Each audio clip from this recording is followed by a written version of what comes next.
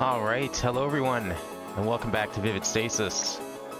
Last week was one hell of a trip with our 3-stream mini-series.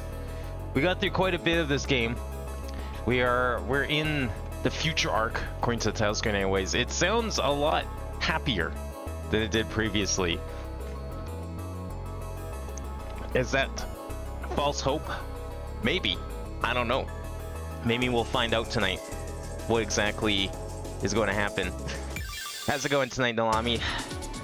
Alright, so I can't remember where we were at exactly last time. I should probably check on this before we start, because at least get the purchases. Maybe we'll play a little bit of it later. I still feel like this is relevant, but I do want to make sure that this is, that we get...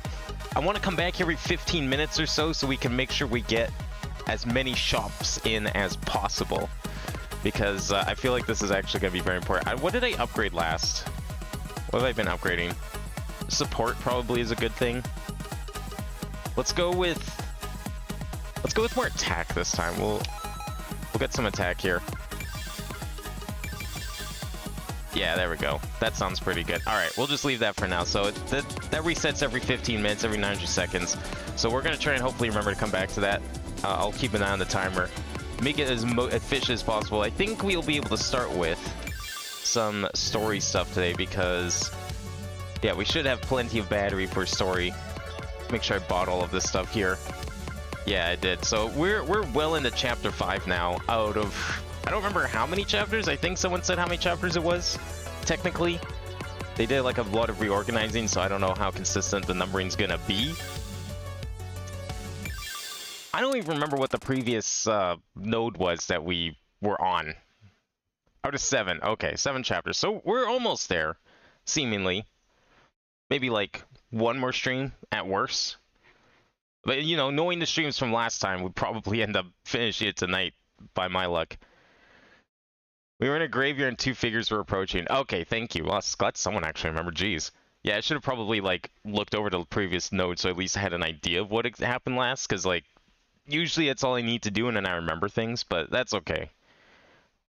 Words weren't able to escape me. I was stunned speechless. Tsuki. Oh yeah, that's right. These two were coming over to the graveyard. Because we were visiting her grave, actually. Or her non-existent grave, because it doesn't exist here. The woman who stood before me only served to generate endless noise that reverberated through my mind like a ball bouncing across a small room. Hello. Nobody really knew what to say. Nobody felt like the right thing. Nothing felt like the right thing to say. On one side stood Dawn, who I had at one point believed to be my sister, and on the other stood myself and Allison. And between us, an infinitely large distance. I came here today to finally tell you the truth about this past year. I'm all ears, please. Tsuki sighed. Allison gripped my hand tight. You see, the truth is, back in July, But before she could finish speaking or even really began, Dawn cut her off. Saturday, the woman standing before you is not your sister, but you already knew that, didn't you? Tsuki looked over at Dawn, surprised. What the hell do you think you're... Answer the question, Saturday. I fidgeted. Of course, Dawn was right, but something about her demeanor told me that playing into what she was asking could only lead me to pain.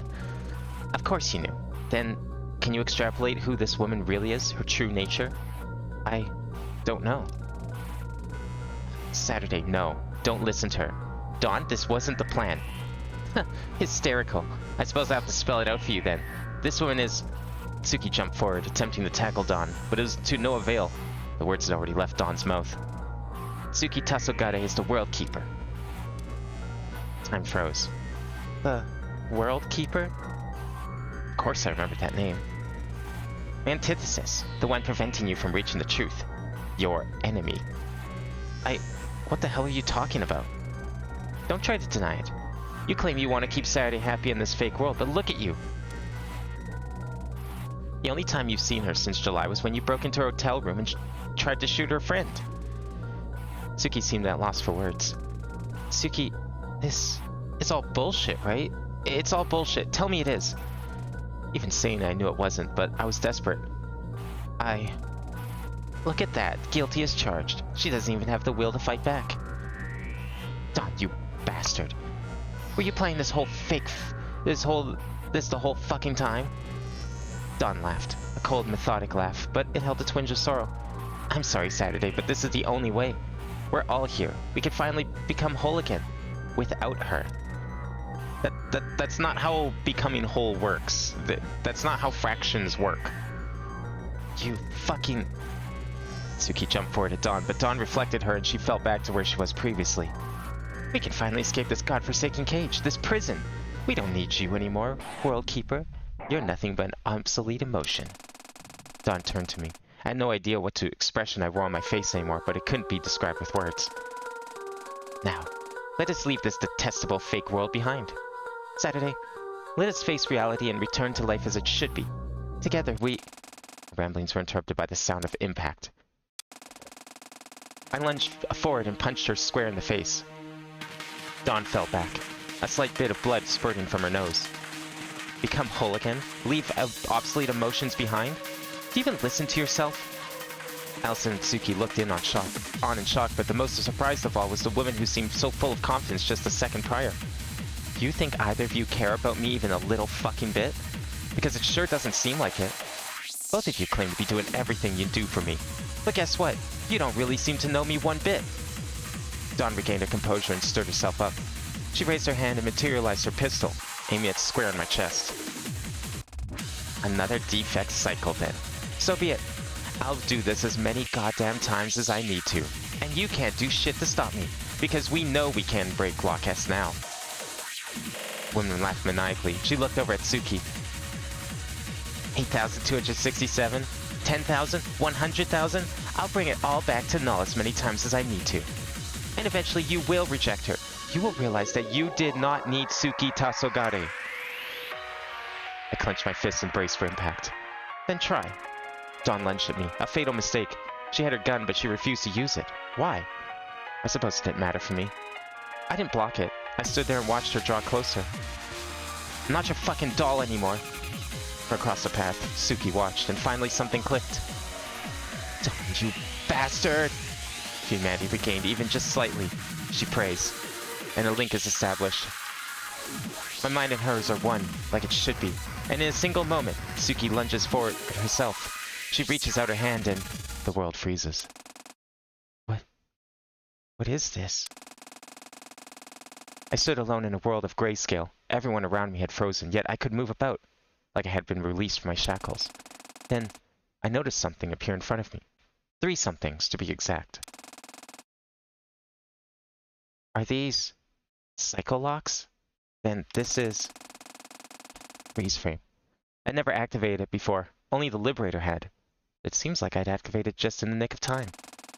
So this is what it was like for Dawn all these times. I guess then, if I solved this, I might be able to get Protagonist out of this situation. She gazed up at the Psycholocks. Freeze frame could only last for so long, which meant it was time to get to work.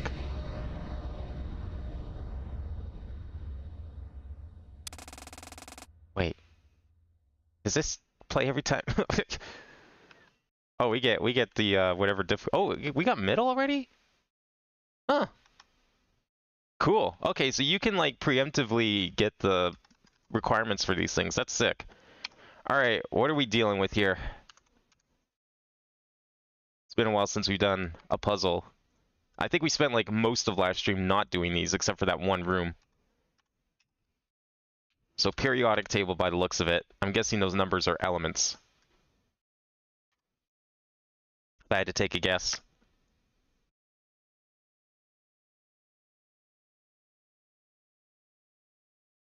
Alright, sell this up here.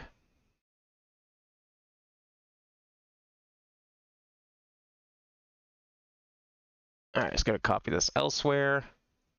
Which side is this? This is the right. Okay. What do we want to call this in terms of locks? Like Chapter 5 Cycle Lock? I don't even know if this is technically Chapter 5 Cycle Lock, because it's like... I wasn't expecting puzzles, because it was right in the middle of the, It was right in the middle of the node chart. Like, it didn't look like it was near the end of anything. Oh. No, not that one. This one.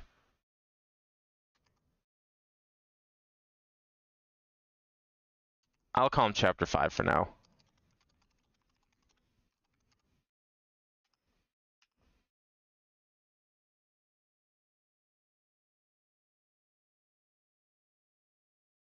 Oh, is this one bigger? Wait, what the fuck? Oh, they're different sizes. Whoops. So used to them being like the exact same size. Remember getting stuck on this set for a while? Oh, that's okay. It's a good thing it's the first thing we're doing in the stream then. We'll have plenty of time for this. Yep, 5. Wait, this one's left. The other one's right.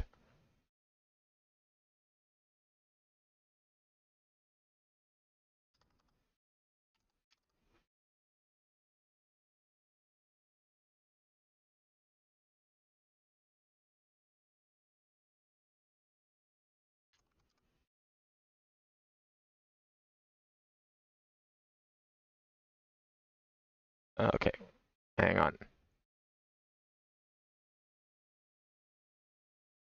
All right. So I feel like there's a lot of colors here, but those colors match any of these? Kind of? There's no white though, is the problem. However, I think I see what's going on here. These look like they match up with this. In fact, I bet you. I wonder. How big is this? 552 by 360.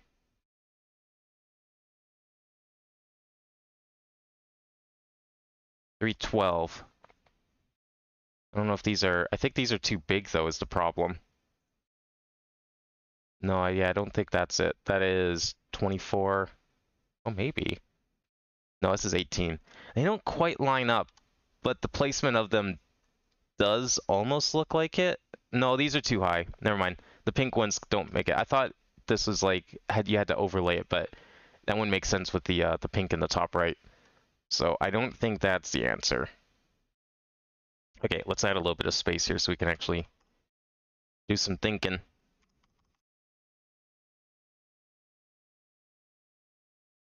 Whoops, wrong color. I don't know why paint.net, when you resize the canvas, or you add to the canvas, it decides to use the secondary color as the background, not the primary.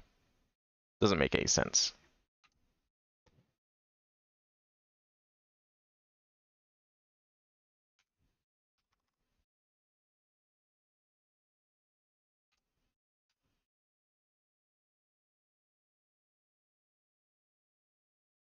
Okay, save that, save that. All right, now we can get started here.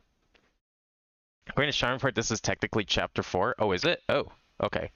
Then we will rename these. Hang on. I thought we already did it chapter 4. No, we didn't. Oh, yeah. Well, that might just be, is that possibly because of the site isn't updated because they recently renumbered everything? Well, for consistency with the site, so we don't get confused later, we'll just go off of the site for numbering purposes. That makes more sense to me. All right, why don't we start with this one? This one has some more concrete information on it. So, what I can surmise here, these are elements. The double digits are elements because they have leading zeros, which makes me think that they need to be related to the table. And then these numbers, I have an idea. Let me pull up a periodic table here because I used to have the thing memorized, but I don't anymore.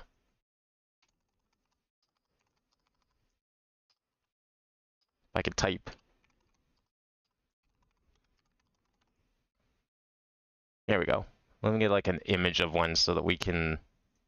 I have an idea of what this might be. Is this a picture we can look at? Excellent. Copy image. We'll paste it into here. There we go. So here's my idea on what this is. So 53 on the table is going to be iodine, so that's going to be an I.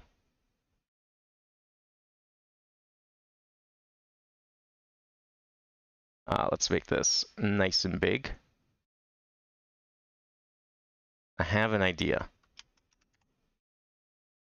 Let's actually type this out. So 1, 2, 3, 4, 5, 6, 7. Okay.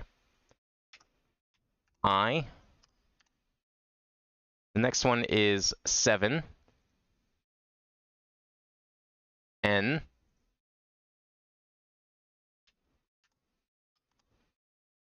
Number 3 is 23.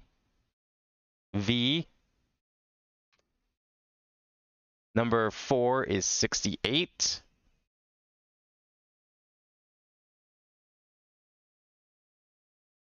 The fuck is 68? Oh yeah, it's down here. ER.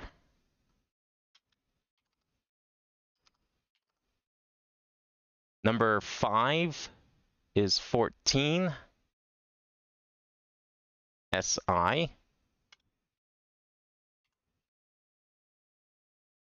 Then number 6. I guess these numbers aren't really lined up very well. Let's put that over there. Number 6 is 8. O. And then number 7 is N. Inversion.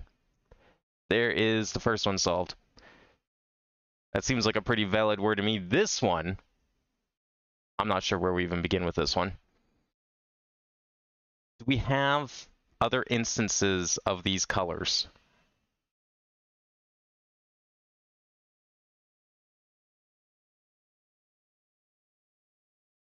Yes.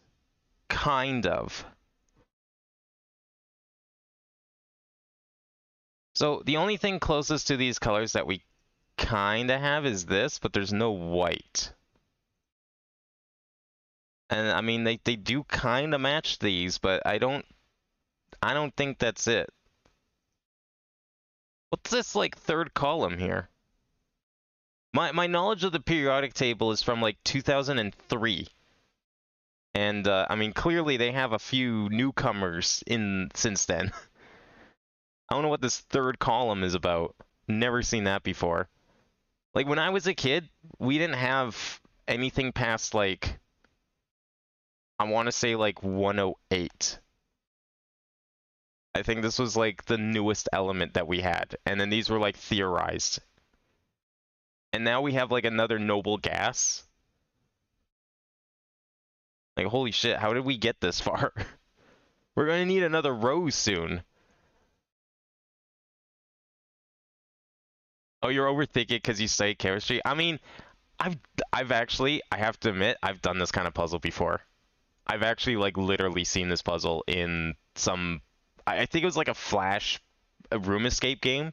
They had a periodic table on the wall, and then there was like numbers below it, and all you had to do was just like find each element's symbol, and then just it spelled a word exactly like this. Like this is the exact same type of puzzle. I don't know what we're doing with this. I feel like this could be... Well, no, the placement's kind of weird. I was thinking it could be like letters, but just like placed weird. Are these different sizes? These boxes? I don't think this doesn't look centered. 552, 312.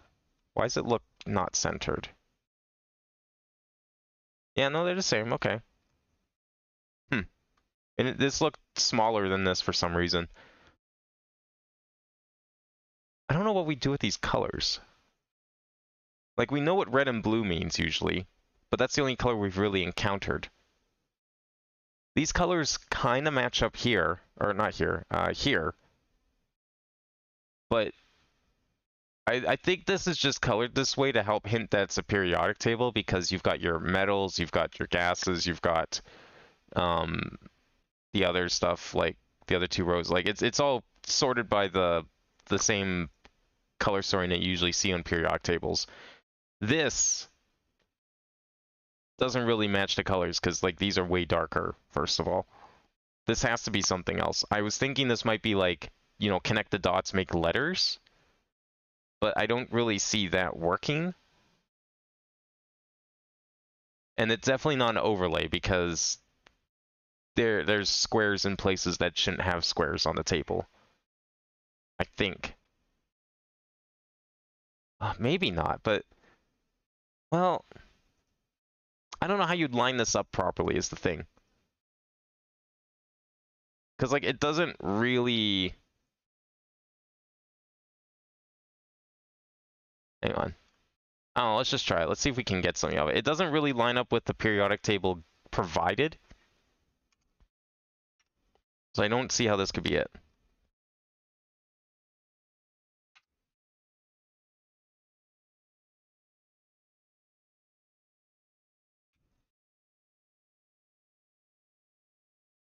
Oops. I don't know if we can make this work. It feels like it shouldn't. Especially if you have to like size it down, then we're just forcing a solution where one doesn't exist. But like, yeah, it doesn't. I don't think this really can work. No, no, I don't think that's it.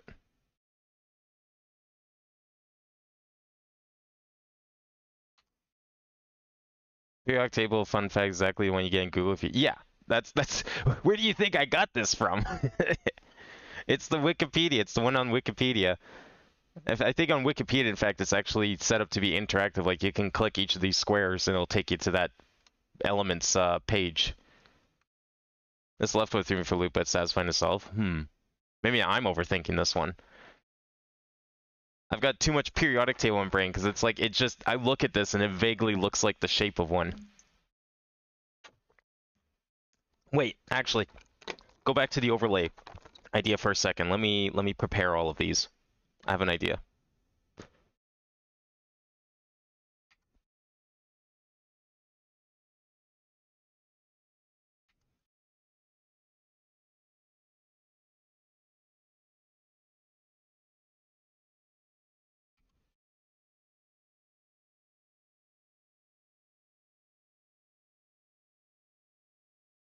Oh shit, that's a problem.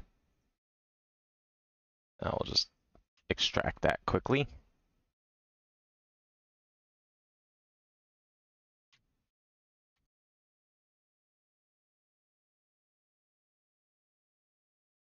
There we go. Okay. So here is what I'm thinking. What if it is an overlay, but on each other? Because I think that could work. I'm not really sure what the correct solution would be, but look how nicely this lines up. Look how everything is perfectly flush.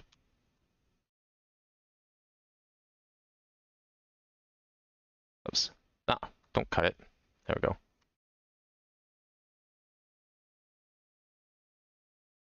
Wait, did I copy it twice? Where the hell's the other one from? Oh, it copied together. Okay, that's fine. We can fix that. This looks like it probably... Yeah, there we go. The theming of this is also really good. I'm noticing now.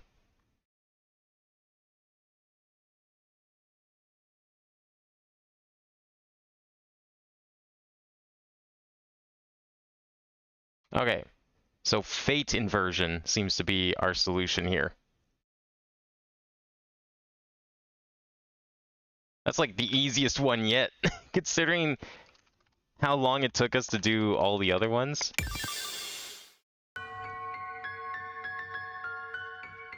Okay, this song sounds familiar. I don't know if it's the one I'm thinking of this, but I recognize that piano. I don't know if this is gonna be a... This might be a guest song. Depends who made the song.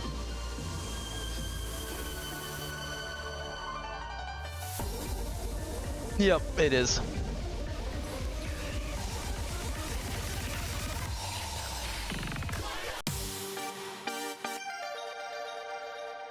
Okay, I haven't played this game since last stream either, which is not great. So we'll see how rusty I am with the whole color thing.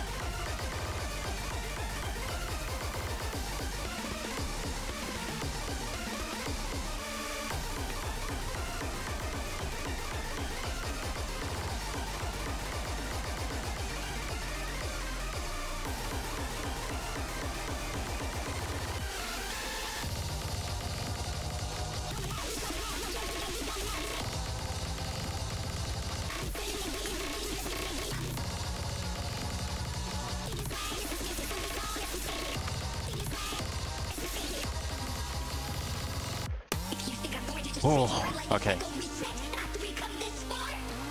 Yeah, the only rhythm game I played in the last week was Taiko, actually, of all things. Not anything close to this.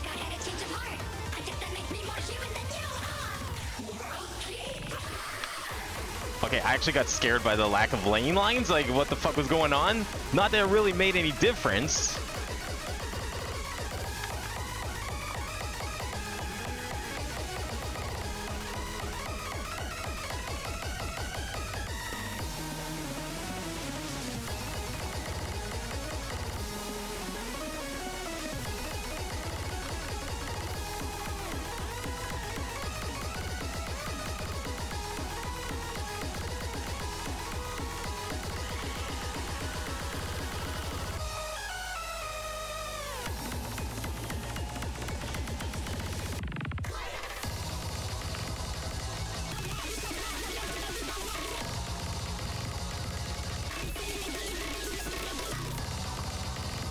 Oh, no. My hands are like really stiff still. I'm not ready for a fucking 12. We'll just do this one in here for now. I should have done some warm-up before coming in here because my hands were clearly very not ready for that. I don't know what this difficulty is going to be, but we'll use this as the warm-up then for today.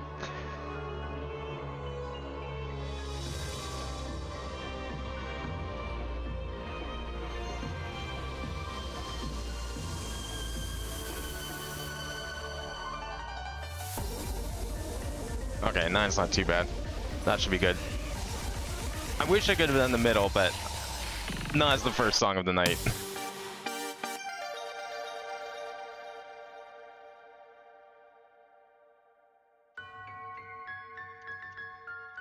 Oh god, this intro part is just like completely nerfed it. I feel like you could have kept that part. That's not the part I was worried about.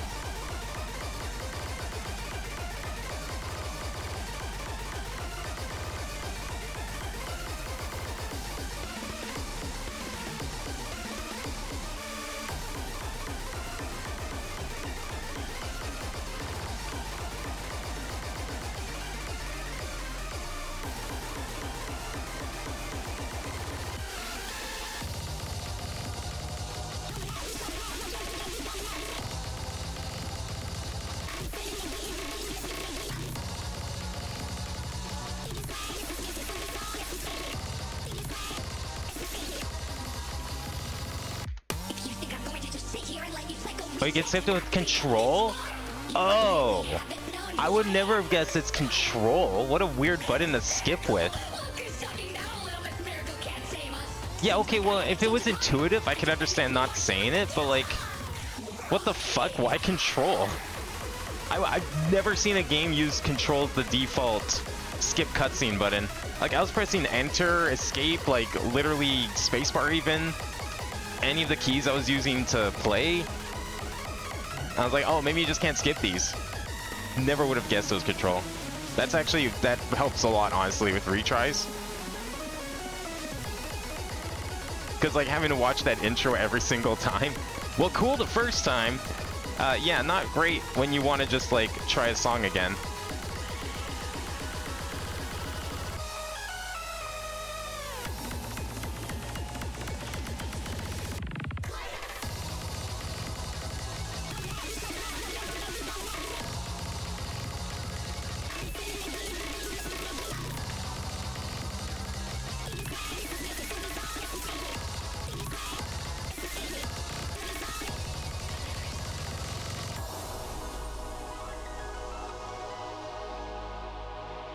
Okay, that was a good warm-up song then. That's like the kind of button you find out is the skip button by accident. Like, I don't think that... I can't think of any situation where that's intuitive.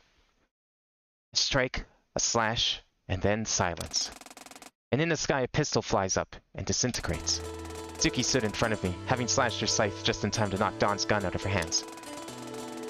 Forcing her to confront the truth like this isn't going to help her at all, you moron.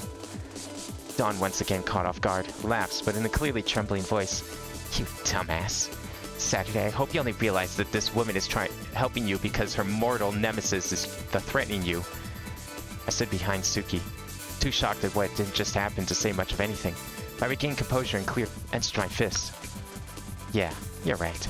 I'm not scared to admit it. We're fragmented, and incapable of acting unless it falls in line with our reason for existing. Tsuki looked up solemnly. Even still, I've got enough humanity in me to realize something. Pushing Saturday either which way isn't going to fix her. Tsuki? I'm sorry, Saturday. There's still so much you don't know. You don't realize how much you truly lie at the center of everything that's happened. I think I've been able to intuit that, even if just a bit. Tsuki turned back to look at Dawn. Come on, Dawn. There's no need for us to fight pointlessly like this. We can't become a whole again unless all of us are in there. Dawn, clearly defeated, sighed. Tsuki offered a hand to her to help her stand up after she'd fallen down from the impact of Tsuki's attack. God damn it, you.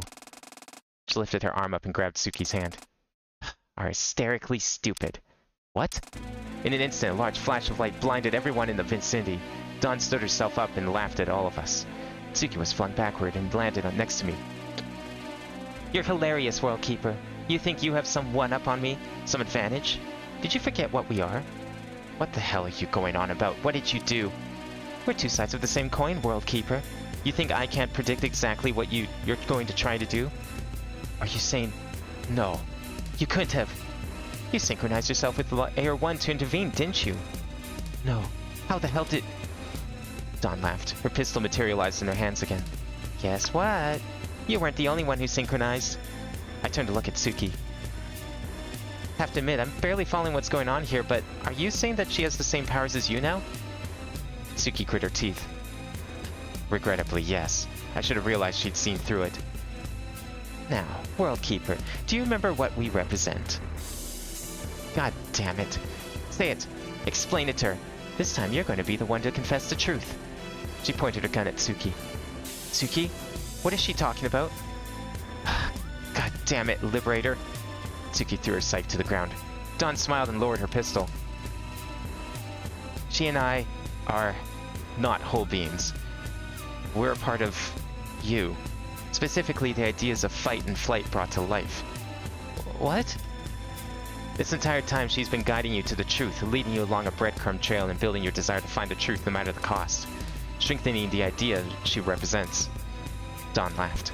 And so you did. You followed the trail and found the truth. The truth that your sister has been dead for over a decade, and the girl in front of you is just a sad, sad reflection of yourself. At the very end, she brought us both here, under the guise of a plan she never intended to follow through, and exposed my identity before your very eyes, tipping any last favor you might have had for me right over. Exactly! 1,000 points to Team World Keeper! We're both synchronized to Layer 1 right now, but you're as good as helpless against me. Couldn't understand what was happening anymore, but I could gather this much. Giving in to my confusion and sorrows now is exactly what the antagonistic woman in front of me wanted. I held myself together. Now, I'm sorry, but our little jamboree has come to an end. You fucking bastard. Don't lay a hand on them. Dumbass. It's far too late for prayers now. Dawn disappeared from the environment and rematerialized behind Allison, who had been too stunned to speak since Tsuki had first arrived. She delivered a roundhouse kick, toppling Allison over and knocking her out. Allison! I wished over to her to get her up and glared at Dawn. You piece of shit! All coherent thought had vanished. I rushed forward in a blind rage. Dawn found this amusing and laughed. Time for payback. Dawn delivered a punch to my solar plexus and I fell to the ground like a puppet with its strings cut. Damn you. But there was nothing I could do. My consciousness faded, leaving only the shattered being standing, and myself watching. Now then, World Keeper. We can do this the easy way or the hard way. Only have a moment to act. Prepare yourself. Tsuki sighed. There was nothing she could do. Just avowed. Looks like you finally came to your senses. Dawn raised her pistol again and pointed at Tsuki's chest. Good night, Saturday. Oh, I'm supposed to actually hit him? Ah! Like, my hand's on enter. I don't keep my hands on the keyboard. Imagine if that was like one shot and you miss it and it's like game over. A large blast of light fills the area once more. What? No! Donsuki freezes in place and the new figure melts into the environment and the world turns gray once more. Thank goodness. I walked over to where protagonist lay and picked her up. The color returned to her, but she remained unconsciousness. I'm so sorry. I set Saturday down on the ground momentarily and then held my hand out. A fissure in the fabric of the narrative that was created, and on the other side a layer above. It's time for you to learn everything, Saturday. I picked her up once more and carried her through the crack in reality. I heard a voice from somewhere. I sleep ever, you know. Someone encouraging me to wake up? I think I'd like to wake up. This dream is horrible. I opened my eyes and saw an unfamiliar figure standing over me. You're... Hey, good to see you're finally up. I rubbed my forehead in pain. Ugh, where is this? It's complicated. Don't rush yourself. Gain up, I mean. I know I just said you can't sleep forever, but, like, you can. But you shouldn't. The figure in front of me bore a striking resemblance to myself, but she lacked in color on almost every aspect of her figure. Are you also another me? Like those two? In a sense, yes, but I'm not quite like them. And for a name, I guess Storyteller works. Storyteller? Oh. My head clearing up a bit, I stood up. We appeared to be in some kind of bedroom. What is this place? This doesn't look like anywhere close to the graveyard. Between space, layer 1. Dawn's into layer hideout. She isn't using it right now, so I repurposed it to give you a place to rest. Between what? Yeah, sorry, this is kind of hard to explain. I guess to make a long story short, you know that the world you lived in is a simulated layer created by the Duskbreaker, right? Yeah, trust me, I'm well aware. So as far as you're concerned, there's 2 layers involved in all of this, right? The real world and you and your friends came from, and the simulated world you've been living in. Yeah, more or less. So is this still in the simulated world? Well, kind of. There are actually 4 layers at play here. Those who can travel between them, which, to be fair, is just me, Tsuki, and Dawn, refer to them as layers 0, 1, 2, and 3. I scratched my head. I think I remember Dawn saying something about layer 1 when she tricked Tsuki and knocked us all out. She did, yes. For all intents and purposes. When we talked about the simulated world the Duskbreaker creates, we're referring to layer 0. It and layer 3 are the only actual layers. I got slightly hurt, but I generally understood what she was saying. So then, the simulated world is layer 0, and then the real world is layer 3? Then what about 1 and 2? Good question. Right now we're on 1. I don't think I have to explain that 1 and 2 are between 0 and 3. So those 2 layers, even though they aren't actually world layers, are referred to as layers 1 and 2 for simplicity's sake. Wait, so we're in between world layers? Is that even possible? If it wasn't, we wouldn't be here right now, would we? I guess that's true. There's a lot to take in, but it was more digestible since I'd already known for some time now about the whole simulated world thing. In general terms, this place is a void of thoughts and memories. We call it between space, since it's, well, space between worlds. Between space, huh? I sat in silence, thinking everything in for a little while. Storyteller sat in a chair that assumedly was usually used by Dawn. I'm sorry, there's still one thing I'm lost on. Why am I here? What happened to Allison, to Tsuki, or Dawn? Are they okay? Storyteller laughed lightly. What's so funny? Nothing. It's just caring about Dawn, even though she clearly tried to sabotage you. Really are different from how I was. How you were? It'll be easier to explain as we go along. Basically, the entire world of Layer 0 is frozen in time right now. Wait, but wouldn't Dawn and Tsuki still be able to move around? They're, synchronized with Layer 1, I think Dawn said. A good observation. But we don't have to worry about that, because you and I aren't synchronized with Layer 1. We're synchronized with Layer 2. Huh? Storyteller stood up. Ever since the Duskbreaker was first turned on, and we were all stuck down in this world, I've been watching and waiting for this opportunity. You aren't aware of this, but your life has looped many times now. Every time you get a different degree of close to the truth, and every time something happens to reset the story, and the memories of you and everyone else on Layer 0. Are you kidding? How long has it been? 8,266 cycles. But don't worry, I know what you're thinking. It's still around 2022 in Layer 3. How the hell does that work? This is going to be a bit much to comprehend. I need to be honest. Yeah, I don't blame you. I tell you what. Storyteller opened the door into what looked like a purple temple. Scanned across layer 1 are various information logs which I had set up for a previous step of the plan. When you're ready, go take a look at those. They'll explain a fair bit, and when you're done, come talk to me in the south area of the purple temple. And I'll tell you what you have to do. Okay, I think I can do that. Alright. And seriously, there's no rush. Please don't push yourself. You'll only be strengthening Dawn if you do. Right. Storyteller left the room and I flopped my head back on the pillow in Dawn's bed.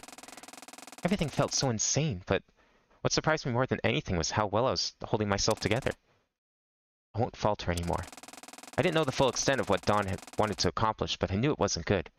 And if I had a chance at stopping it, no matter the cost, I would give it a shot. Oh shit, Between Space Round 2. This is the first log file into the Sunrise Foundation's backup database. Today's June 16th, 2015, and we've just moved into our new office space. Getting all of the legal hogwash out of the way has been a huge hassle, but it's mostly settled. So, provided nothing arises, we should be able to start preliminary planning for the first project. During the legal signing, I wondered for a brief second if it was worth doing all of this. Selling all of the shares I'd spent my life building up to fund a company that's a big risk, to say the least. I suppose only time will tell.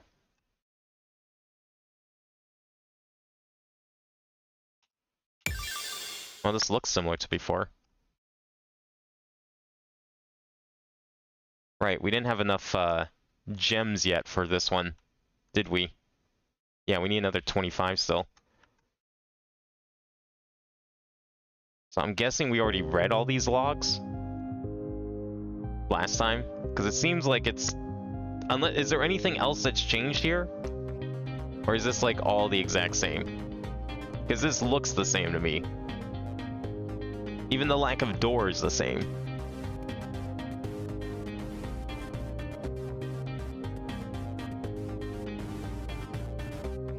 I feel like it's safe to assume this is probably all the same. Because, I mean, that note was the same now that I read it. I was reminded of it. There's supposed to be a song right there, but, like, out of zero, it didn't spawn for you. I'm wondering if they just changed the location of all of those. They probably did. Well, I'm going to assume that all this stuff is the same, because we did a pretty thorough investigation of Between Space last time. Hey, I think I'm ready. Are you holding up okay? I understand it can be a lot. Yeah, I think I'm fine. Honestly, I wish I'd learned most of these things through here instead of just being forced to confront them by Dawn.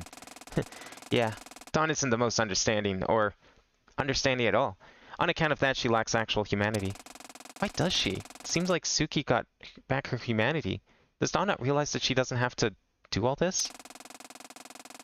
I think she does, but she doesn't care. Or more accurately, she can't let herself care. Dawn represents unchecked, dangerous determination, right? So if she let herself care, she would be throwing out all the effort she's been putting in to escape since Cycle 1. That's really sad. Yeah, it is. I look behind Storyteller. So, what exactly are we doing here? This seems to be a dead end. Ah, right. So, you've just explored Layer 1 of the Between Space, right? Yes? I'm going to open up a crack in the world that allows us to reach Layer 2. Suki and Dawn have never been able to reach it, and it's where I've spent all this time trapped. What's in Layer 2 that's important for us? The key to escaping the Duskbreaker once and for all. What, for real? It's been in there from the very start, but I'm not able to access it. At least 2 of the 4 shattered pieces of ourselves need to be there. I don't know why. I get it. Okay, let's go. Alright, grab onto the ledge there. It's gonna shake a bit. I watched the Storyteller extended her hand like she was casting magic, and a fissure in the air appeared out of nowhere. The ground shook and then stopped shaking. In we go then. We emerged from the portal into darkness. Is it usually this dark in here? Yeah, sorry.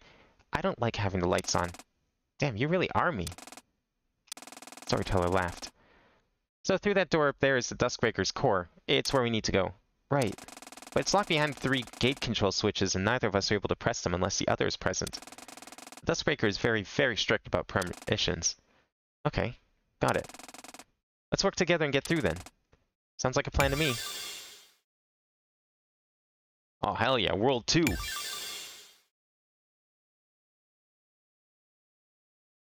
I used to be the kind of person that didn't I just didn't bother to turn lights on. Not that I didn't like them on, I just didn't bother with them. Like, I would be on the computer, it'd get dark, and then I would just, you know, not get up to go turn them on. Okay. Alright, so we got some puzzles. There's buttons. Let me just get a...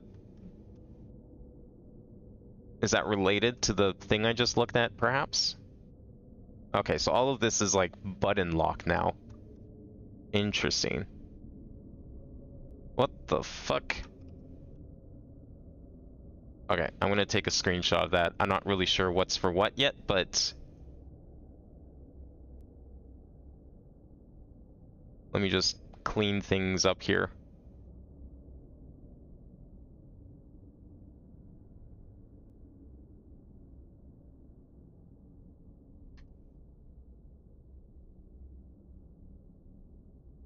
This looks very important. I don't know. There's probably a spot for that. Maybe that's like another menu thing that we have to do. Go back outside. This is possibly related to the picture I just looked at. This... No, we can't interact with anything. How about up here? Outside.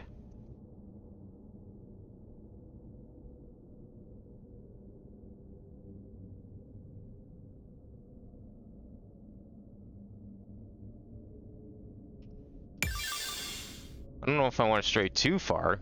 I mean, all the puzzles are back there.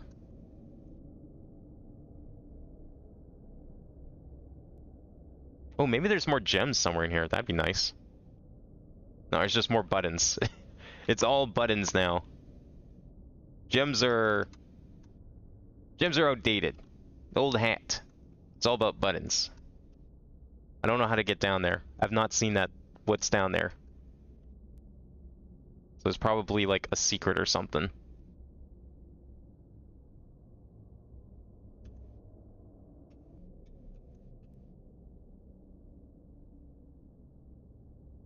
I'm waiting for us to get to like a dead end so I can go back with satisfaction. It has not happened yet. Oh, yeah, okay.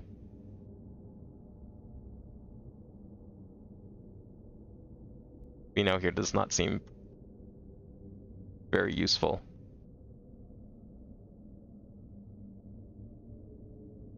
Oh wait, no, it's very useful. Hang on. Lock P. What was Lock P? Did we do Lock P? Wait. Is this... Were these like the designations of the locks of the previous puzzles that we did for the chapters? Because I can type here. Shit.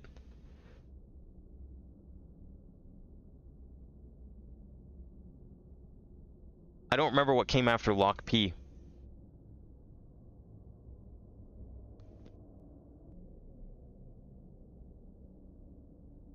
There was like Lock P, Lock U, and Lock 2, right? And Lock V. Those are the 4 kinds of locks. And then Lock S was like the main lock. P, U, V, S, and 2.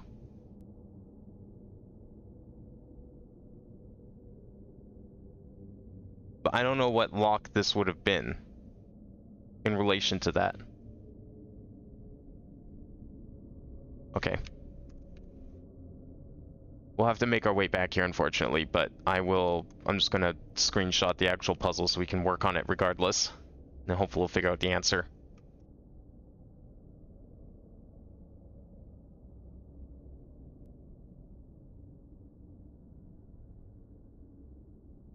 If I back to hub from here, where's that gonna put me?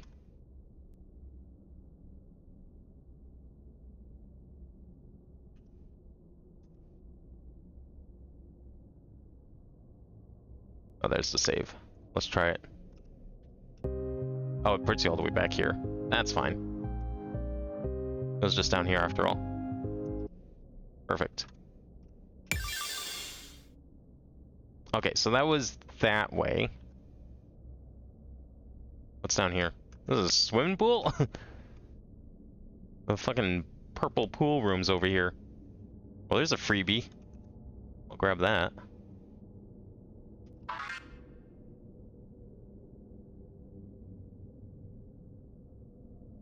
Actually, we'll start on the left. Let me go from over here.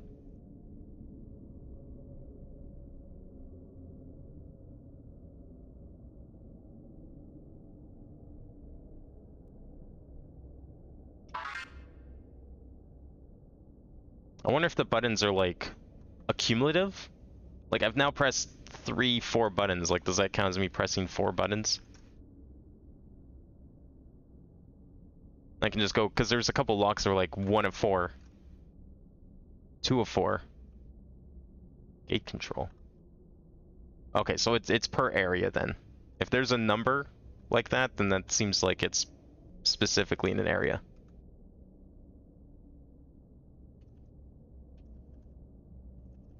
No, nothing.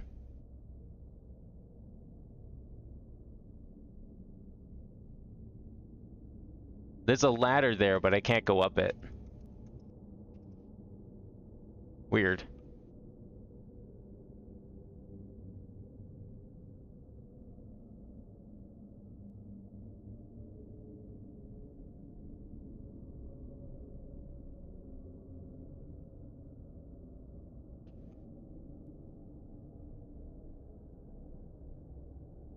Okay, I want to go across here. I think we've already been over here because we went around.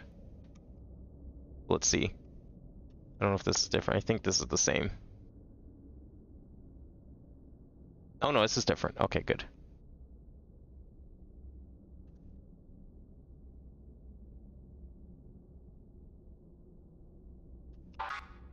This is a word search or a cipher? I see an 11 in there.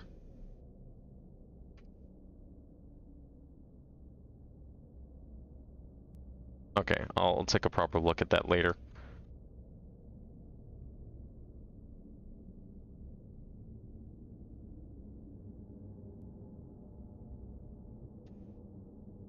Yeah, I wasn't really sure what kind of stream we'd be having tonight in terms of Vivid Stasis content. Was it going to be story heavy, rhythm heavy, puzzle heavy? I guess we're getting puzzles today. Lots of puzzles, apparently. Alright, so we have all those puzzles. I kind of want to just accumulate all the puzzles so we can just solve them, because I don't know... I feel like some of these might have information in the environment between, like, the arrows and those other ones. I should go take a picture of those ones. I just kind of abandoned them. That was a mistake. That's that area. Okay, we definitely got the puzzle from that area. There's gate control. The other end, I guess. Exclusive OR, as in like XOR? Like the logic gate XOR? God, you want me to like fucking decipher a logic gate? I don't know about that one, Chief.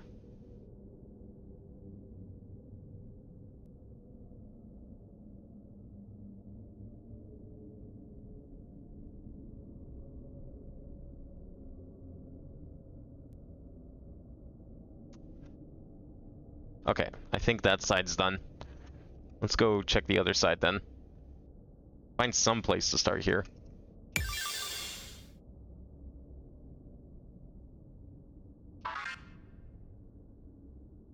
Exit.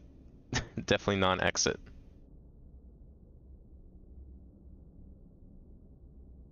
I don't think I'm supposed to be able to read that poster.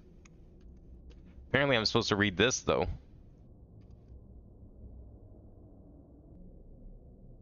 M? Kind of? MD... I don't know. Maybe it's upside down. Could be a W. Oh.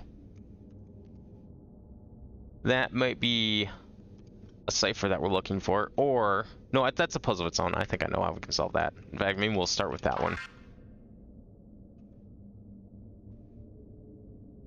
Yeah, you know what? Let's start with this one. I can probably solve this right on the spot. So, C, D, E.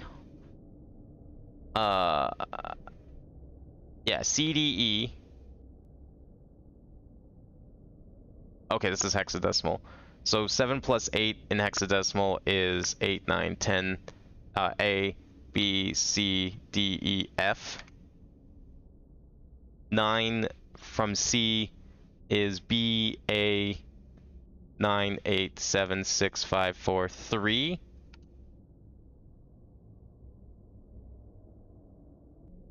Probably not a letter. And then E plus 6, F. And then 1, 1, 1, 1, 2, 1, 3, 1, 4, 1, 5, 1, 6. 6 plus F. 7, 8, 9, A, B, C, D, E, F. 1, 1. 1, 2, 1, 3, 1, 4, 1, 5, 1, 6, 1, 7. This doesn't seem right. These might all translate to letters, is what I'm seeing here. B plus 7, C, D, E, F. 1, 2, 3. F minus 1 is E. And then D minus 8. C, B, A, 9, 8, 7, 6, 5.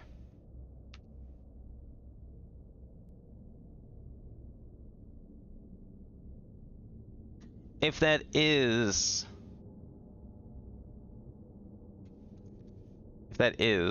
let's see. I don't know if this will work, but we'll try it. So we'd have E, F, and then 3 was the next one, so that'd be C. 16 is M, N, O, P. That can't be right. Save you time excluding the environment. There are 2 puzzles per area. Okay, that's good to know, actually. What do you mean excluding the environment? Like stuff like the arrows on the walls? Or those lights on the walls? I thought those were just maybe clues for other puzzles, because those lights went pretty well with the, yeah, these lights went pretty well with this puzzle. Where is it? This one. Those look almost related. 2, 3, 4, 5, 6, 7, 8. 1, 2, 3, 4, 5, 6, 7. Yeah, there's like the exact same amount.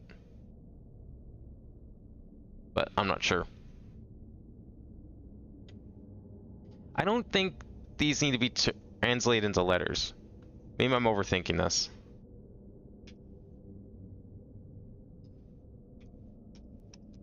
No. It's definitely not just that. Straight up. So it needs to be translated somehow.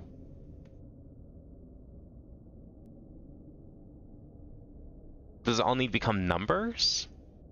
Like decimal numbers? Do we have to convert this to decimal? Okay, hang on.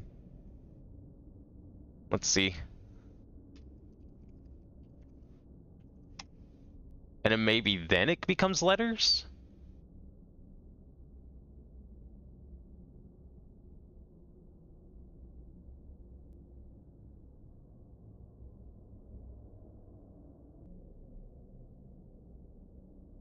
Okay, let's see. E, F, 3, 16, 17, 3, E, 5. Oh, I have to like keep them unspaced. Well, I don't want to keep them unspaced, so we'll just, I guess we'll have to do one at a time. Okay, that's 14.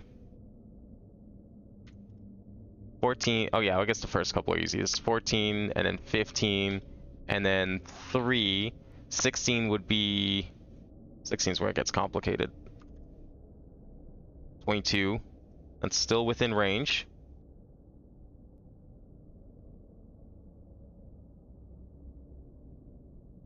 And we had 17, which should be 23, right? Yeah.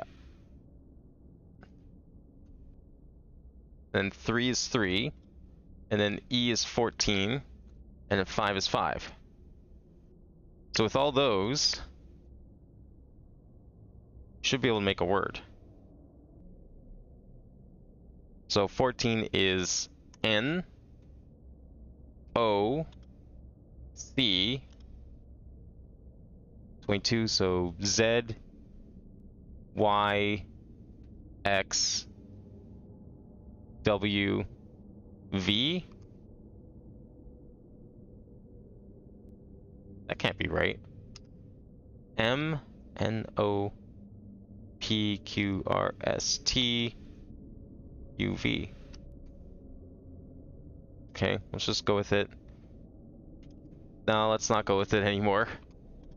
Yeah, it's kind of falling apart now.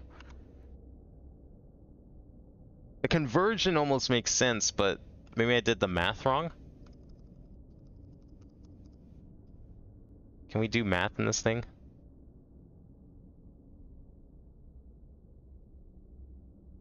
I don't think we can do math in here, can we? B plus 3. Oh, we can't do math. I mean, these should be easy to do. B plus 3, C, D, E. That has to be E. 7 plus 8 has to be F. C plus minus 9.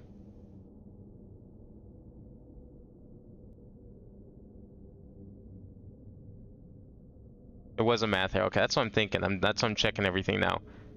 I'm assuming it's left to right, top to bottom, left to right. But maybe I'm wrong about that. It could be like by row, but I think so far these kinds of layouts have been left column, right column. C minus 9 is C is 10, 11, 12. That's 12. That's 3. That one makes sense. E plus 6 is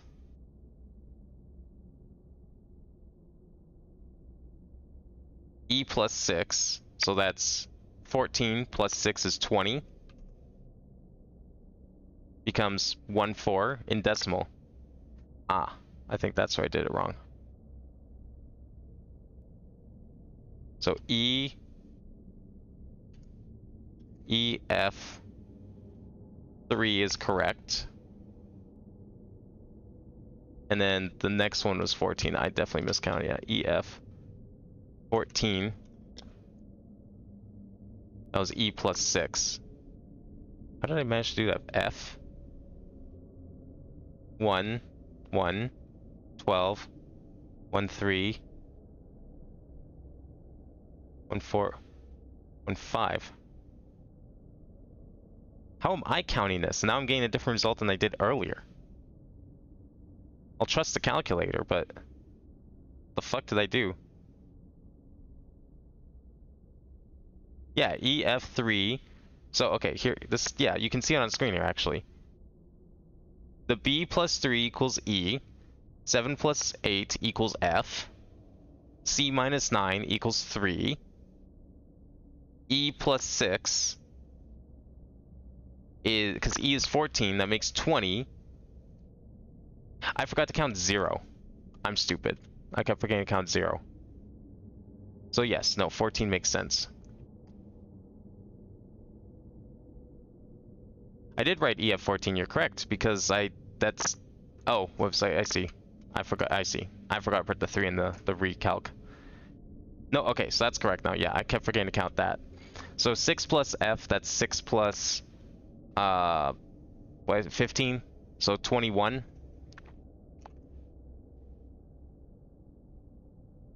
Right, because then be 7, 8, 9, 10, 11. So A, B, C, D, E, F.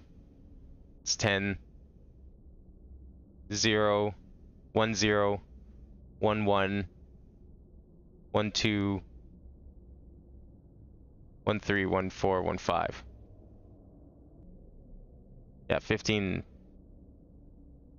Yeah, it's 21. It has to be 21.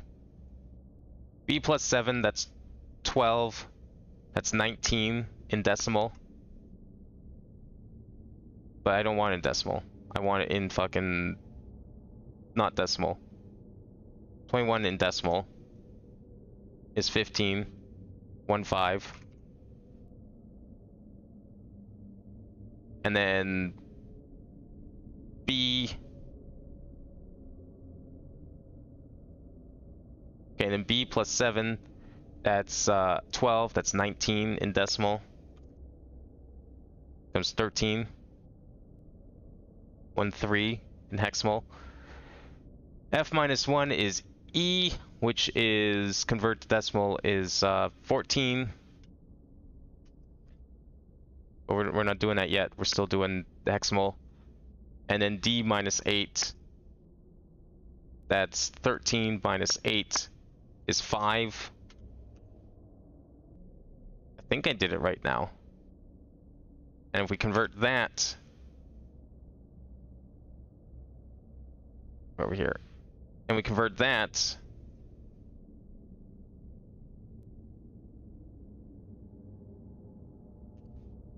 so just making sure I did everything right. So 14, 15, 3,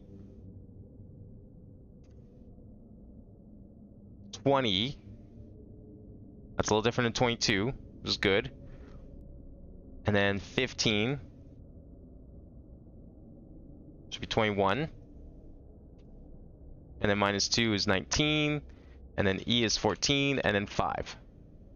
And if we convert those into letters, we get N, O, C, M, N, O, P, Q, R, S, T. That sounds a lot better because now we get U, and then we get 19, which is R. Wait. No. What? 1, 2, 3, 4, 5. 1, 2, 3, 4, 5. So T is 20. S. 14 is N again. I must have did that one wrong. It's got to be Nocturne.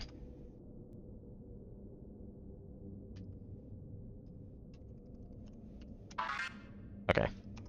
That one's solved. That didn't do anything yet? I guess not. Okay. Well, that one's solved.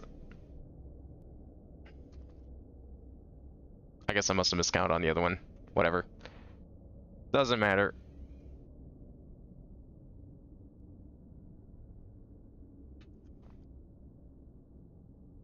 Yeah, I've goofed the alphabet. I'm like, I was barely thinking of it. I was like, I don't know what I was doing, honestly. It shouldn't have been that hard. It's just math with hexamal, like the most basic ass math ever. With hexamal. Stop. I want to go. How do I make that?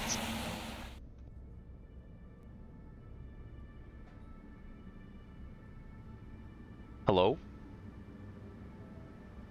It's for you, apparently. Dad? What did Mom say? Are you okay? What? Dad? Why are you crying?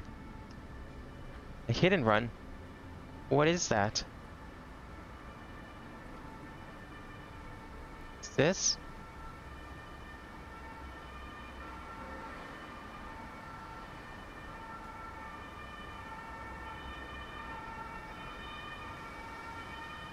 I wonder what that was about.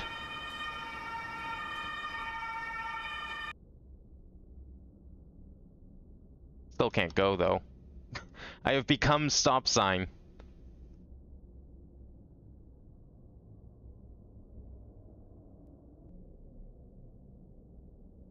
Okay, we solved puzzle 1 in this area. Let's go find number 2.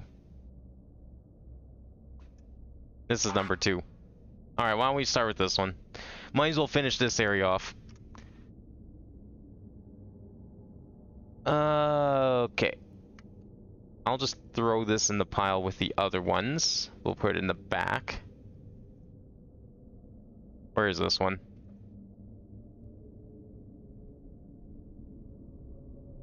Oh, we don't need that one, actually. We can delete that. This one. Okay, what the fuck is this? 18, 5, 6, 12, 5, 3, 20. Okay, that's probably letters up there. Let's start with solving those. I don't think that's the answer, though. 18, M, N, O, P, Q, R, E, F, L, L, E, C, reflect. We gotta reflect it. Okay. Hang on a second.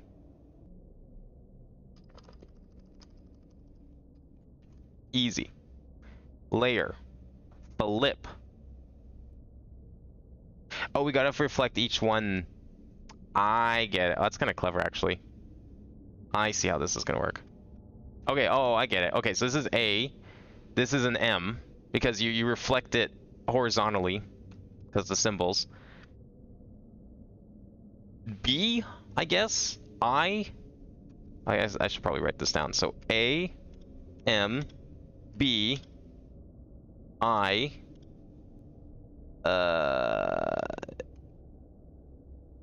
D, E,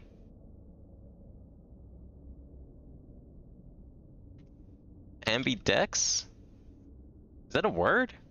I mean, I know ambidextrous. I guess ambidex would be a word. That makes sense. I don't know what else that U would turn into if it was reflected vertically. Because you like take it, you flip it over. That looks like a D. And then the C on top of each other would just be an E. And then you put another V below it, so it makes an X. It's got to be ambidex. Yep, okay. We have unlocked the path. That was a fun one. I like that. Alright, what's in the elevator? Oh, more outside. Can't go up there. Yeah, me failing simple, like, basic first grade addition. And then I just solved the reflection puzzle in my head instantly. Figures. Okay, how many puzzles do we have then? So you said there was 2 per area. Let me just check which ones we have. So we got the 2 in the street area. Those are done. We have... I found 1 in the room. I found 2 in the pool rooms. But I've only found... Did I not write down the other one in here? In the library? Whatever office you want to call this? Yeah, we got that one. I'm missing a puzzle in here. Maybe it's like behind a wall? Yeah, I want to find the missing puzzle then. If there's 2 per area. I was hoping to see if I could find it first so we could solve it. Yeah, that just leads back outside, so I don't think it's up there. I'm also missing a puzzle here. Because I found 1 puzzle here. The big puzzle, forest adventure is not image, I suppose. So the forest and this count as 1 area? Or there's just like 1 in each? So I'm not missing a puzzle in here? Because yeah, this is kind of it. Okay, they're the same area current. Okay, so we're not missing any puzzles then. Alright. So this one, I have a suspicion, has to do with this image here. We'll just put that over here for now. Okay, so we've got red. So exclusive OR. Now, I'm trying to remember what exclusive OR actually the logic is for that. Exclusive, it's not AND OR, it's XOR. XOR is, I'm gonna have to actually Google XOR because I don't remember exactly what XOR means.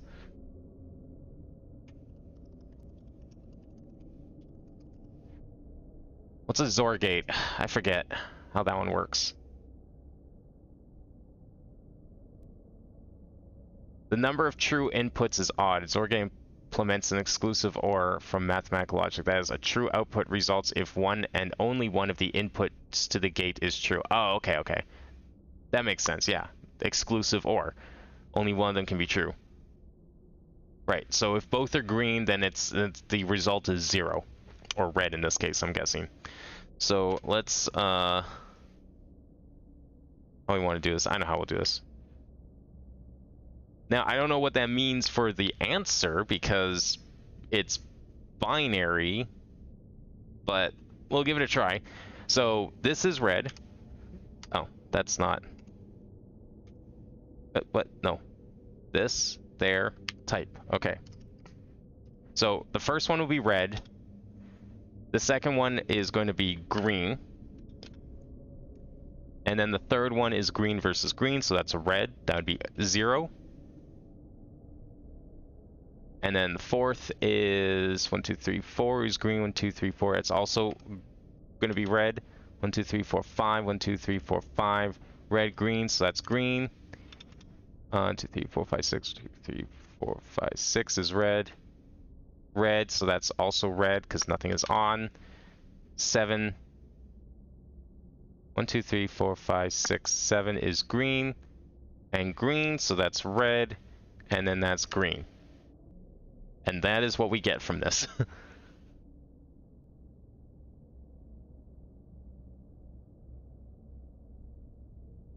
Which, I mean, maybe that's the answer. Seems like gibberish to me, but we can type that in. Could also be translated into numbers, perhaps. Maybe it's supposed to be 0, 1, 0, 0, 1, 0, 0, 1, which we can also throw into a binary converter in a second. Okay, nope, we don't need to throw it into any binary converter. That is the answer. It was whatever number that was. Actually, is that number significant? Let's find out.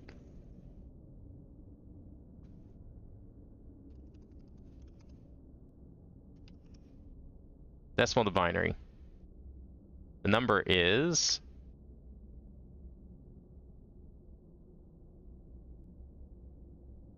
0, 1, 0, 0, 1, 0, 0, 1. Oh. 73, which probably means nothing. But it's open.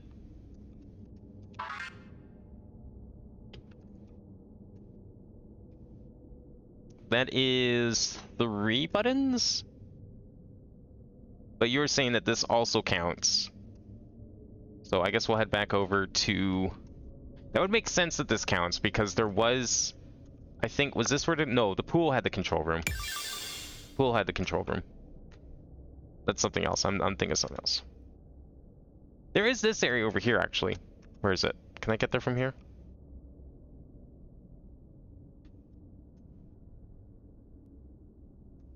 I don't know how to get to... Where is it? No, not there. It was elsewhere. There's like a little... You could see at the bottom of the screen in one of these little nooks. You could see a lamp. I think maybe it was up here. Oh, you know what? Okay. I think I know what area this is looking at now. Yeah, okay, okay. I have been there. That's this down here. I couldn't figure out what that was, but I'm pretty sure if there's a lamp down here, then that is what I'm looking at down there. Yeah, I'm looking at... Oh yeah, there it is. Okay. I thought that was like some mysterious secret or something, but no. Is there anything of note up here? There's the button.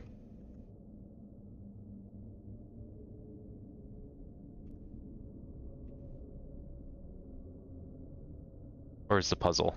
It was like way over here.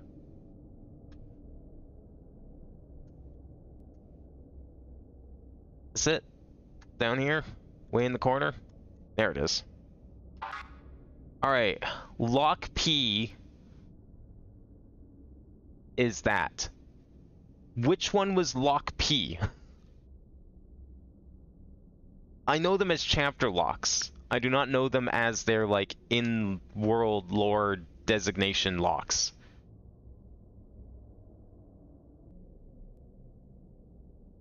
Unless it just means antipathy, because that's what lock P is called. Right? No? Yes? No. But that's not how that works. No, you get iterations, and then you get how far they get to. But the iteration name is not the lock name. That's something else.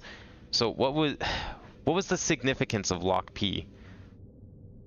Do we have... I need to shuffle through my notes here. What would we know is like lock P?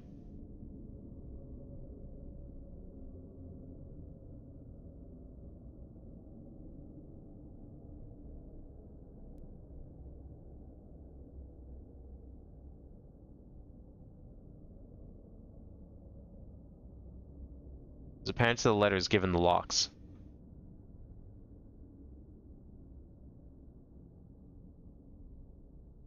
Well, okay, so the types of locks that we know exist are V, P, U, and S. VUPS, SPUV, SVUV, ZVUP, and then there's also 2. But 2 is like the other categorization. So I'm guessing there's a URL that we need to type in here for one of those. And then we're supposed to get the HTML here. It's a methodology to the log. Yeah, I just don't remember how they explained it, because like there was an order to them for sure. There was definitely an order to the locks. 2 was like the other, so I don't know if we're really counting it. But there was like it showed how far the cycle got. S is the furthest, so S would be the last lock.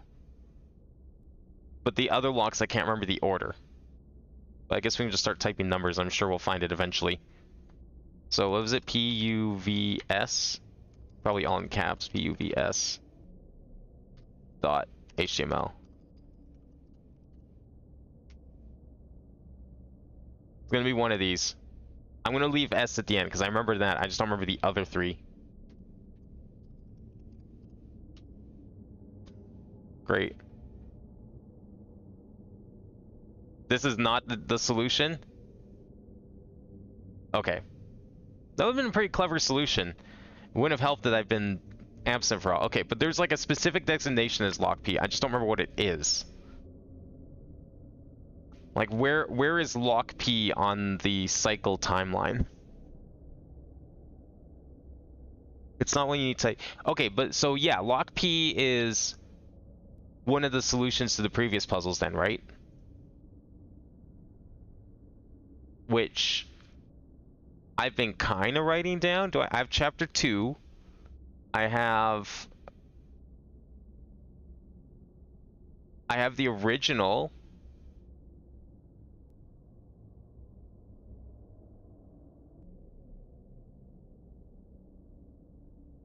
I have preludes. Maybe preludes is the answer.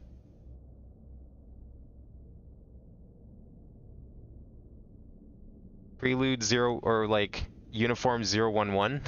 Maybe that's the answer.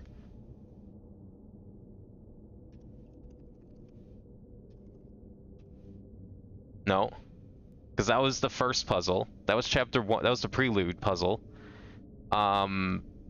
Chapter 2 was not the next one though. I think we might have to back out and go look at remember which one was which, because I don't remember what chapter 1's puzzles was. Yeah, unfortunately, this stream is going to be a heavy puzzle. We were thrown into puzzles pretty much from the start. We got to... Oh, you can... Yeah, we got to like world 2 of the between space. And of course there's more puzzles in it.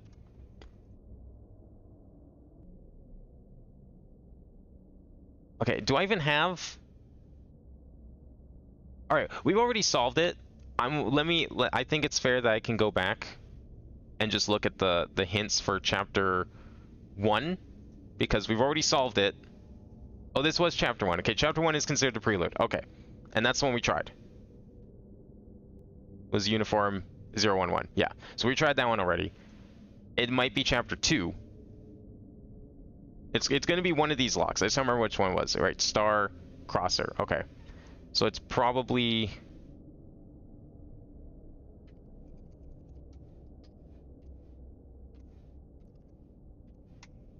Nope, it's not Star Crosser. It's something related to chapter 1. What else would be related to chapter 1? If it's not the lock, the cycle lock.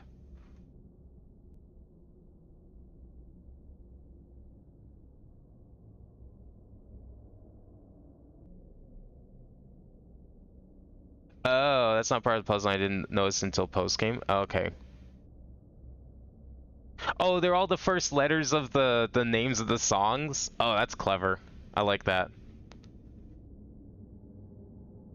I'm guessing Supernova is not the one that I have done yet, because it's they were saying we haven't been to Lock S yet. We're still kind of working towards it, or we haven't gone past it. Did we get past Lock S? I thought we did get past Lock S. Did we play Supernova? Yeah, this is the first cycle to get past Lock S. Yeah, I thought that was the whole thing that we got to. That was like the big story element at the end. All right, so Lock P. So what else is related to Lock P then? If it's not the puzzle solution.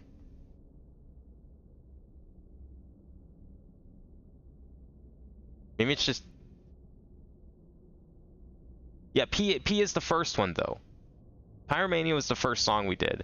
So Lock P has to be the first lock that we went through. Maybe it's just like uniform.html? No, okay.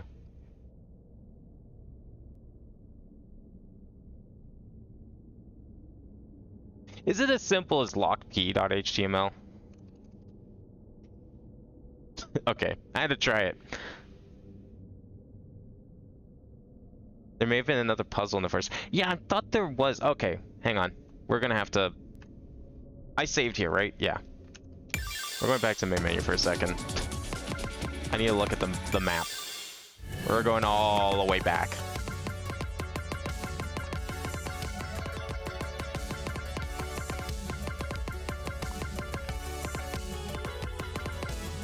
Okay, I think there was 2 locks here, wasn't there?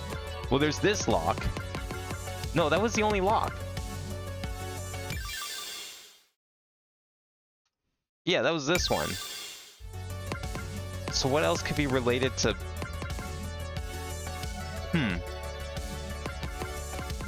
This would technically be Lock P in terms of lore, right? Oh, you can quick nav with numbers? Oh, it's only the number line though. Oh wow, that's really good actually. I feel like that's something they should tell you. I would think to try that.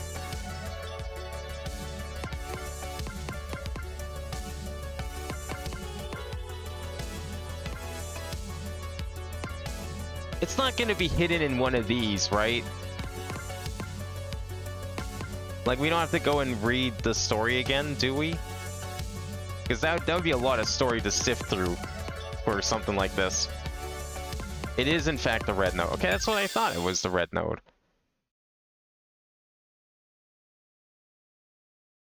Try part XYZ/result. Yeah, and that's how we... Okay, that's how we got it last time. We didn't type HTML, though. Or, wait, did we have to do...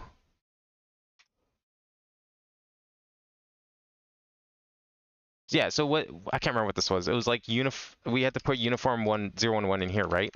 Or was it... No, we had 011... That stuff went in here. And then that gave us a thing. Automation.html.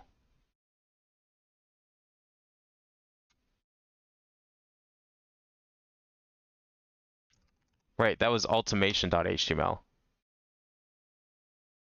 Which then was recrudescent, because that's what we typed in here. So is that the answer to the puzzle back out there?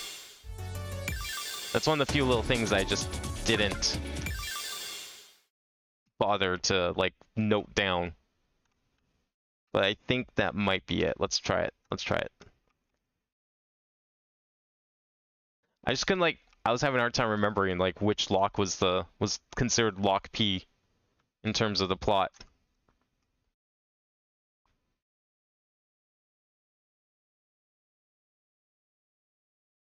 Yeah, unfortunately, I have way too many other history pages that I can't just like blindly search through them. Like if I just typed in Shrine Report, I'd get like 100 different results by this point. Okay, recrudescent. Did I spell it right? R-E-C. I think I spelled it wrong.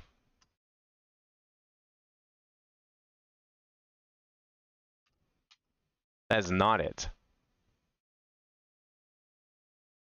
Lock P. Oh, but it's automation. Right. There it is. It's not the answer to it, it's the page that it's on that we need to type in. Okay, that puzzle's solved. Let me check that one off the list here.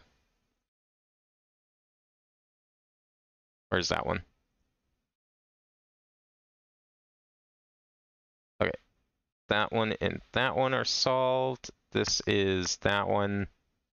I guess I didn't note this one down. That's okay. Oh, I did. Okay.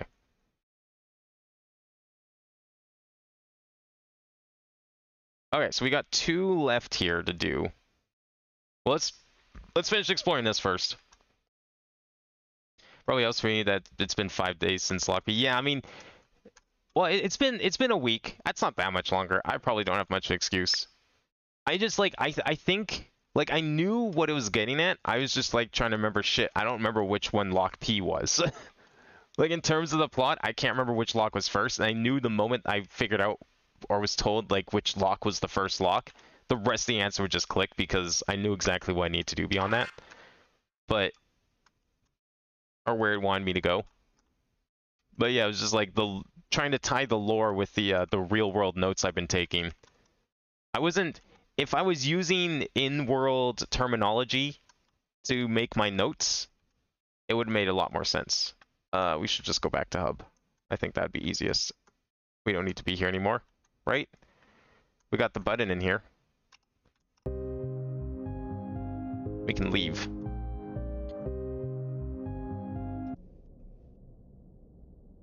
Apparently we still have 0 of 3. I guess we haven't fully finished solving this area yet. How many are we missing for this one? Where's the gate for this? 3 of 4. Okay, so what's left in here? What do we not solve? The arrows? Or is this something else?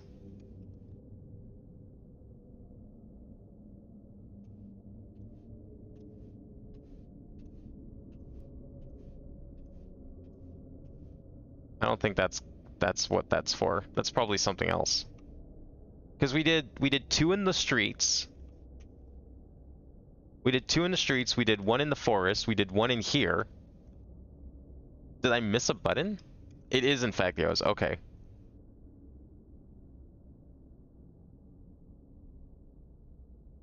Oh, it's 5.0 nuked your save? Damn. That sucks. I guess it makes sense because they changed the way everything is split, so I could kind of see that happening. Not the best thing to be doing post-release of a game. But as someone who worked on a game during its development, we had our saves nuked like hundreds of times during development of the game we were working on. So it's something I'm used to. It doesn't even faze me anymore. It still sucks, but it's something I'm kind of used to at this point. Okay, so I don't think, yeah, no, that's not going to be it. There's something to do with this. We need to start somewhere. I'm thinking we start here. Down, down, right, right, down, down, down, down, left, left. No, okay.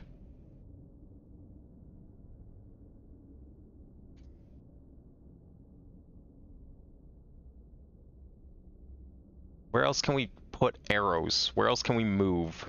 Where else can we... Is this another one of those go back to the main menu and do some weird shit kind of puzzles?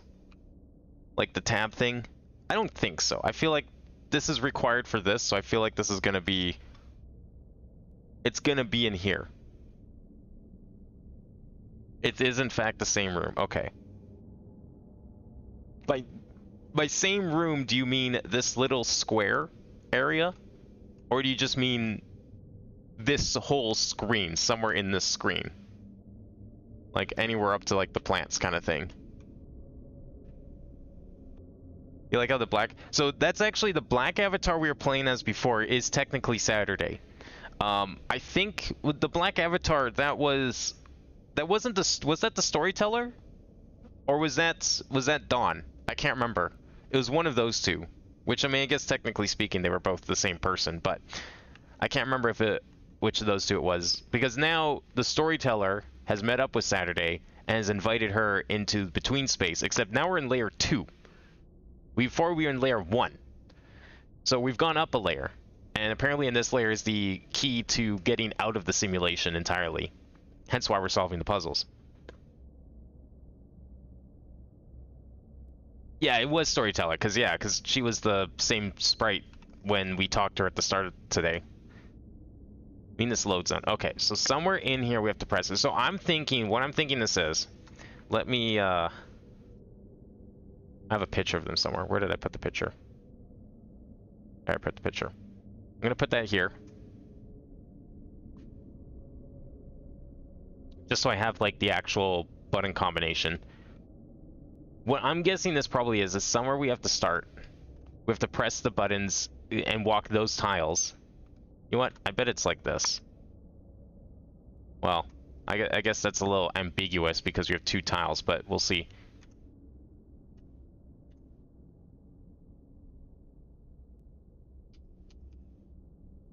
Okay.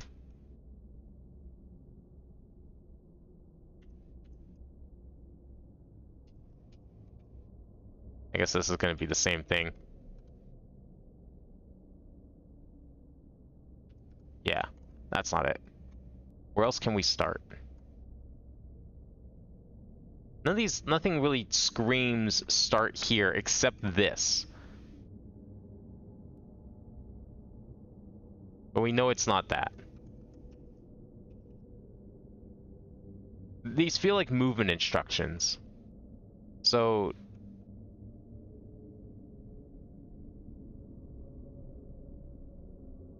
No. Like, I'm thinking, like, we have to make good use of all of them?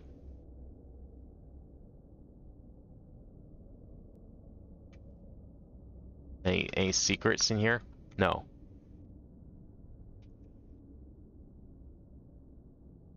Is there another one of those, like, little white things somewhere here that we can start at? I don't see anything like that.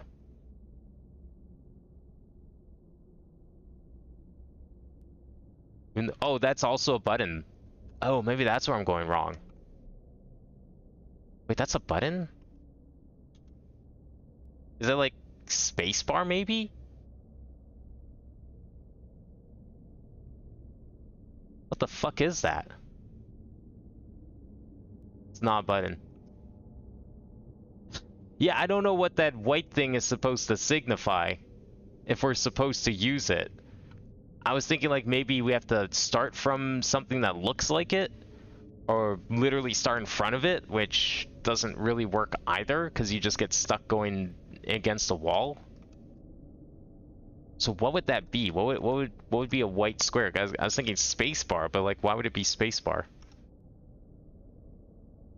What else does that white thing signify? The pause menu?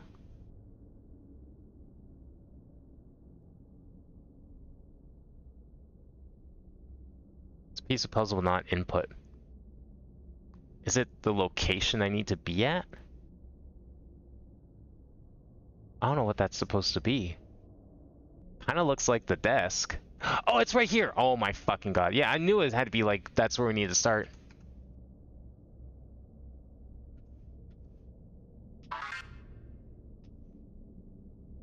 I was looking for that. I just didn't see it on the damn desk. Gate control.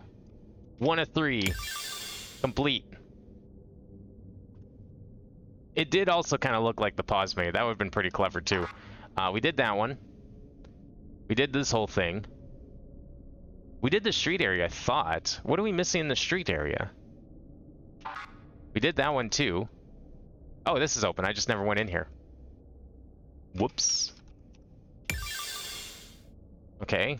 And then that leaves 2 of 3. The 4th one was in the pool rooms. Pool rooms are down here. Okay. So now we can solve these puzzles. I don't remember where they were exactly, but I know there's 2 of them. One's over here.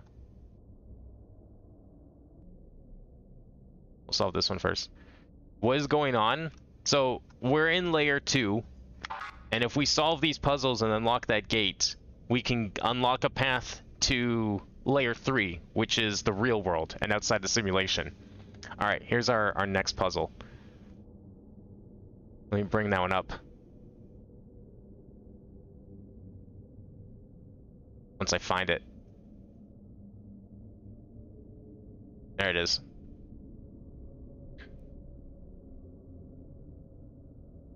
Okay. Next puzzle. So we know what blue means, we know what red means. I don't know what yellow means. We have add, subtract, multiply? 18, 19 maybe? You know what, we can try that. Let's assume this is a multiplication. Actually, just in case, because this one might be a bit trickier. Let's say it's multiplication, see how far we get. But then why are some of them blank? That's a little weird. Because, I mean, we could do that.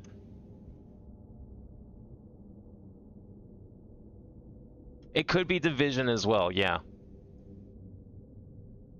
Apparently unlocking this does get us to the real world, Jack. I don't know if we can trust the storyteller, but I feel like they're probably supposed to be the most trustworthy of them all. But then again, I just finished playing a game today where you were supposed to trust one of the main characters, and the game said you had to trust them, and it turns out you weren't supposed to trust them at all, and the game tricked you. So, maybe this is like that. 5, 10, 9, 4, 16, 11, 2, 8, 9, 5, 10, 20, 3, 1, 15, 19, 4,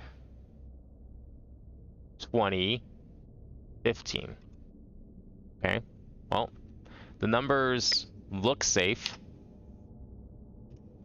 So that's M, N, O, P, Q, R, S, S,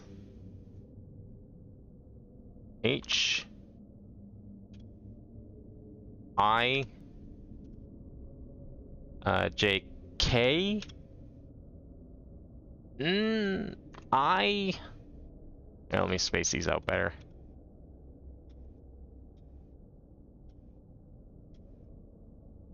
I don't know about this one. M, N, O, P, Q, R, S, T. This isn't looking good. S again. M, N, O. Well, I mean, if we want to get technical, it does match Japanese grammar. So I'm going to type it in, because it doesn't look like complete gibberish to me. And it was indeed correct. So yellow, as we now know, is multiplication. And I'm writing that down.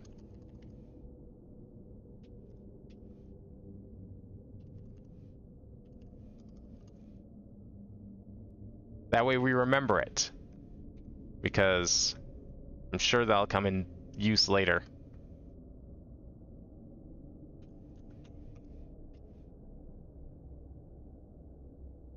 multiply just seemed like the most logical extension, mainly because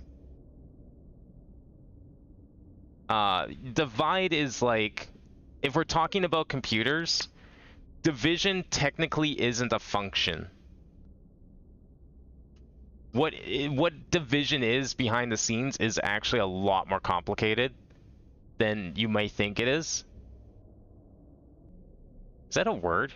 Or is that like a person's name? Hang on a second. I'm curious about this. Chiquitazo. Is that like a word? No. It might be a person's name. That would actually make a lot more sense. I don't think we know that character if that is a name. Is this the other one? Oh, they're right next to each other. Alright. Word search / cipher time.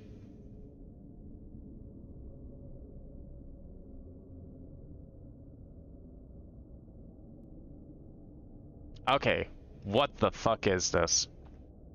Are we looking for like an 8-letter word in here? They so far have been all 8 characters. This feels like a word search, but then why do we have like numbers and other things? I see notice Tor P11 0.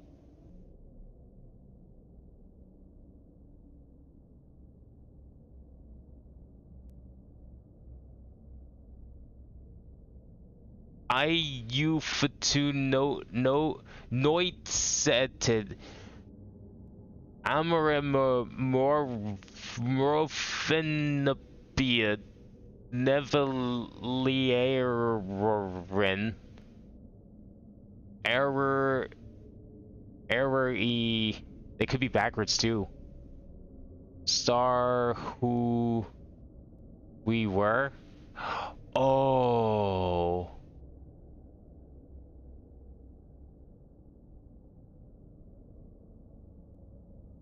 These are all... I'm seeing all the answers to the previous puzzles in here.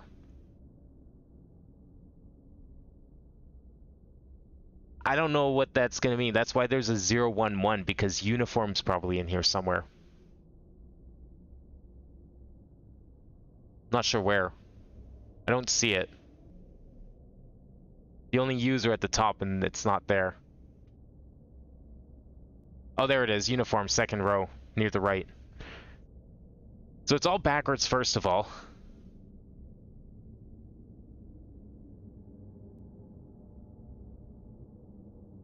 Okay. I do have all the answers written down for the previous puzzles. However, I'm not sure how that helps me here. Are we supposed to, like, cross them out and then the leftovers make the answer? Like, we have to word search the old solutions?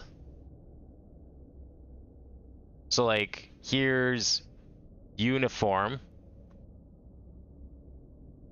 Here's 011. Here's star. They're all backwards too, which is interesting. Crosser. Uniform 011. Star crosser. What was the next one after that?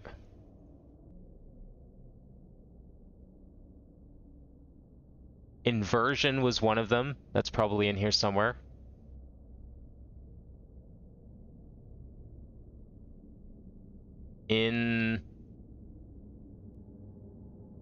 It's got to be in here somewhere.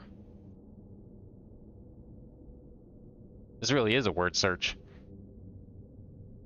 There's barely any V's, is the problem.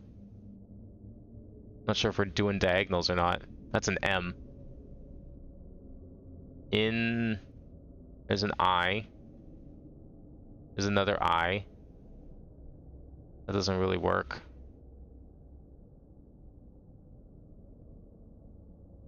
Why are these L's extra thick? But they're also the only L's, so maybe that's just a coincidence.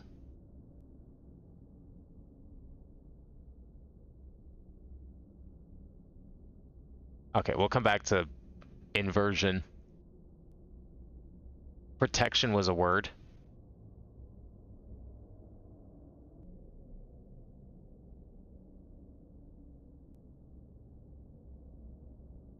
Okay. There's protection. Ego eris. That was part of that Latin phrase. Ego...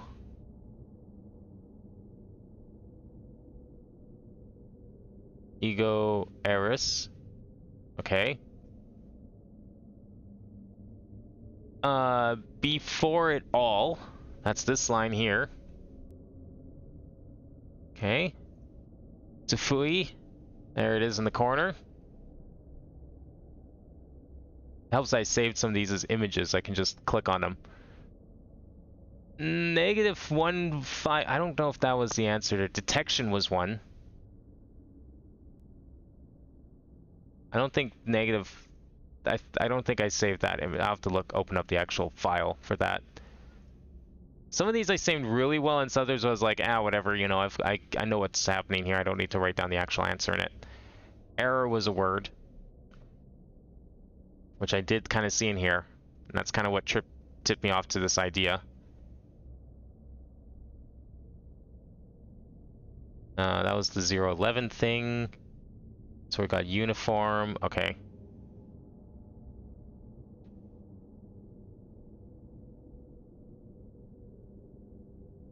Who we were was another one. Yeah, that was the other one that tipped me off there. Oops.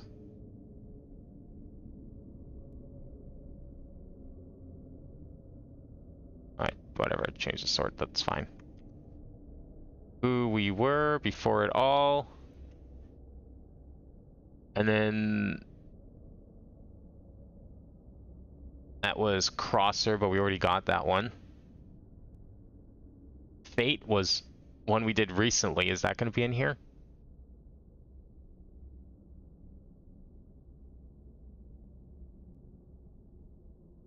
Kind of running out of letters. Well, there's 11 in here too. If we were to count that, what does that leave us with? Hypermania.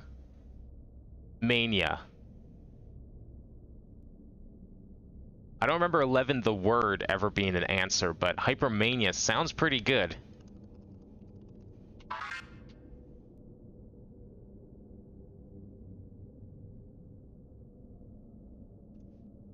Which one was 11? I remember like getting the word 11, but we had to convert it to a number. But I don't remember ever getting the word 11 and typing that in as an answer. Was hypermania an answer? Hypermania is new, isn't it? Because that would have... my idea with that puzzle was, oh, we're going to find all... we have to find all the solutions to the previous locks, and then whatever's left over is the word. You know, classic word search fare. You find all the words, and then you use the leftover letters to solve the junior jumble. I think we hit 4 buttons. Did I... no, wait, the gate was down here, wasn't it?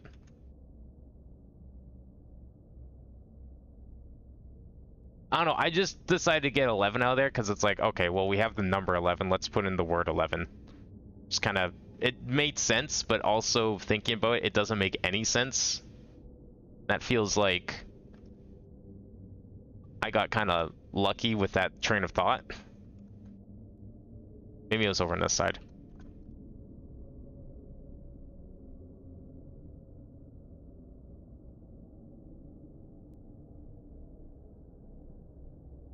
I'm sure we unlocked whatever gate it is we're looking for here. I just don't remember where.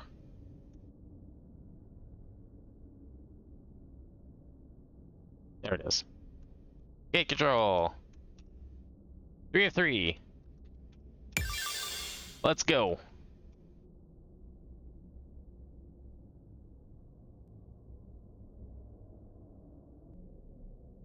Alright, follow the arrows.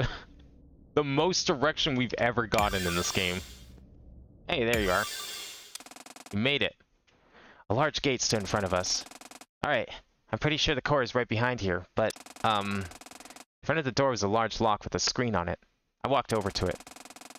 It says, verify synchronization of subject to access shutdown box, and there's a button that says test. Figures. Of course it wouldn't be that easy. I turned back to look at her. Do you know what this thing is asking us to do? Yeah, I think so. It looks like it wants to test us against our trauma over Suki's death. What? Why? Well, we're the subject, remember? We were the one placed in the Duskbreaker to treat our trauma about her death. Looks like it doesn't want to even give us the time of day about how we can get out of here until we prove it to it that we've overcome the trauma. God damn it, Dad. Your trauma machine is a pain in the ass. Tell me about it. I exhaled. Okay, I guess. We have to hit the test button. Do you know what it's going to do? I have absolutely zero idea. I've never been able to get in here before. Great. Well, here goes nothing, I guess. I walked over to the device and hit the test button. A loud whirring noise filled the room, and then... What the fuck is this one?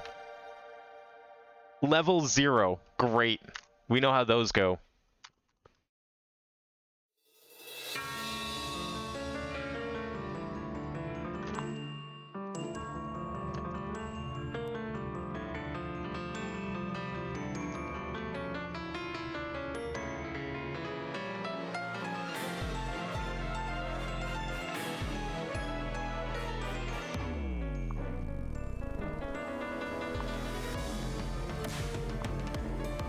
Okay, forget fucking RAM. RAM is baby difficulty compared to where I'm playing right now. That was a warm-up.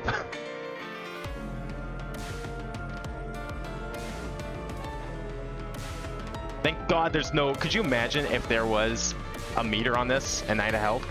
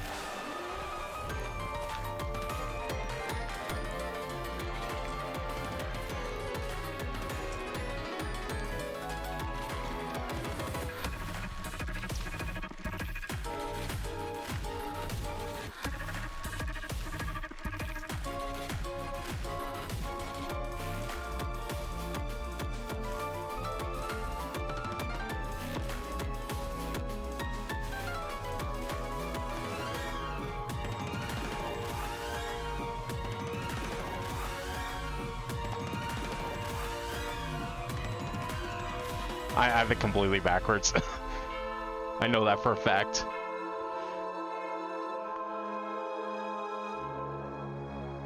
I forgot like which side left and right was.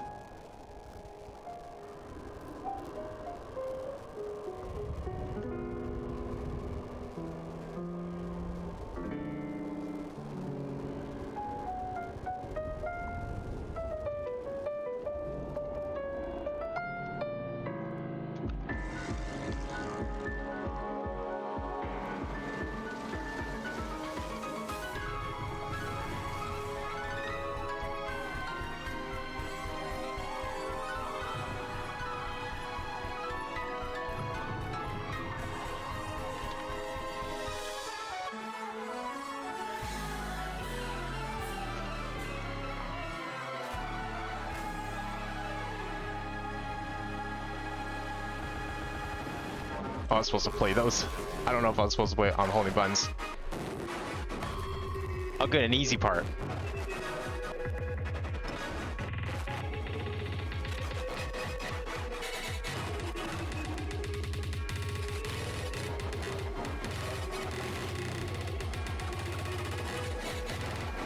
I'm waiting. There's gonna be something. Nope. Maybe. Good, I got an ancient combo on that. Easy. Okay, I'll have you know, I actually got confused by the 8 key thing. It took me like 3 whole seconds to realize that remind myself that the game was still 4 key and was never ever gonna be 8 key. I was indeed trying to play that as 8 key. I was in my head it was 8 key, but my fingers were still pretending it was 4 key. And like I was doing this weird translation thing, and it kind of worked for a bit, but then it stopped. When I came to, I was inside a small room with a large glowing machine in the center. I sat up. Storyteller sat next to me against the wall. Good morning. How long was I out? Well, you woke up about 3 minutes after me. I don't know how long I was out for. Time is frozen in the simulator layer, remember? Right. Forgot about that. So, where are we? Inside the Duskbreaker's core. I carried you in here after I woke up outside the gate. The lock was removed. So, did we pass the test? What did it even do? I have no idea. But I don't think it would have unlocked if we hadn't passed, by whatever margin it considers that to be. I sighed and sat up. Though the room is small in diameter, the ceiling was quite high, and in the center of the spherical room sat a large glowing pedestal whirring non-stop. So then, that's the Duskbreaker's core? Seems like it. How exactly is this thing supposed to tell us how we can get out?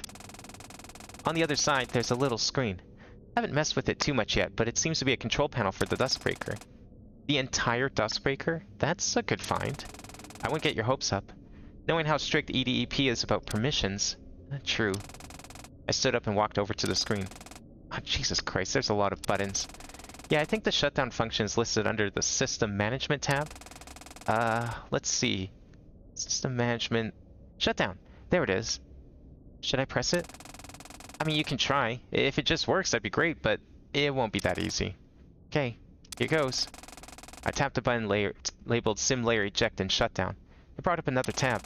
Oh, looks like this is another menu. Hold on. It explains the thing. I'll read it.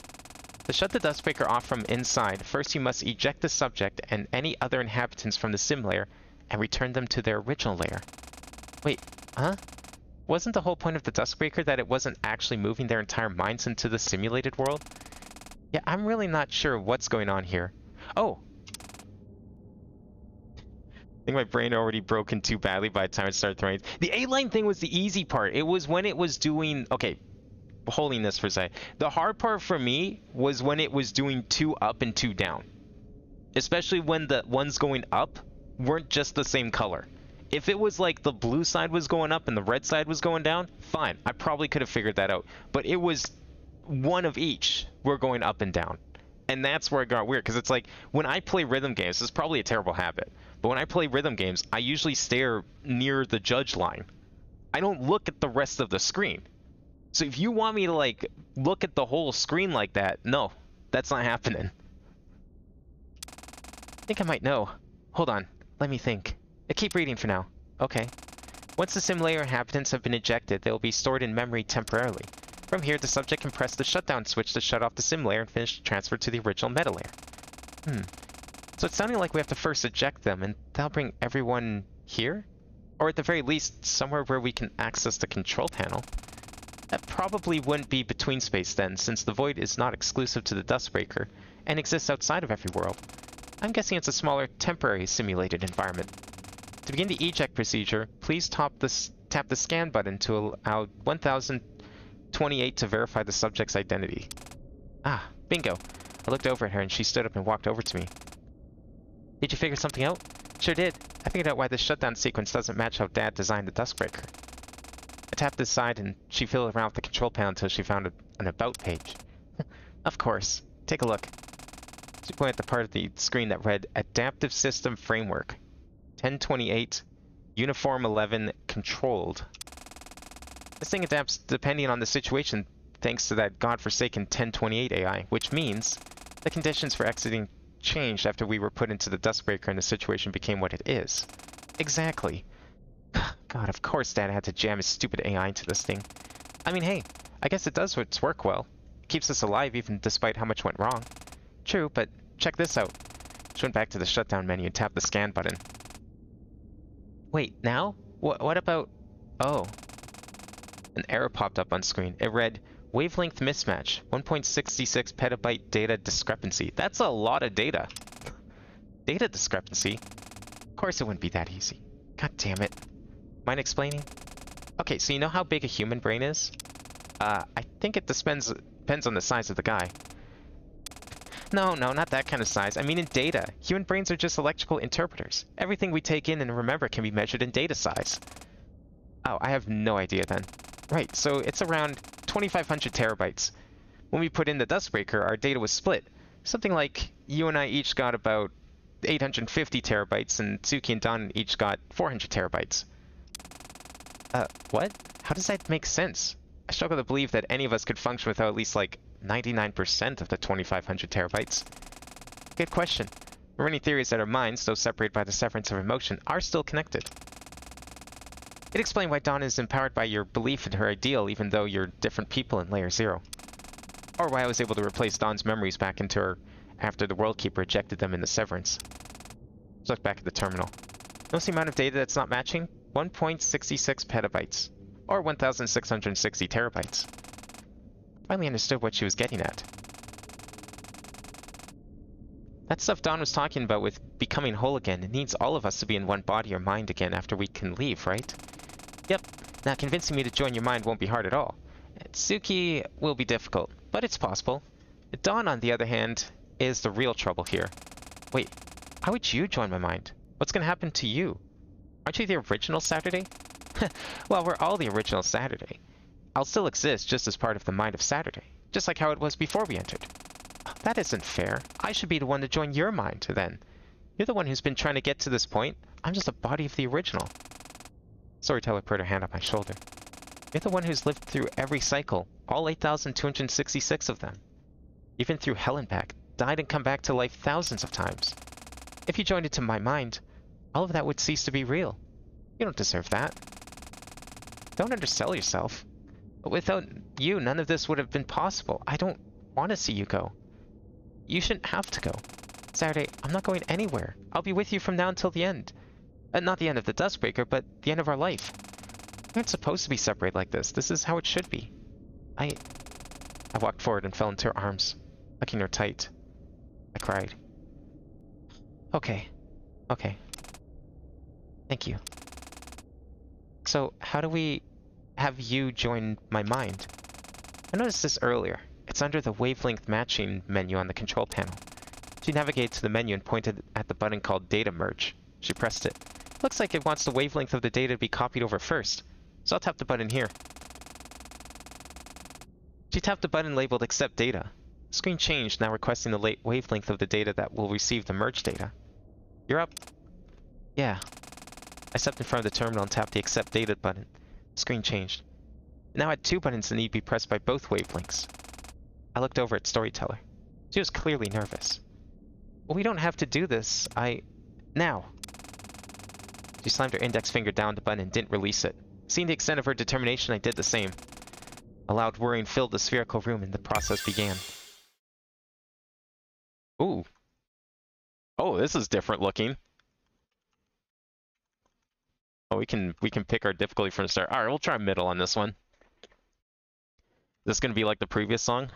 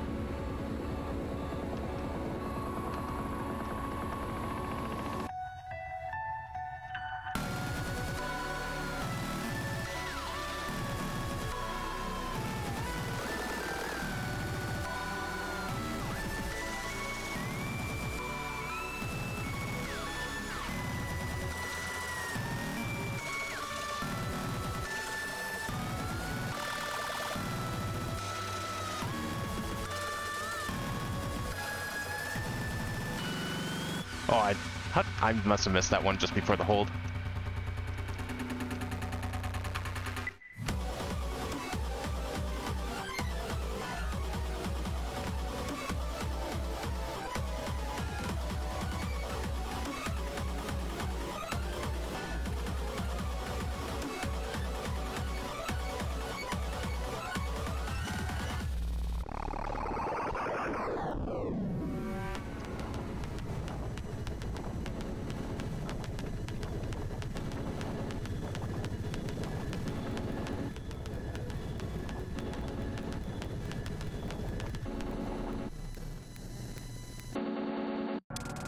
Oh, did I do it?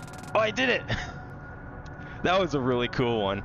Simple, but very effective gimmick.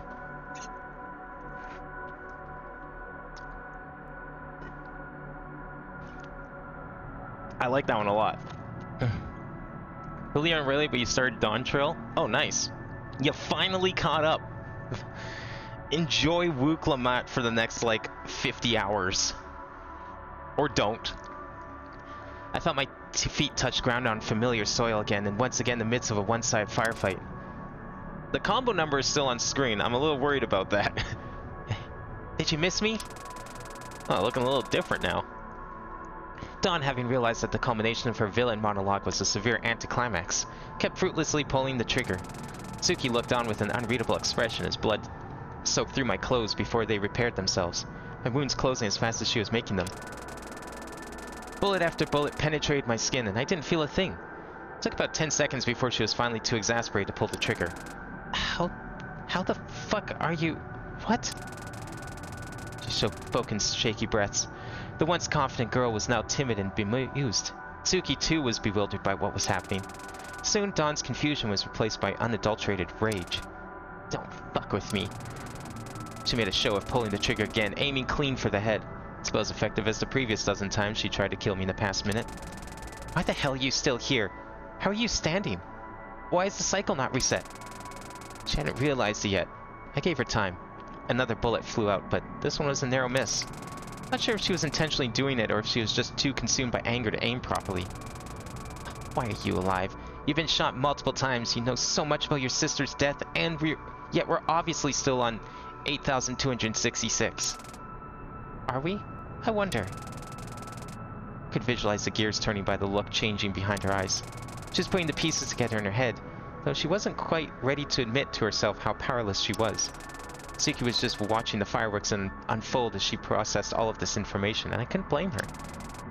You're not Layer 0 anymore, are you? I was silent. Oh god, you aren't even Layer 1! A smile crept across my face. I couldn't help but feel a sense of schadenfreude seeing the girl who was so adamant in killing me and resetting the cycle realize how powerless she was now.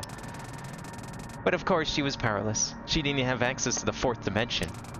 She didn't have you. As Dawn experienced the stages of grief, I transcended my reality, synchronizing with myself, experiencing the lives of thousands of different Saturdays. Each with lives so similar to mine, yet each ultimately cut tragically short by a feud between my self-appointed protectors. It was a sobering realization, but an empowering one, now that I had the tools to shape my own future. I was finally a version of myself that I could be confident in. Thanks to her, and thanks to you. And I won't have to let our dream go unfulfilled.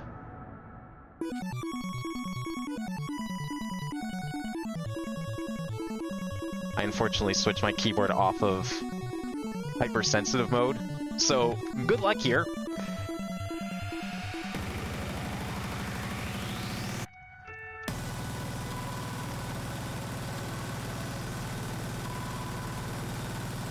Would I sound crazy if I said that the terminal graphics were way more readable than this? Than like the default graphics? Can we go back to the terminal graphics?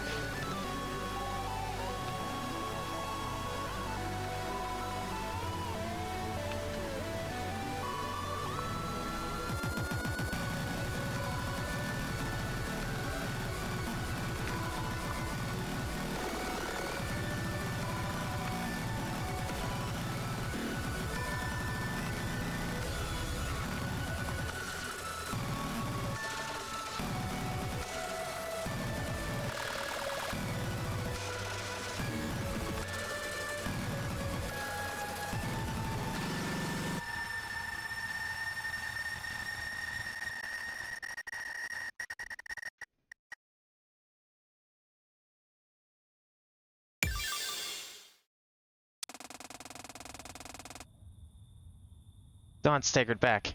Any and all energy had evaporated from her after millions of cycles. She began to sob. God fucking damn it. I walked over to her and kneeled down. You're not a bad person, Dawn. I understand.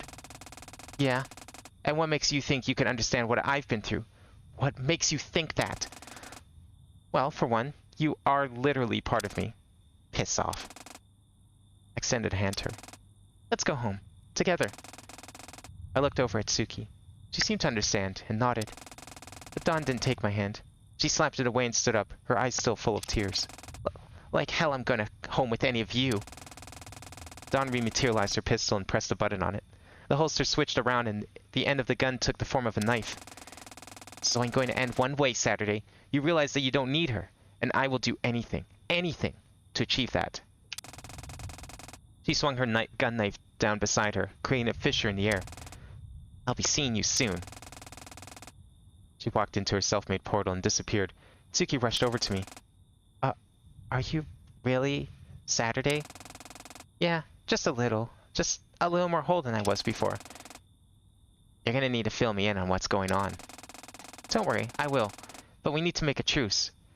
I can't fight both of you. I think I've only got 1 million cycle battle in me, ever. Yeah, I don't have any reason to attack you at this point. Suddenly the ground around us started to began to shake. What's going on? Dawn, what the hell is she doing? The night sky above us turned a violet shade of red. Parts of the terrain around us began to glitch out and a large rock monument destabilized and began rolling down the hill towards us. Quick, grab Allison, go! Right. Rushed over to wake up the still unconscious Allison. Despite having storyteller inside me now, I wasn't any more physically fit. Come on, Allie. Wake up. Wake up! Allison's eyes fluttered open. Saturday? What? Her eyes went wide when she felt the ground shaking. She stood up immediately and I grabbed her hand and ran after Tsuki down the hill. Behind us, the stone monument tumbled down and landed right on top of the graveyard. Allison, Tsuki, and I stood at the bottom of the hill, gazing up at the now red sky. Saturday? What's going on? And... She turned to look at me. What's with the new outfit? I mean, I like it, but... Just what the hell is happening? I sighed. It'll take a while to explain, but I promise I will. Can you go see if the buses are still running? Yeah, hold on. Allison took out her phone and began to check. I walked over to where Tsuki stood alone, looking up. I know that you're not the real Tsuki. Yeah. Even still, I'm glad you're with us now. Yeah. I looked up with her. Dawn, she's hurting. I know she is. She really does a good job of making it feel like a climactic final chapter, doesn't she? Well, she is part of us, and we are huge nerds. Tsuki laughed in what must have been her first genuine laugh since she'd been split off. You got me there. I felt a tap on my shoulder and looked over to see Allison gesturing to her phone. Bus is still running. We should get back to Chio's as soon as possible. Agreed. Oh god, there's gonna be a lot to explain there. Allison looked wearily at Tsuki. Yeah, no kidding. We walked down to the bus stop. We finally had a way out, and I wasn't gonna stop until we made it. Dawn staggered into her room out of breath. She noticed the bed sheets ruffled as if someone else had used them, but didn't have the energy to be upset. She flopped onto her bed. Is this the right thing to do? She said the words, but like every other time she thought them in the past 4 hours, she dispelled them immediately. No, I have to. I've come all this way just for this. She stood up and sat down at her desk and opened a file folder on her computer that she hadn't touched in what felt like centuries. A folder called Ultimation. Dawn double-clicked on to open the application and hit a button labeled Start. The screen flashed. If they want to play with fire, then I'll give them a whole meteor shower.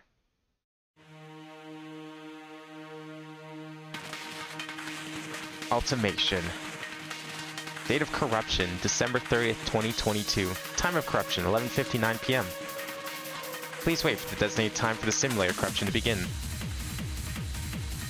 Uh-oh.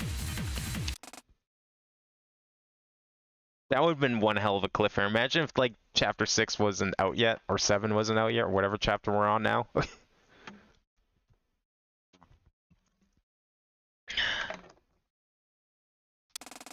Eh? A voice calling for me. I stirred in my dream a bit and saw a young figure fade into the horizon. It was my sister, Tsuki. Are you gonna laze around all day? You're a bad friend, you know. Huh? Why? Your friends are working so hard for you, and what are you doing for them? Holding things up by taking a nap? Wait, a nap? Yes, Sadie, you're asleep. You're dreaming. How do you know? Oh, come on. You know how I know. And it's the same way you know. Of course, she was right. This was a dream. Because my sister wasn't with us anymore. So wake up. I don't want to. I'm gonna stand here and tell you to wake up until you wake up. Suki always had this stubborn side to her, which in some ways made her the perfect big sister to myself. Hey, get up, up, get up and at 'em. Wake up, get up. As the world of dreams faded away, I watched her shape float away from me. Her voice, however, continued to reverb through my ears.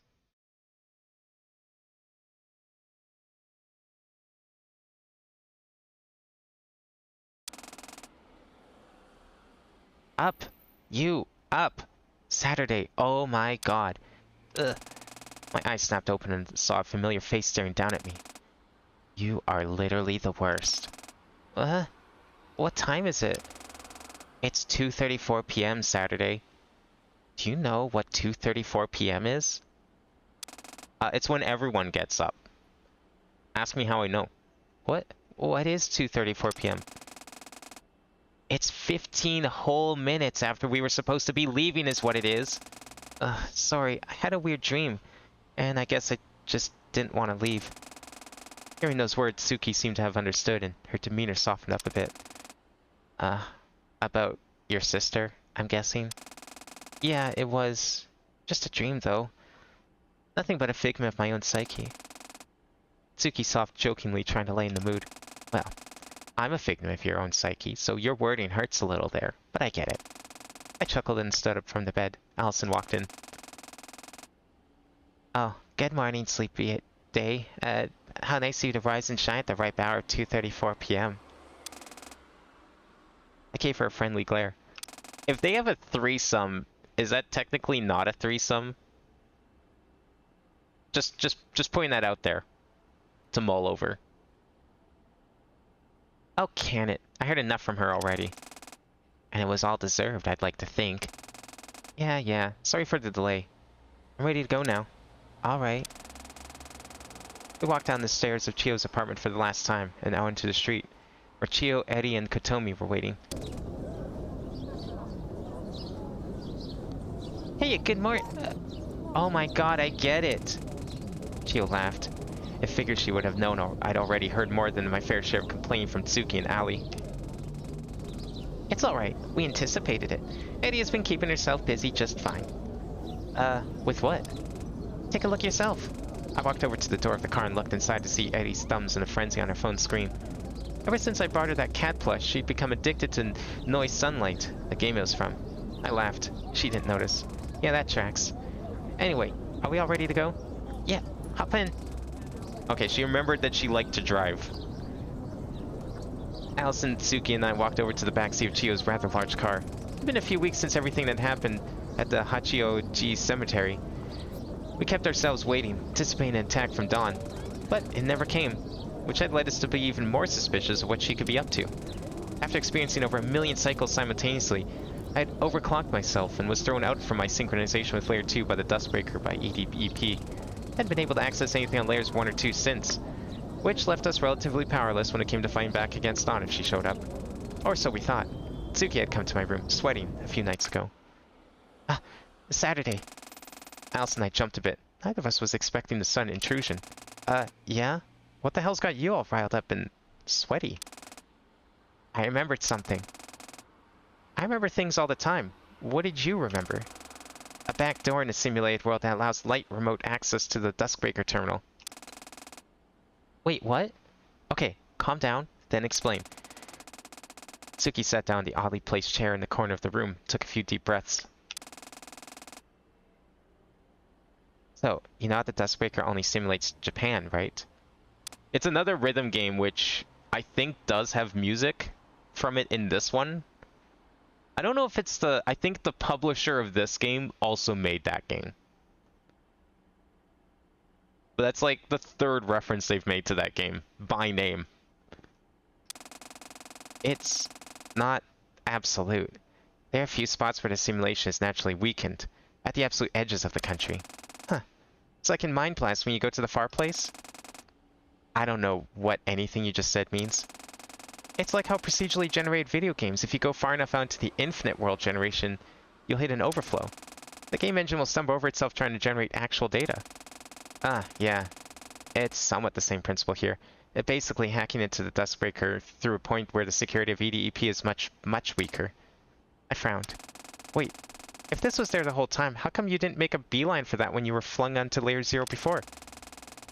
I was so out of it that happened that it honestly completely slipped my mind. I never really had any reason to think about hacking into the Duskbreaker since I was already, or at the very least, thought myself to be satisfied with my position on Layer 1. I guess that's fair, yeah. So, where is this weak spot? Cape Soya, the northernmost point in Japan, in Hokkaido. And that was how we ended up packing our bags to take a trip to Sapporo, a big city near the point Suki had mentioned. I glanced out the window at the countryside and flew past us. When you think about it, this whole journey has just been one long road trip from the bottom of Japan to the top, huh? What do you mean?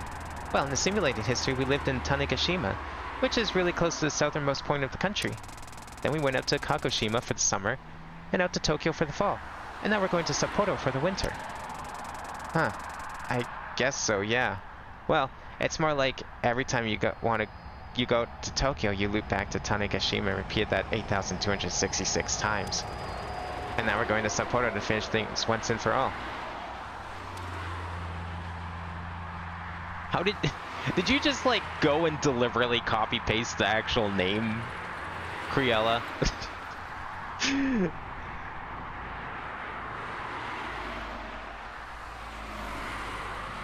Because I think very few people have the means to type half of those letters. If we want to get real technical, I believe some of the letters in the actual name aren't even technically English letters. Like, I think a lot of them are Greek, and it's not just Delta. Like, I'm pretty sure the rest of the characters are also from the Greek alphabet to some degree. Or like one of the alternate non-standard character sets that you'd find in Unicode. I laughed.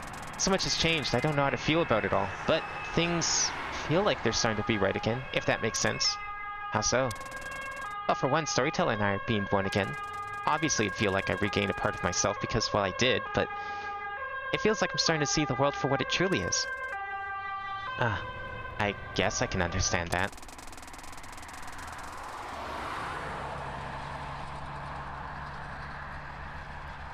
I'd have to look. I literally only did that because I didn't want to spell it. Fair. It's like the pill analogy. Sure, staying in Wonderland would be great. You never have to face stuff head on, so your life is way more consistent. Everything becomes the same, and you like that. The idea that I represent. Yeah, and on the other side of things, forcing yourself to change into the ugly truths. Putting yourself at so much more risk of harm for a greater sense of happiness. The Liberator's idea. Yep, and I think the thing I've come to realize is you kind of need both. Like, yeah, you're gonna have to face things as they come at you. That's how life is. And overcoming them will lead to an exponentially greater happiness than if you just stayed in your comfort zone unbothered. But you need to care about yourself too. You need to know that it's okay to take the time to heal, to take things at your own pace, and to know the feeling of wanting to run away is part of you, and a part of you that just wants to help. Suki didn't say anything. When Storyteller was in contact with Layer 4 to execute her plan to break Lock S, she called it the Vivid Stasis operation, and I think I figured out why. Yeah? Why? I mean, think about it for a second.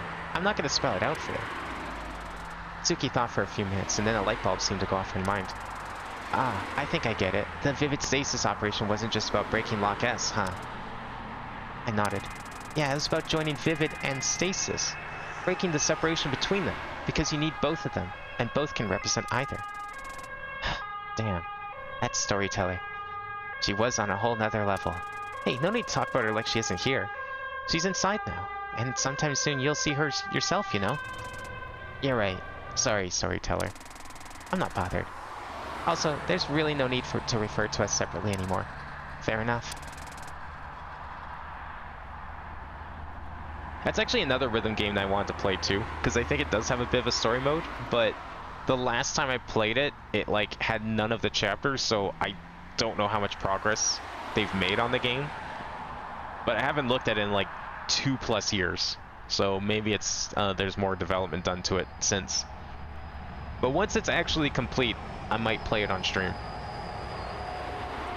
The drive continued for many hours. As the sun set behind the mountains, Chio pulled the car over to a rest stop that had a cafeteria, and we got out to stretch our legs and grab dinner. Oh, kept the thing over here. No, I can't jump to 6 yet, apparently. Oh, wow. You can see the edge of the layers now. Okay. Well, fortunately for us, we have lots of batteries, so we have no reason to play the music at the moment. So we'll just continue. Oh, I should have gone and checked on the store, though. Fuck. I forgot to... We need to go buy more stuff for the pet. Dawn staggered back. Any and all energy had evaporated from her after millions of cycles. She began to sob. Oh, we did this one. Wait, where's the next one? Hang on. Wait, what? Hold control, you've been here.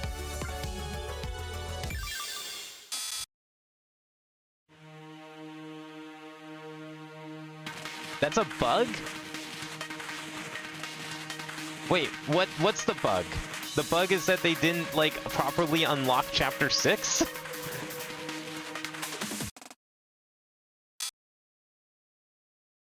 Good bug. Yeah, let's just not save any of your progress to any of the chapters. Yeah, when it activates this from between space, it doesn't properly unlock. Well, I just did it in here, and it still didn't properly unlock. Or is there more to it? Is there an actual puzzle here? Okay, well, I'm gonna go check on the store since this is a good opportunity. No, before I forget again. Let's get a levels. Why not?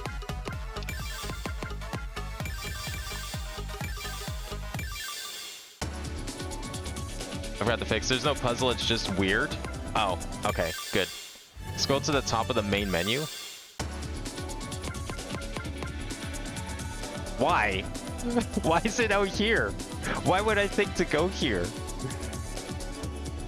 I guess if you think it's a puzzle and you come back, but like, it kicks you back to the node menu, so I just thought we'd continue. What the fuck? Okay, so we have to just... okay, I'm guessing we can skip a lot of this, because we did technically finish this episode. Oh, there we go. What the fuck? Oh, it made a new... Okay, it looks different now.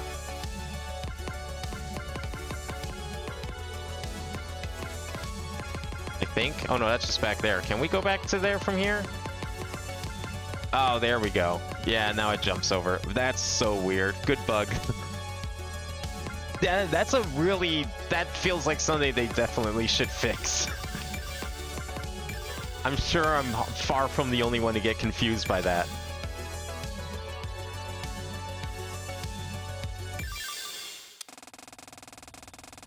A bit after 10 p.m., Chio pulled the car over to allow us to stretch our legs and grab a bite to eat. We stopped at a moderately sized rest stop with a cafeteria that was open overnight. Allison stepped out of the car hurriedly.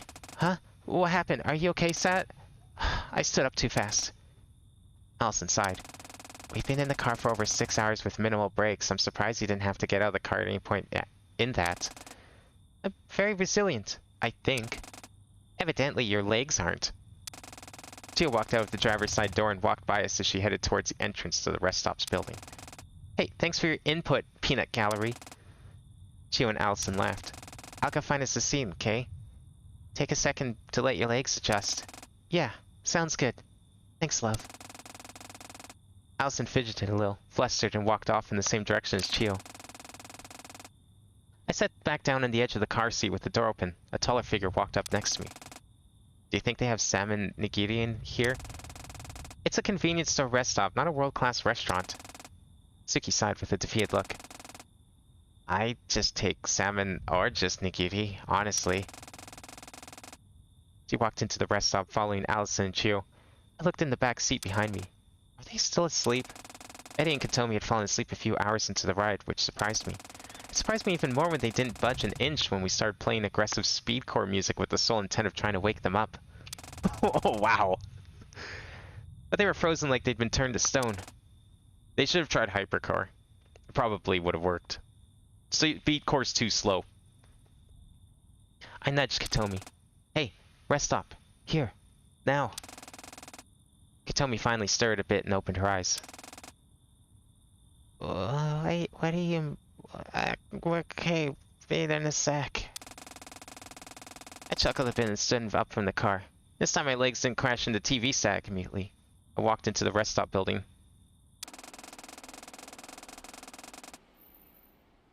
Didn't take me long to find the cafeteria, and even less time after that to find the table Allison had found for us. She waved to me as I walked over. Hey, legs better? Legs serviceable. She laughed and I took a seat. Did you get a chance to see the kind of stuff they have here? Well, I did, but the thing is that even though the rest stop is open overnight, the kitchen isn't. Which makes sense, but it looks like it closed at 9. Oh, so is there nothing to eat? I mean, there's the convenience store built into the building. Seems like that's our only option. Honestly, fair enough. Should I go get some stuff then? I'll come with. Okay. I mean, it's a Japanese convenience store. It's probably at least decent. Would be a lot better if someone asked than someone asking that over here, that's for sure. I would have said no. We both stood up and walked across the building interior to the convenience store. A few minutes later, we came back with not much other than a few bags of chips and a grape popsicle. Well, that was pointless. Not really. Have you tried that grape popsicle yet? I don't think I have. This thing is insane. Seriously. I don't know what they put in it. Allie, it's just a grape popsicle. Try it. Okay, I'll try it. Confused by her sudden energy, I unwrapped the popsicle and bit into it. Well? Holy shit. I told you. Wow. I told you. Well, I guess that teaches me. Wow, this is good. We both laughed and sat at the cafeteria for a bit, just eating the store-brand potato chips. After a while, Allison spoke up. Have I told you yet that your new outfit is insanely pretty? At least a dozen times. Well, it's 'cause it's true. I don't disagree, it just felt like the right time for a makeover, I guess. Honestly, I still don't know the full details of what happened at the graveyard. You've explained it to me, but it's just so much to wrap my head around, you know? Yeah, I don't blame you. It all feels like a dream still, but I guess these clothes are proof it wasn't. Because of her. Storyteller, huh? Yeah, it's a weird case. I have all of her memories now, so it's not like she's gone at all, but I don't know. It's tough. All of this is really complicated, and she understood a lot of it, so realistically I should too, but I still feel like there's so much I don't get. Did she do it intentionally? Wait, what, the popsicle or the clothes? My character growth demands a design change. It probably intentionally. I don't know how you... Okay, it's a good thing it's a simulation because that looks like a really complicated outfit to be putting on and off every day. Like, did she sleep in it? Because if you take that off, you're not putting that on for like another hour by the looks of it. I guess she did have years to come to terms with it all and understand it, but sometimes I wish I could ask her for more questions. I see. Sorry, I don't really think I understand what you're going through in exact detail, but I'm still here for you. I'll listen no matter what, okay? Yeah, I get you. Thanks. Of course. Yeah, I guess I can't really fault her here. I have a job to finish. A job she started with you. Promised her I'd take the reins, so I'll do just that, no matter what. By the way, did I tell you? I actually got Tsuki to agree to spend some time with us during our arcade trip when we get to Sapporo. Yo, no way. Damn, she's really opening up, huh? Yeah, it's surreal to see, but I'm glad to see it nonetheless. Yeah, Saturday, can I ask you maybe something a little tough? You know you can. What's up? Allison's gaze lowered a bit. Has it not been hard for you being around her when you know that her name and appearance aren't, you know? I sat back in the seat of the cheap cafeteria table we were at.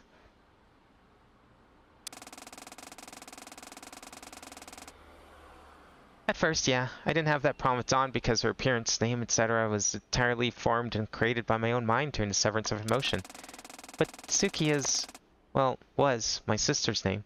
It took a bit to adjust to that because the Suki we know right now is not her. It's not. I mean, even further than that, she's a part of you, isn't she? Sure, but I don't think it makes a difference. Does it not? Not currently. She'll be a part of me, definitely. It's required for us to leave the Dustbreaker that we rejoin. Same with Dawn. But right now, she isn't me, right? She's her own person, fueled by her own humanity with her own feelings and opinions and experiences.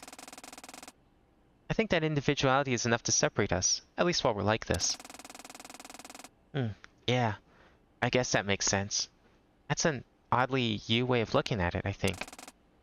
I let out a teasing laugh. Yeah, that's why they call her the storyteller. I don't know, maybe you missed the part, but like, I think last stream or the stream before, it was basically explained that, well, it was when we were going through Between Space, we found out that her dad, who made the simulation, originally discovered the means to communicate with a higher dimension. Which in this case, it's basically so they turned the simulation into a video game and sent it to the higher dimension. Hence this. Hey, what's that supposed to mean? Well, it's just, you've changed a lot these past, well, I guess months wouldn't really be accurate since it's looped so many times. No, I think that's accurate. As far as I, as myself, am concerned, my memories only contain that of this cycle, the 8,266. Even if I have Storyteller's memories, I'm still me, I think. I guess that's fair. Honestly, I'm so confused about the whole cycle thing. You said you've been through millions of cycles, but we're still on 8,266? I just can't wrap my head around it. I don't blame you, and honestly, you don't need to worry about it. It would take a lot of time to explain in detail, and I'd rather save that for once we're out of this mess for good, you know? Fair enough, but as I was saying, you've changed so much these past months, but not in a way that feels that different, I guess? And to put it simply, I can definitely tell that the Saturday from July 2022 and the Saturday in front of me right now are still the same person. I'm really glad. Kind of worried about that, to be honest. Really? How come?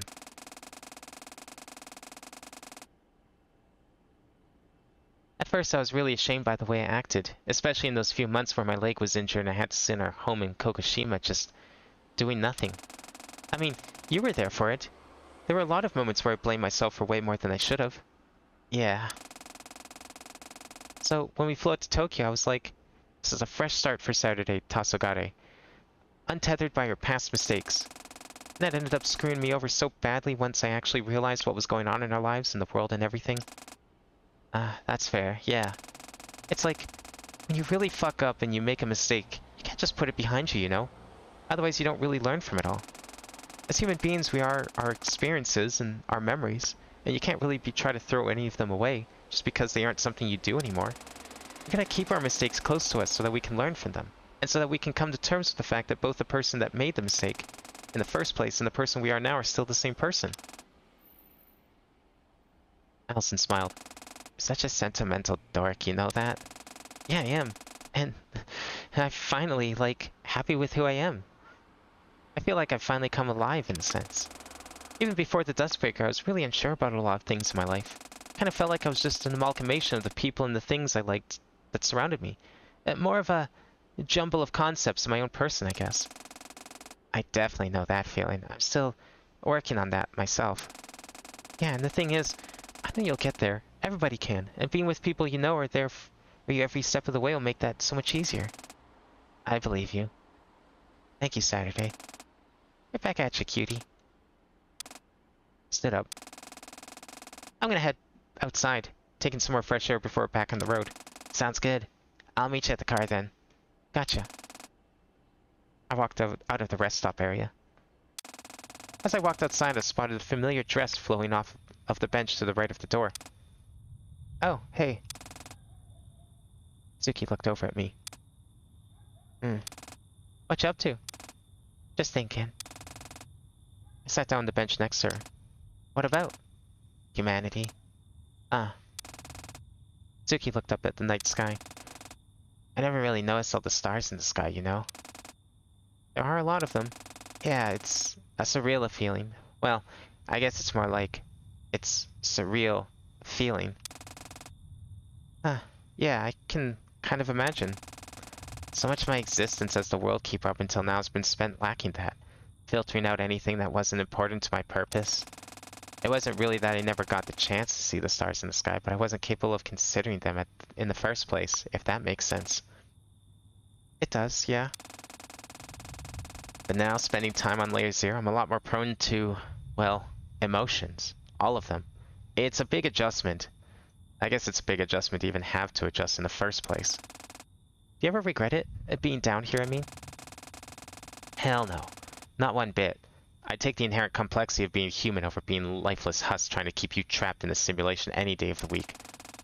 It was miserable. Well, it wasn't miserable to me, but looking back, I can tell that if I was capable of feeling during all that, I would have found it miserable. I'm glad to hear that. We sat for a few minutes watching the night sky and the countless thoughts that illuminated it. You know, I've been wondering about something. Wonder away. Why are you so nice to me? Why is it so easy for you to accept who I am, what I did, why I look like this? I'm not your sister, and yet... Yeah, you're right. You aren't my sister. I think that's why I found it easier than you'd think. Huh? I think that, in some alternate universe, if you were instead my sister somehow brought back to life, it would be a lot harder to come to terms with. Impossible, maybe. But you aren't her. You're me. And I don't mean to pat myself on the back, but I think I know myself pretty well at this point. You're Tsuki Tasogare, sure. Even in this fabricated history, you're my sister. But you're not the same Tsuki Tasogare that was my sister in the real world. Honestly, the two of you are nothing alike. Really? I laughed a little. Yeah, for one, that outfit is so me. She was always super casual. She would never wear anything like that. That's your example? Looks are important. To me, at least. Mainly my own look. Tsuki laughed a little. The two of us looked back up at the stars again. I'm really glad we can finally be proud of who we are. Yeah, I am too. You know, I was thinking about something else. Something more relevant to our current situation. Hmm? And what's that? Tsuki's expression stiffened. The idea to use my humanity as a weapon. Is this gonna kill her? I don't like where this is going. We've only just thought of the idea, and I already hate it.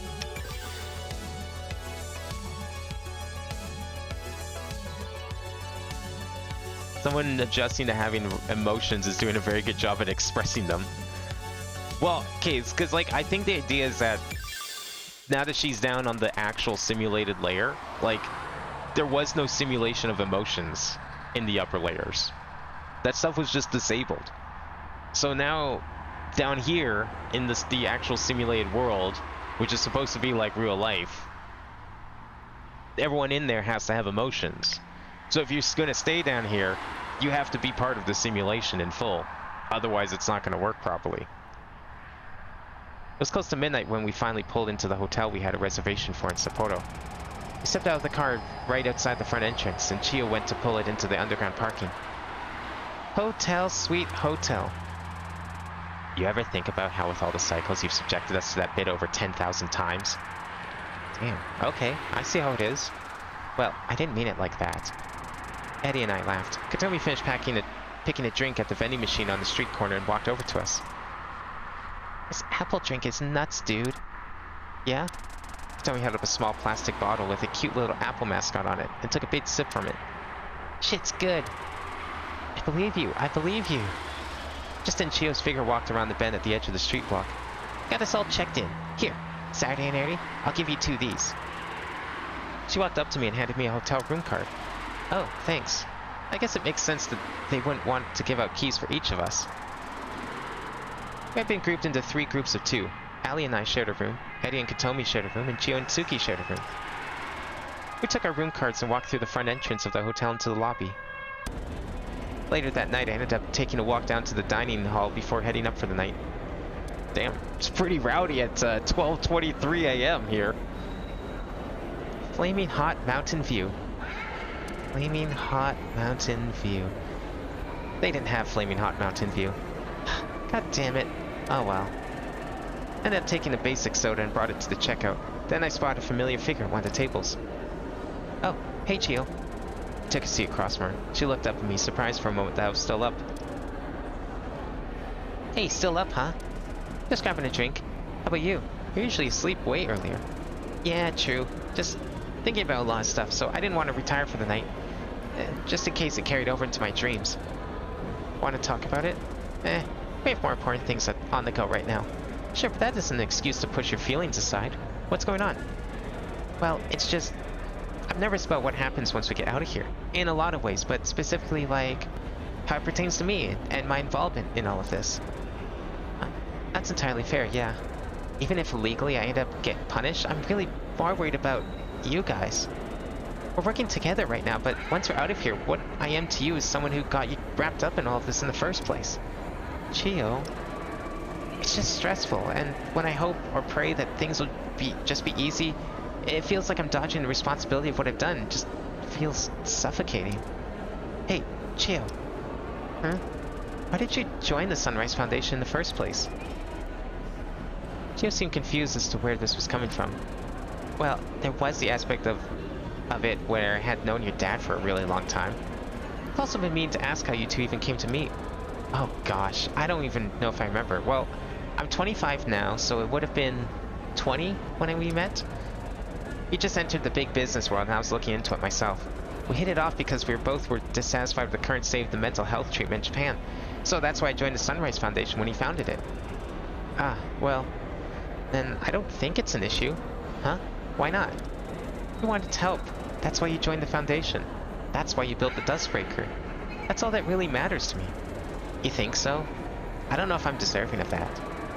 Legally, the situation might be complicated once we're out of here, sure. I'm not denying that, but I'm not gonna just suddenly not have you back once we're out at the Dustbreaker. Saturday. Don't fret it, okay? Honestly, you're the bravest 19-year-old I've ever seen. Though I guess the situation that bred that bravery isn't exactly something most teens experience. I laughed. That's true. And there was also the fact that I'm technically 21 because Storyteller was. Huh. I didn't actually put that together. Fair enough then. You're the bravest 21-year-old I've seen. I'm flattered. We laughed and I took a drink from the soda bottle I bought. You know, in a way, I kind of lament it. Lament what? Leaving this world behind. Really? Sure, I mean, this is a world designed with the express purpose of giving us a happier life than the one that might exist for us on the outside. It's sad to leave it behind in a way. Ah, yeah, that's true. I don't know if that's... Are you saying this is good writing then, Jack? I can't tell if you like John Trail or not. Bad. Honestly, you've barely seen anything in Dawn Trail. Trust me, this is a million times better. This is actually well written, and actually has characterization and character progression, and things actually happen. And you're not talking to the same person 5 billion times in a row because there's no gameplay. There's also gameplay here. Did I mention the fact that this game has gameplay? Because Dawn Trail doesn't have any gameplay.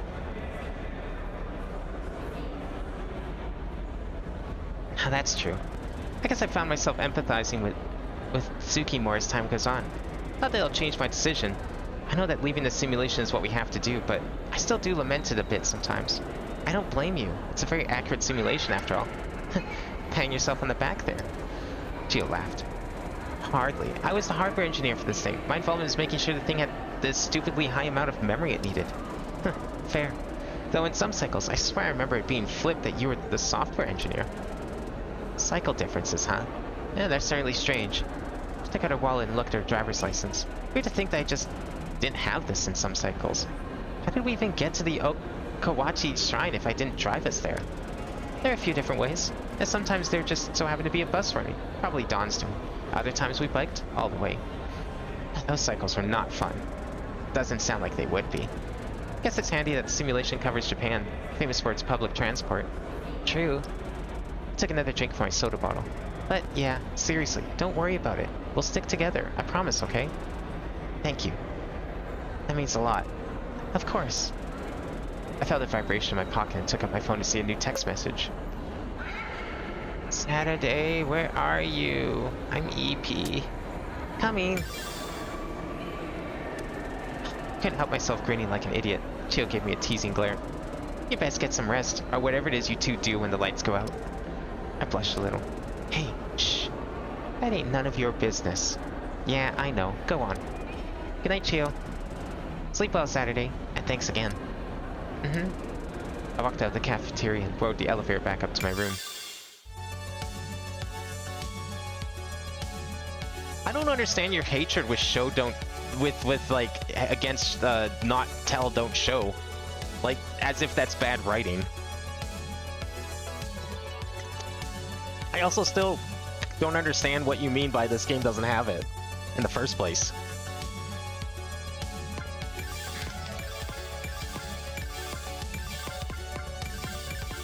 Alright, we're almost out of battery here. We'll have to play songs eventually. Yeah, I agree with Amada here. This game is well written. I don't know what Jack's going on about show, don't tell. I mean, it's a fucking visual novel. You kind of have to tell. The next morning, I found myself awake at the midpoint between 10 and 11. Allison was still asleep, so I tiptoed out of the room and took the elevator down to the dining area. I mean, there's a lot of exposition. Maybe that's what you mean. Maybe there's just too much exposition for your liking. But, like, I mean, that's just a matter of taste. I don't mind stories with a lot of exposition. Walking into the dining hall, it seemed like they were just finishing up serving breakfast. Made it in the nick of time. Just like last night, I spotted a silhouette I recognized sitting at one of the tables. Well, two silhouettes, technically. Oh, it's Eddie and Kotomi.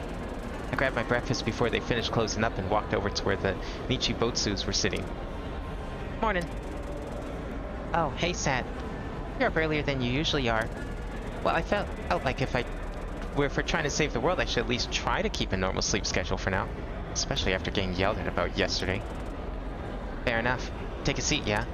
Sure. I put my tray down at the table and sat down at the bench next to Eddie. Saving the world, huh? I wonder if that's really what we're doing. What do you mean? I mean, we're not saving this world at all, are we? We're doing it to being shut down. I've been thinking about that. That's true, but it's not like this world is real. Nobody here other than us is a real person. Logically, that's true, but morally, I can't help but feel a sense of regret. No, I understand. I was talking about this with Chio last night. Huh?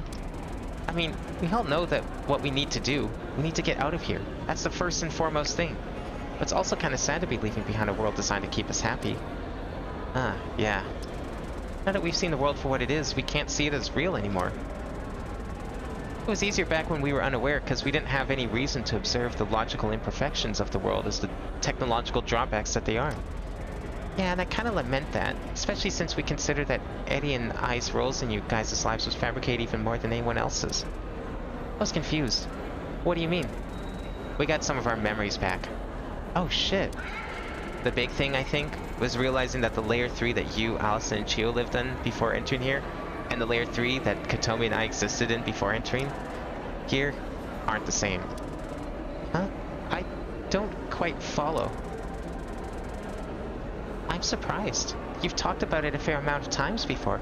The many worlds interpretation. So wait, you guys aren't from the same world as the rest of us? Yeah, the exact details of why or how we ended up here we can't quite make out, but we can't say that much for certain. Wow, that's kind of surreal to think about, that you and I never knew each other before entering the Dustbreaker. Don't get me wrong, Eddie and I don't plan to just ditch you guys the first chance we get. And first off, I don't even think we can do that.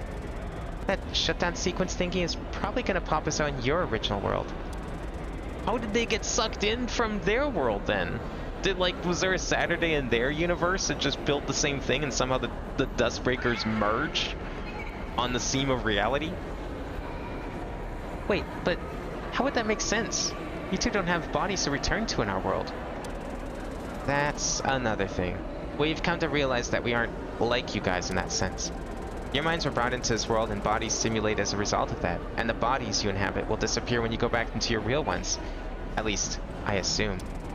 But we aren't like that. These are our original bodies. What? How? Saturday, if we knew that, we would have told you. We're still piecing things together. Are you even sure you'll be able to get out of here when we shut down the world? I don't want you two getting trapped in here. I guess this is as good time as any then. What do you mean? to ask you a favor. I was confused, and that would be for you to use the powers of the fourth dimension to send our bodies up a layer. To use the fourth dimension? I don't even know if it was possible, but if anyone could do it, it would have to be you. I don't know if I can promise that. My connection to the fourth dimension has been right only ever since the graveyard incident. I can speak to the fourth dimension through the narration in the TVO client, but it takes time to be sent up, so I can't hold a consistent conversation or use any of the power. That's okay, just if you do gain the ability to access the fourth dimension again, I mean, if I can, then of course I will. Nobody's getting left behind if I can help it.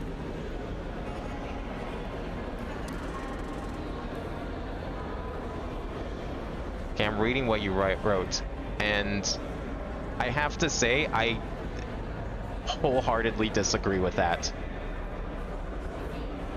Like, that's one type of writing, but I don't think that's the only type of writing that should exist. That's not the correct type. There is no correct type. What you're describing is definitely one way to tell a story, but I don't see anything wrong with the other way to tell a story, hence, i.e. this game. There's nothing wrong with describing emotions. First-person stories usually involve describing emotions. I can't think of too many first-person perspective stories, especially this one too, because it's like the line between first and third person is so blurred. It's a fucking gradient. And even with that said, like, I haven't really seen first-person stories not do that. And a lot of third-person stories don't do it either. I've definitely read my fair share of both that don't. There's nothing wrong with both types of writing. Yeah, well, they're telling the character that they're scared. What? What are they supposed to do? Is everyone supposed to be a mind reader? I don't understand what you're saying. What are they supposed to tell another character? It's like, I'm scared. Like, is that bad writing? The character, one character A tells character B that they're scared? Like, even in first person, like you're talking to the reader, and that happens too. And that's writing. That's like, some of my favorite books use that kind of writing. I don't know, man. Like, there's nothing wrong with this kind of writing. Thanks, Saturday. It's really all we can ask for. I took a hearty bite of my breakfast. I was already starting to get a little cold. So, do you know what you're going to do when you get out of here? Find our sister. Or a way to contact our sister. Huh? Your sister? There's another one of you? Yeah, Kanchi Nichibotsu. Our memories of her were struck from the record when we entered the simulated world, but in getting them back, we were able to remember her. Ooh, that's a name we've heard a couple of times. Huh. I had no idea. Kanchi, huh? I don't know why, but I feel like everything is connected to her. If we find Kanchi, we'll find out the truth of what caused us to end up here.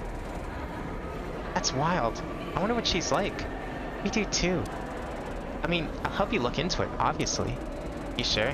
You deserve to take a break after you get out of here Saturday. Please, don't immediately jump into something else. Oh, it's no problem. I promise. I want to help. It's appreciated. Finish off what was on my breakfast tray and sat back. In more current matters, are you guys joining us tonight? For your excursion to Cape Soya? I thought you wanted it to be just you, Chio, and Tsuki. No, not that. I'm dragging Tsuki out to the arcade. Oh, God. Hey, it's gonna be a blast. None of that. Regardless, Alice and I were already planning to go to a night market. Why don't you guys just go afterwards? We can group up at the arcade, and once we're done, we can all go to the market. Ooh, I like that idea. Fine by me. Don't expect me to be a huge arcade junkie. Bet. Don't give me that look. Around 8-ish, I think? Tsuki, Chio, and I need to leave an hour before midnight. That should be enough time to allow us to do both the arcade and the night market, yeah? The night market closes at 11, so that works out pretty well. Sounds like a plan. Alright, I'm gonna head back up to my room and see if Allie's up yet. I'll let her know about the plan, yeah? Sounds good. We're just gonna head out for a walk anyway. Oh, have fun. Okay, see you guys later tonight. This game's writing's bad. I just feel like it needs a review for Pledge. I guess we just have two different opinions when it comes to writing styles, because I think this writing's great. I think it's an awesome it's been a great story so far, and definitely I think the people in charge of writing here know what they're doing. Unlike them Dawn Trail writers, they kind of suck. I don't really know what needs to be like changed about it, that's all. I walked over to where the dirty breakfast trays were slid in and slid mine into the holder, then walked over to the elevator and rode it back up to the room. Kanchi Nichi Botsu, huh? Like, everything here has been said for a reason. I don't understand how you can not say things and show them instead. Like, I apparently, I guess, like, I don't know. Mind reading? Okay, let's introduce mind reading, I guess, for emotions. In a story about emotion, let's just have everyone assume they understand emotion. Later that night, the five of us had arrived at the arcade. Chio had stayed behind at the hotel to prepare for our journey to Cape Soyev later that night. Tsuki, are you ready to have your world rocked? No. Don't you think you're hyping her up a little bit, Saturday? No. Oh, God. The arcade building we ended up choosing was a giga building with 5 floors. It was open for another 2 hours. That's an amazing sounding arcade. 5 floors. We're lucky to get 1. Streets of Sapporo were crowded as snow fell down as we walked along. Being in the north of the country was naturally very snowy during this time of year, and that's where a lot of snow-related festivals to accommodate that. Dude, I live in Canada. We have like 2 arcades in my city of Edmonton, and they kind of suck. They're pretty much just really fancy Chuck E. Cheese's. 90% of the games are fucking mobile games ported to arcade machines for some reason. There's like 1 set of Mario Kart, and there's 1 Pump It Up machine. That's it. That's the entire arcade. Oh, and I guess there's skee-ball, because, you know, every arcade here has to have skee-ball. That's what we have for arcades. There's nothing even remotely enjoyable anymore. They used to be fun. They used to have way better games when I was a kid. They were different. They didn't have, like, fucking mobile game ports. You didn't play Doodle Jump at the arcade when I was, like, 7 years old. That wasn't a thing. But that's all they have now. Like, I'm lucky to even have any arcades in the city, but it's like the only games I'm interested in are the rhythm games. And we get Pump It Up. There was an arcade that had a Stepmania custom machine. And I don't even know if that arcade exists anymore here. The next nearest one that has rhythm games is way over in British Columbia on the coast in Vancouver. That's like a 10-hour drive, if not more. So yeah, going to Japan just for the arcades would be amazing. Hell, do you know what? Going down to the States for arcades would be pretty cool too. Because at least they have rhythm games down there. Maybe it's a good thing Chio isn't here. Does she have like any heavier outfits? I've never seen any. Me either. No. Damn. Imagine walking around up in like some snow-covered city and whatever Chio's wearing, considering Chio considers clothing. Living down in Tokyo for most of my life, we got a bit of snow, but never anything like what you see in the north. I definitely hadn't seen much at all in my time in Tanegashima in the simulated world, so I was enjoying the weather. Finally, we arrived in front of the huge building and walked inside. There's a non-zero chance it was the same arcade since until a few months ago I was in Vancouver. Probably. I mean, I don't know of any of the arcades in Vancouver. I just know they exist because of Xenius Eye Vanisher, which has like a big arcade map where it lists like all the rhythm games. And there's apparently some in Vancouver. Like, you can look at, if you zoom the map out, there's like no dots at all in Alberta, and there's like a few in Vancouver, a ton in Ontario, and then like the US is like painted red along the coast. It's like, what the fuck? Okay, not even just rhythm games. I just want half decent arcade games. Like, we have 2 in the city, and they're the exact same place because they're the same part of the same chain of arcades. So they have the exact same games and exact same services. There's no reason to go to one over the other. And so, like, once you've been to one of them, you've been to both of them. and both of them kind of suck because any of the ticket redemption games at the arcade are just luck based because heaven forbid we have skill based games anymore in arcades. And the ones that are skill based, one, they don't give tickets, so I mean that kind of sucks, but whatever. But they barely exist. Like there's like 3 of them. You have like the dance machine, you have basketball, and you have skee ball, and that's your 3 skill based games in the entire arcade. Everything else is like so heavily luck based. It's just not fun anymore. Like when I was a kid, arcades were just full of skill-based games. Everything was skill-based. Everything was like there's actually barely any video. The arcades I went to, there's barely any video games. It was all like physical type of arcade games. A lot of them involved like, you know, you had balls, you were given balls, you had to like roll them down a ramp and like aim into holes. You had to like, there was a lot of throwing games. One of my favorites was one where you put in a token and it was like a catapult, so you had to like aim it at different holes, and then depending on which one you got, that's how many tickets you got. That one was really fun. I haven't seen that game in years, but there was like so many variations now, and that thing was everywhere. But nowadays it's like you get none of that. I wonder if like part of that's just because we've moved on from tokens, and so I feel like there's a lot less drive to have things be physical and skill based, I guess.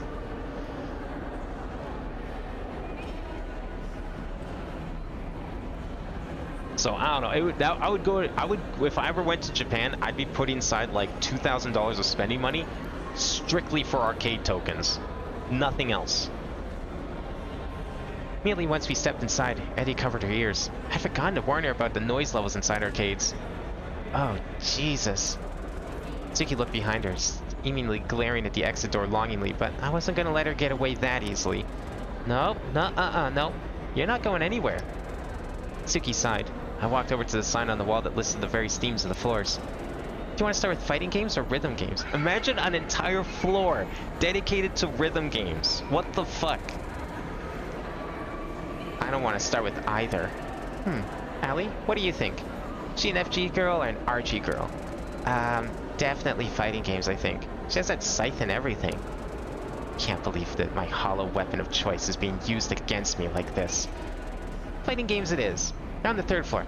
Let's get a move on. I skipped up the stairs excitedly, Kotomi and Allie following close behind, and Eddie and Suki slumped down at the back, exasperated. Okay, so, I mean, you know what a joystick does, right? I'm not that stupid. Yeah, so it's like that. Basically, you want to change a bunch of button inputs together to do combos and drain the other player's health bar. Seems reasonable enough. Can I go up against you? I gulped. Are you sure? I'm pretty good. I don't want you to have a bad first time experience, so like... 5 minutes later.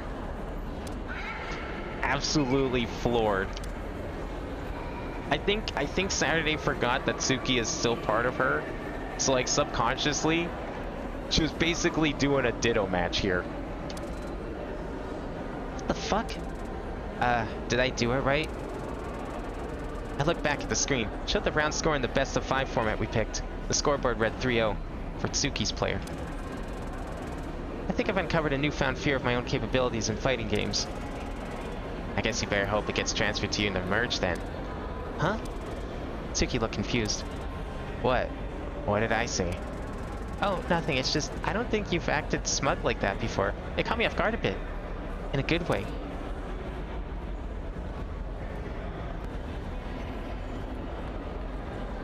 What?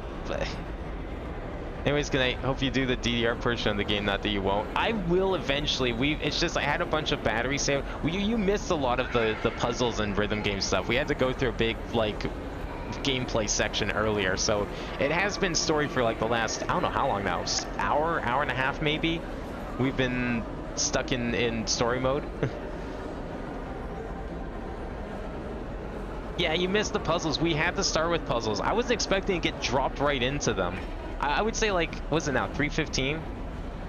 Yeah, I would say like for a good like almost 2 hours of this was all puzzles.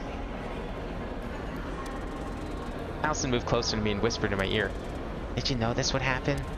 No, I didn't know she would regain some humanity by playing fighting games. Oh my god. Okay, again. You're going easy on me. Give me everything you've got. Okay. I wasn't even going easy on you. We played again. This time everything changed. Actually only lost 3-1 this time. Jesus Christ. Damn, wait. This is kind of fun. I'm glad you're having fun. After a few matches, I felt Eddie tap on my shoulder. Hey, what's up? Do you need to go outside? Sorry, I forgot to worry about the noise and... Put me in. What? Put me against her. Huh? Sure, come up. Seeing that followed would be described akin to a complete reversal of everything Tsuki had gained in the past month. It was almost painful to watch. When a freaking PNG tubers removed an emote I like, so imagine the guy face down and pull up his tears.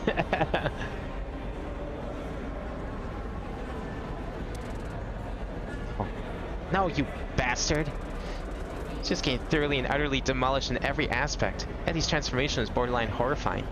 Wait. Okay, they said they're from another universe.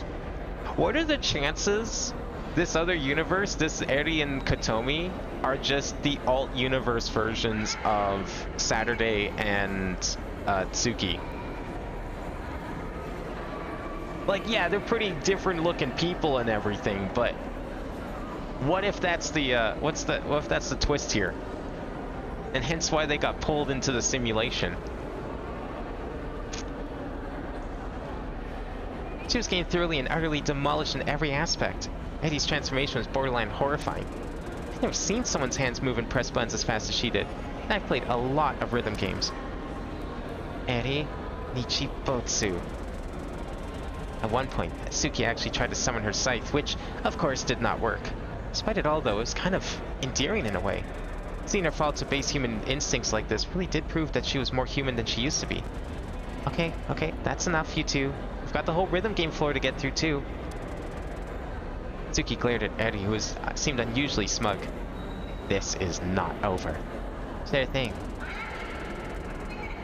Tsuki made an uncharacteristic hissing noise, and we stepped back into the stairwell to go up the floor. The next floor up was lined with multiple cabinets of various kinds of rhythm games. This is where I'm out of my element. Which one do you want to... Oh, holy shit. Alison looked at me inquisitively, following my gaze, which landed on a small multi-game installation. Is that a noise arch capo cabinet? I've been looking for a place that had one of these for ages. Is that uncommon? It is. AC cabinets are expensive to acquire due to their exclusivity to the 6 minutes later. So basically, yeah, it's a little uncommon. Yeah, that's about right. Anytime you try and explain why a rhythm game this or that is like good or rare or something.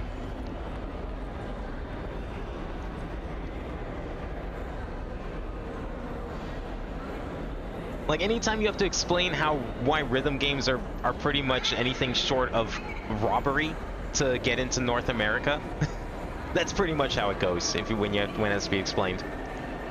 Everyone had already long since stopped listening except for Tsuki and I. Okay, no. We're here for Tsuki. I can play noise AC later. So, which one do you want to do first? Tsuki looked around, surveying each of the vastly different machines. That one. She pointed to a dance game. Oh, God. Are you sure? I'm very not good at dance games. Seems the most fun to try. I sighed.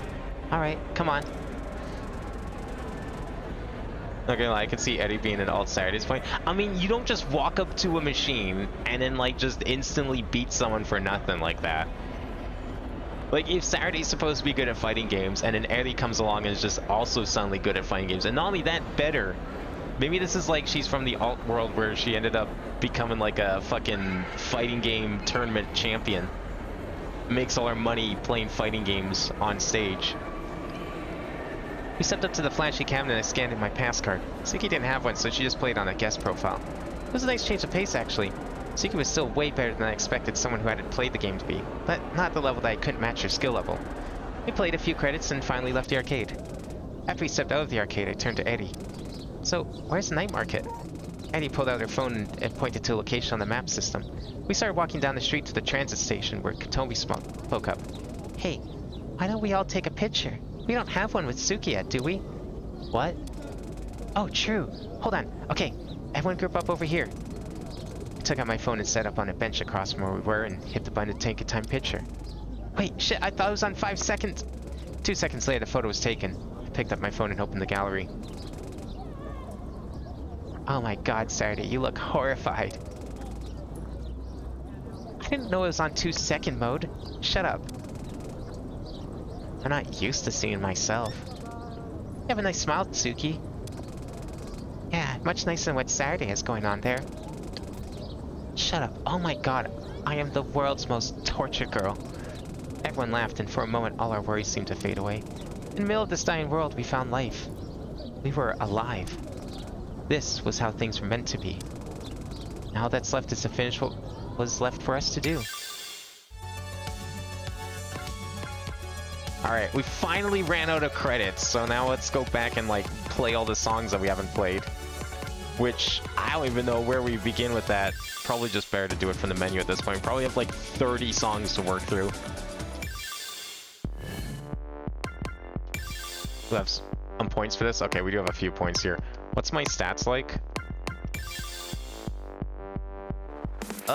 Probably should get some support. Support's like constantly. We will check in on this and see how far we can get eventually.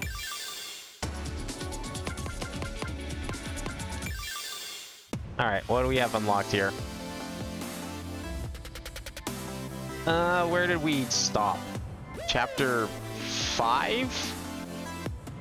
I think we played most of the stuff on here. Yeah, we kind of played that one. So chapter 5, I think, is when was the last time we had stuff we didn't need to play.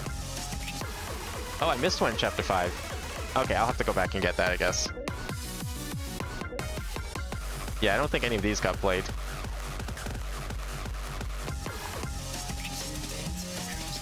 Let's go main story and sort default. I mean, this works too. I just couldn't remember like if it was chapter 4 or 5 that we were last on. You pay her whenever a game repeats a word too close together it bothers you. Man, how do you even like enjoy stories when you start then that's all you can think about. Alright, let's just start at the top. Apparently I didn't unlock this. Wait, we played this one though. Oh, right, because I couldn't beat it on middle, that's why. Yeah, okay, I remember. Okay, that's fine. Alright. We need some battery, so let's go with battery. We're probably going to need some points eventually, but we'll go with points too.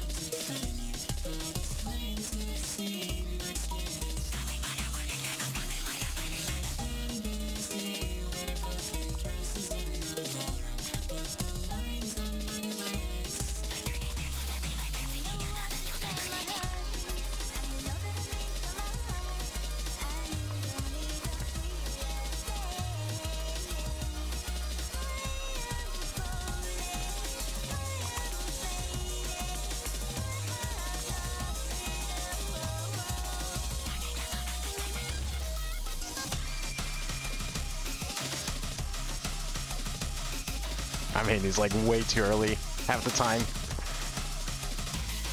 And then I try and slow down and now it's late.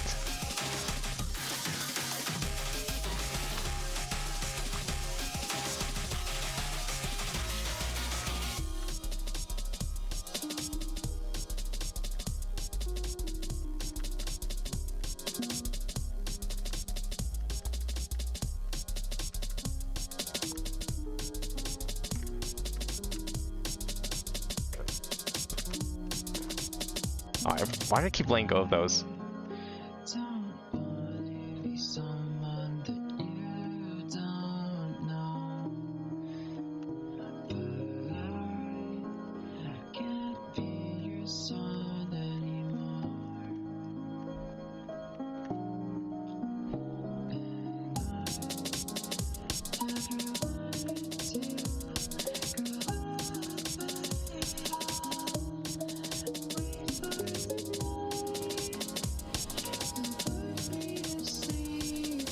Get my right hand just... Okay, now my left hand's doing it too. My right hand just, like, did not want to hang on to any of those hold notes.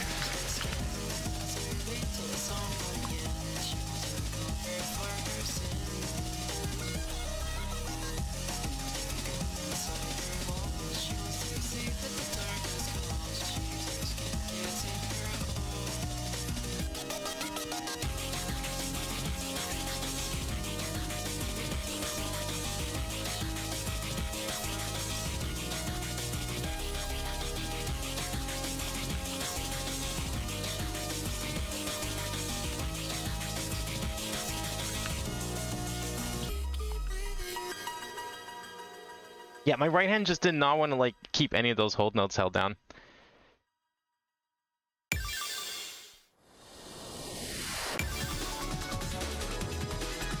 See, I feel like, okay, so going back to the writing thing, I feel like there's analysis and, like, grammatical stuff, but I think at some point you have to understand that what you're describing is considered normal writing.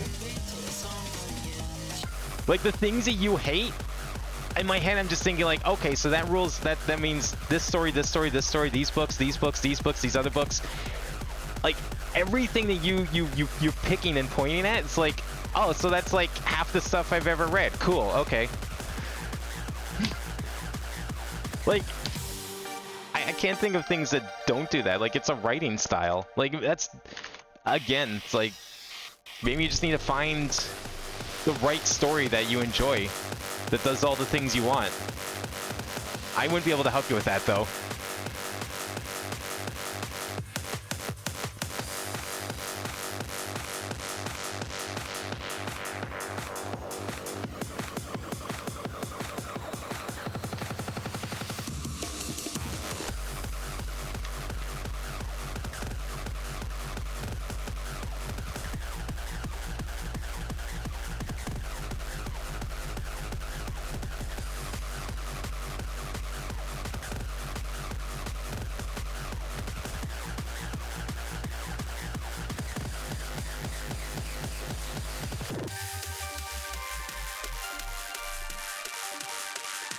There's a song that I'm like picturing in my head that reminded that beginning section reminded me a ton of, and I can't remember the name of it. I believe it was in Voice, but I just can't remember the name of it.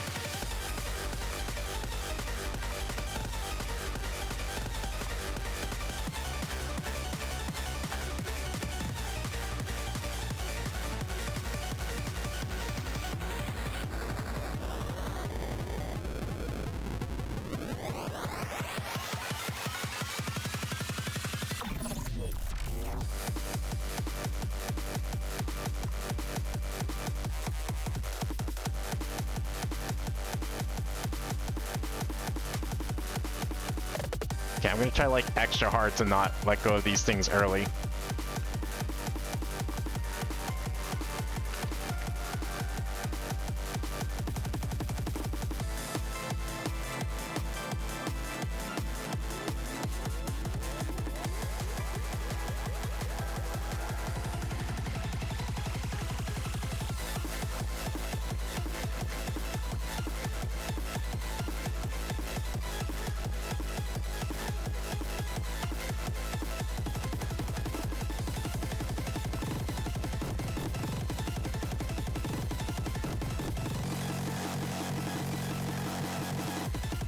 Oh, a little speed core in there.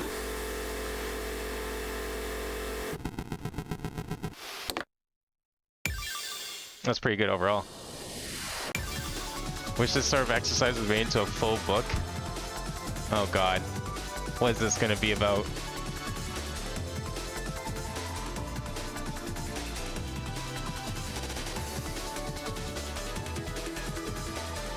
Oh, it's like oh, this is yeah. It's a game. I think there's a few different names for it, but yeah, the idea where like someone starts a story and then someone adds to it.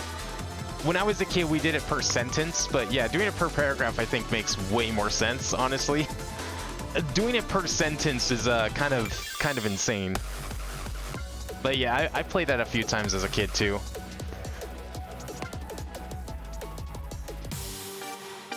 Usually when I participate in it, though, I did my best to like derail the story as much as possible to see if anyone, how much work it took for someone to like put it back on track. Oh God, we got gimmicks. It's the wave gimmick. I didn't turn this on by accident, did I? I don't think I did.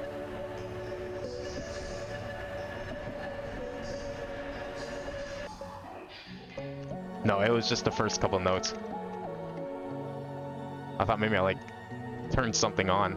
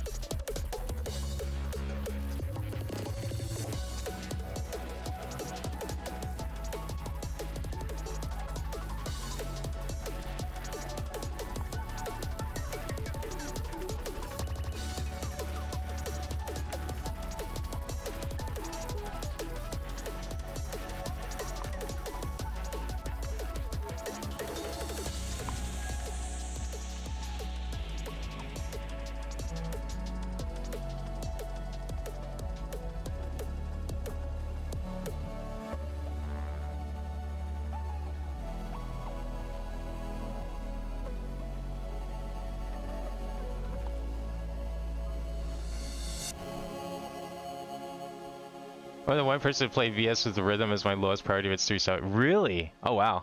Like I like rhythm games, I love puzzle games, I love this story. Yeah, this one, I mean, this game is definitely, the charts in this take some getting used to. I've said it a couple times before, but I could go back and like, I swear, if I booted up DJ Max right now, we'd be doing a lot better. I would be looking a lot better here. These charts are something else. There's like a spectrum when it comes to like VSRG charts. I like to think of it as a spectrum. On one end, like the far extreme end, you have Osumania. I don't know what the fuck the people over there are doing because those charts are basically just mash every button at once, and it's like hold note central. This is like a step behind that. This is a little closer to like the DJ Max kind of and Beatmania kind of end, where things are logically designed and they make sense and they have structure to them. And it's not just a bunch of notes spammed at you for the sake of it to make it arbitrarily hard.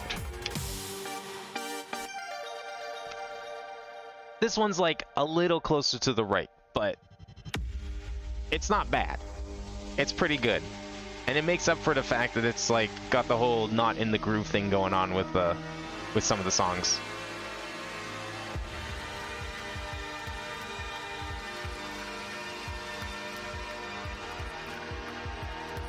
Like the opening charts in this game are a lot closer to what I'm used to from other rhythm games.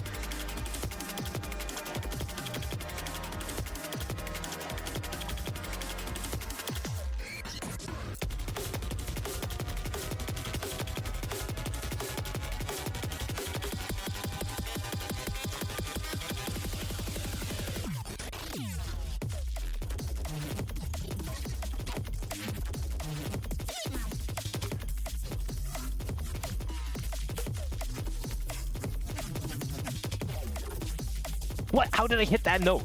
That hit so early.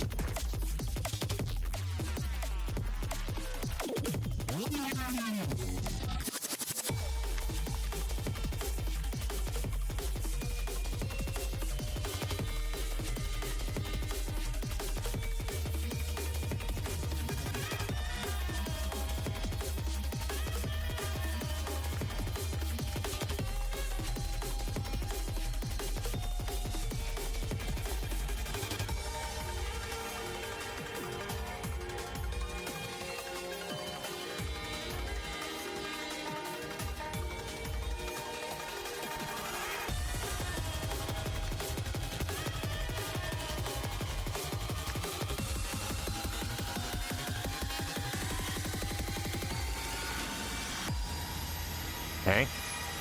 Not quite done yet.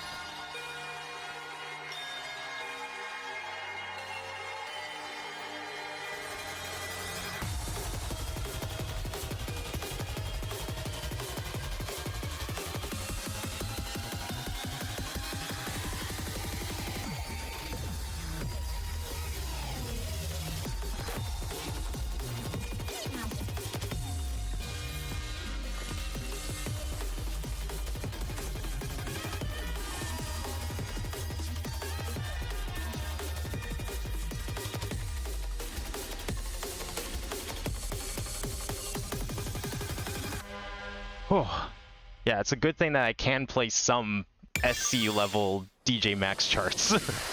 You kind of need to know how to do that for this.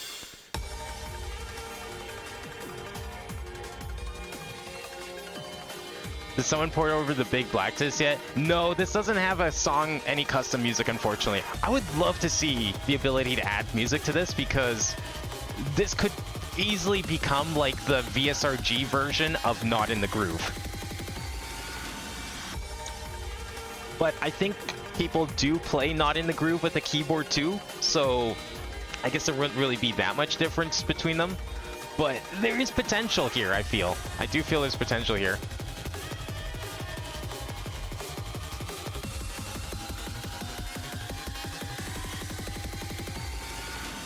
Is this game like hostile against it? That's really sad.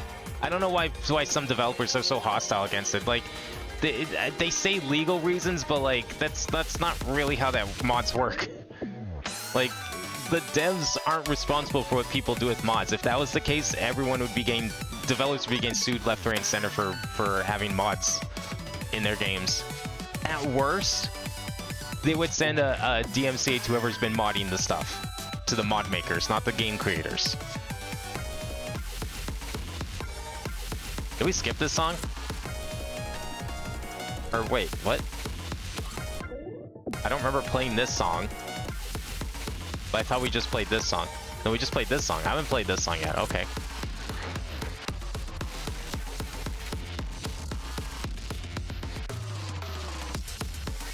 Even earlier this week they added a new song, I think. Yeah, there was supposed to be an update this week, wasn't there? Hang on. Was there an update recently? August 10th there was an update. Kind of. Well, apparently online is offline at the moment. Down for maintenance. Oh yeah, there were some new courses added on August 9th, yeah. New sound scan map. Some extra stuff, bug fixes. Yeah, it looks like maybe new courses and ensemble. I would imagine those new courses probably have some new music in them.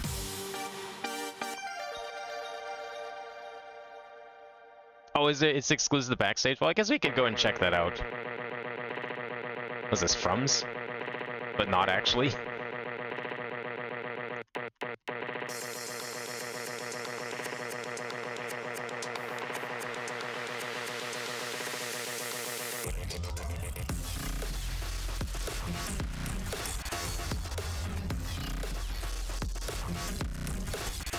I guess it's just evil Frums. You know, the version of Frums that makes like super heavy hardcore music instead of whatever the fuck you want to call Frums music.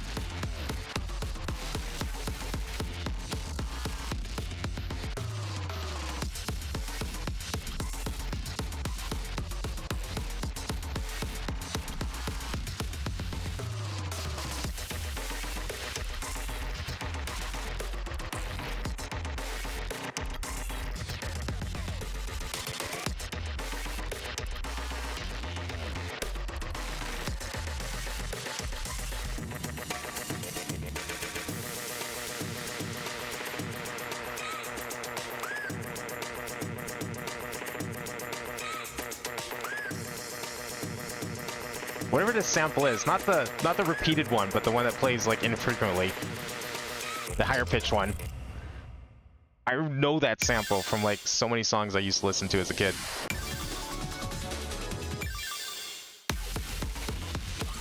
How do you have a song that's only available in its secret difficulty? I mean, pretty easily. If it's like a joke chart or like insanely hard, like let's go back for a second. What's the song called? Is it gonna be at the bottom? Okay, that's the one we unlocked. That was already there. Oh, this has a secret difficulty.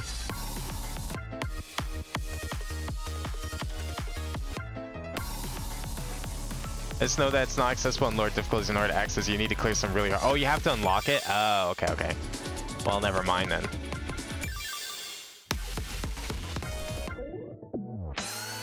Ooh, this one sounds kind of funky.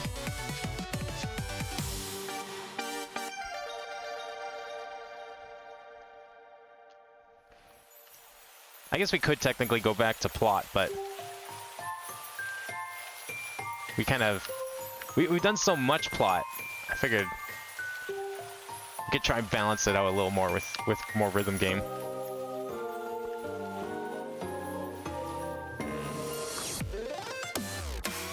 Ooh, that felt good to play actually.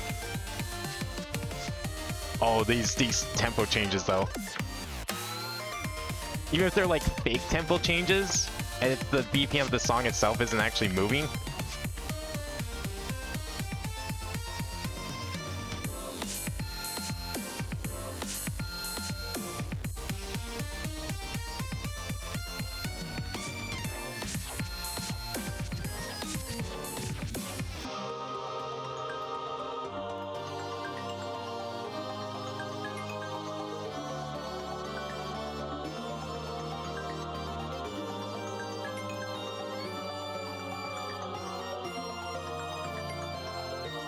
The hold note spam like this is pretty much every single Osu Mania chart. And this part here, this would also all be old hold notes.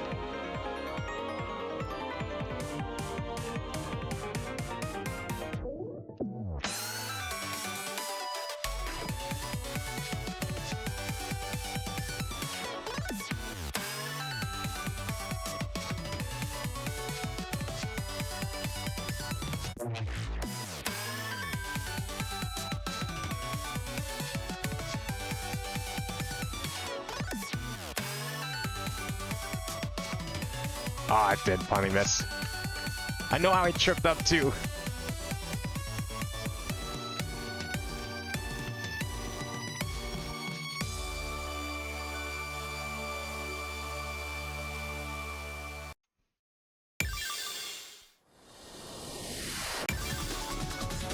Can I assume I unlock everything that's still unlocked if I haven't tried? I don't want to try.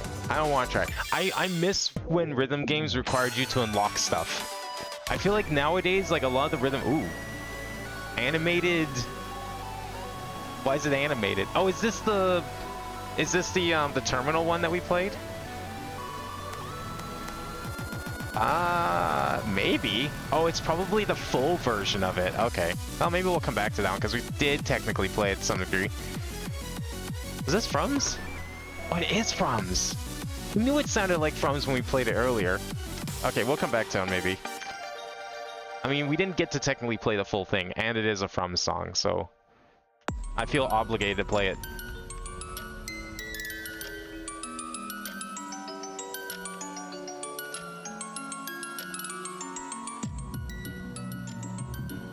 Yeah, I don't know. I miss when rhythm games, like, you had to, like, unlock them. I don't care if, like, some of them were, like, insanely hard to unlock. Those were my favorite things to do in old DDR games on PS2.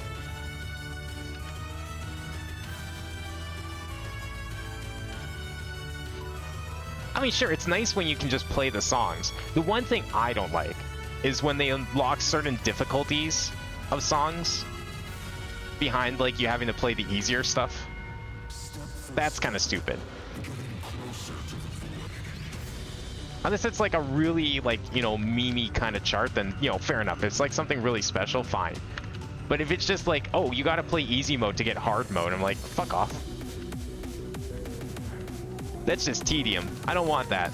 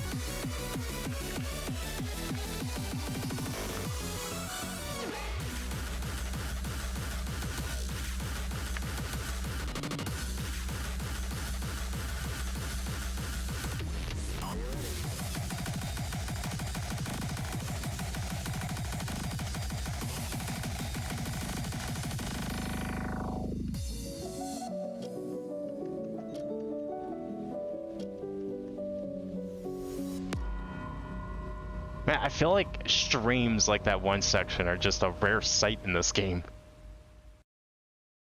Usually you have to have at least one hold note in there somewhere.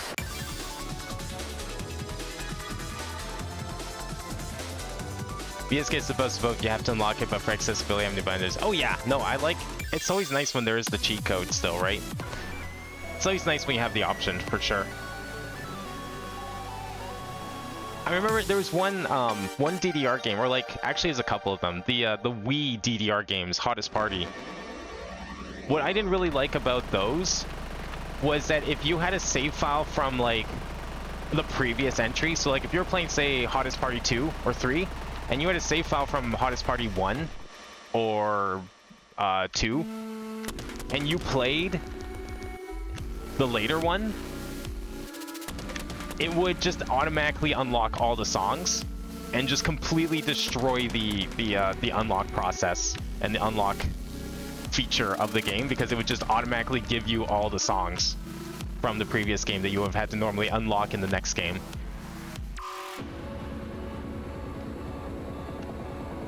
And since, you know, it's on the Wii, so I can't just, like, you know, take the memory card out of the system or something. So I'm just like, okay, well, I guess I just can't, you know, enjoy the unlock process in the later Hottest Party games because I've played all of them.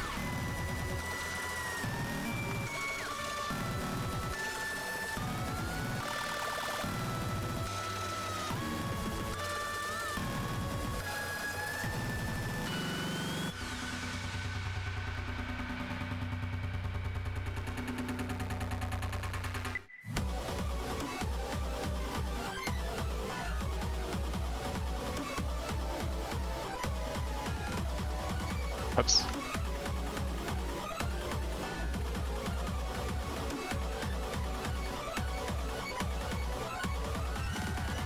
Ah, damn. Almost past that section.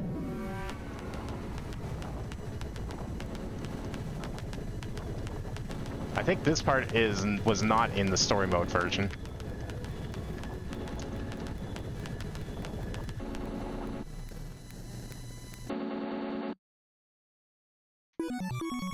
Oh, here come the mines. This part. Wait, was this was the one with like the million mines, right?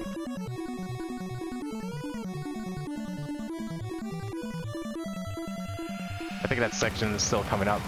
Yeah, I think this was the section with the million mines at the end. Unless that was this section.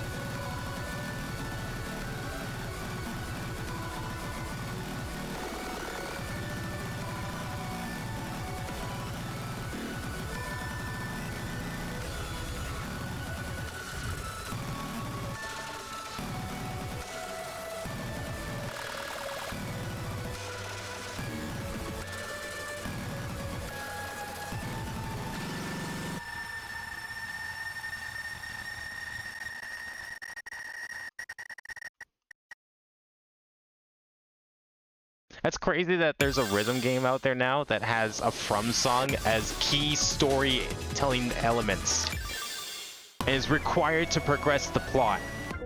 Never thought I'd see that. That's sick. Alright, so we have I think we had a couple in... Which one's this? Is this the boss song or something, or do I just not buy this one? I probably just didn't buy that one yet. Apparently I played some... Oh, you know what? We probably got these songs... I think we got these songs in the course mode, right? Or soundscape or something, right?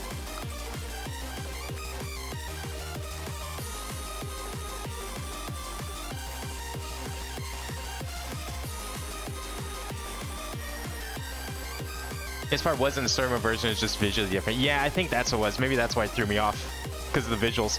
I kind of wish you could like play with those visuals on. You know what? I would take that terminal mode as just a skin in general. I would play with that terminal mode on like 100% of the time. For some reason, I found that terminal like looking section of that song in the story way easier to read than like the normal stuff by far. I would just play with that like 100% of the time.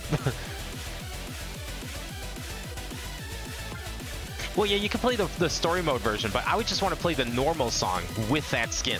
I would do it. Like with the terminal skin.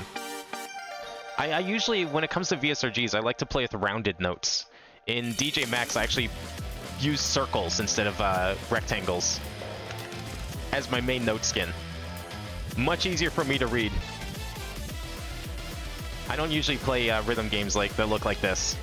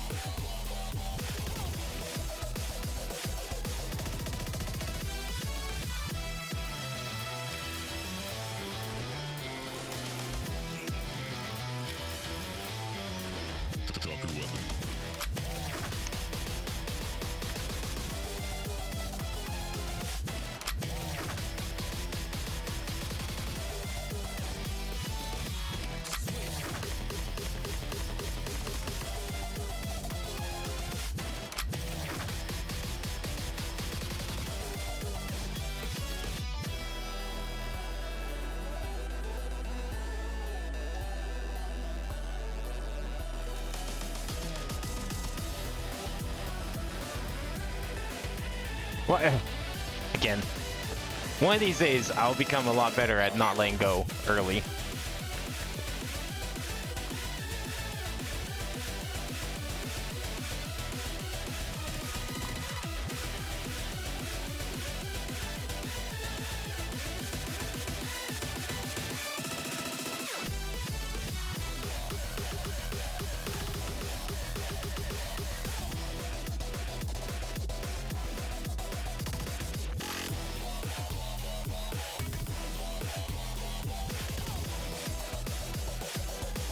Okay, again, I thought those were trills that were alternating. They were not. That's twice I failed that. All I had to do was mash.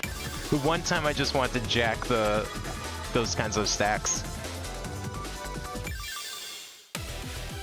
It looks like a really easy 10. It kind of was an easy 10. That did feel like a bit on the easier side. Okay, I wanted to put that in my favorites ever since we played it in the thing. What's this one? Alright, time to get rocked by an 11 plus. Especially if it has fade in.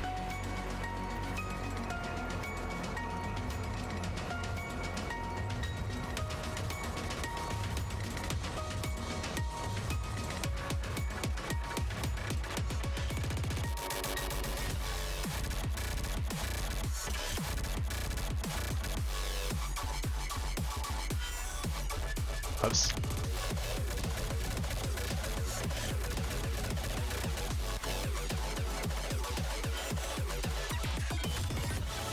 Oh no. Okay, that wasn't too bad.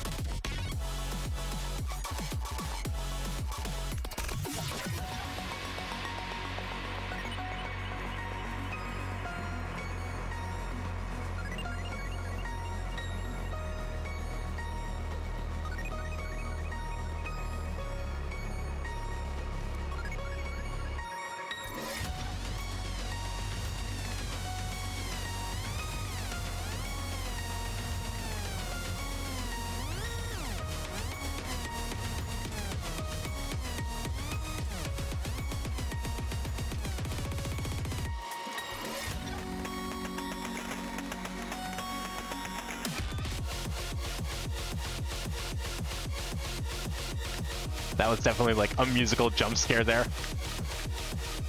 I was expecting to get like a few more measures of the slow music box section.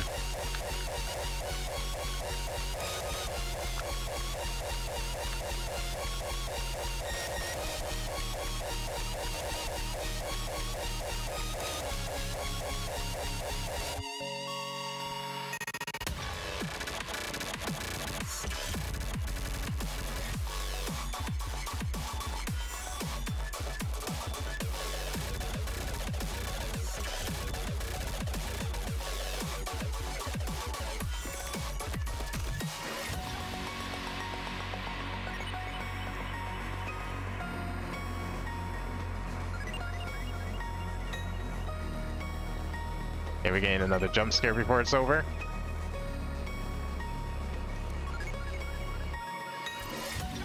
Oh, maybe not.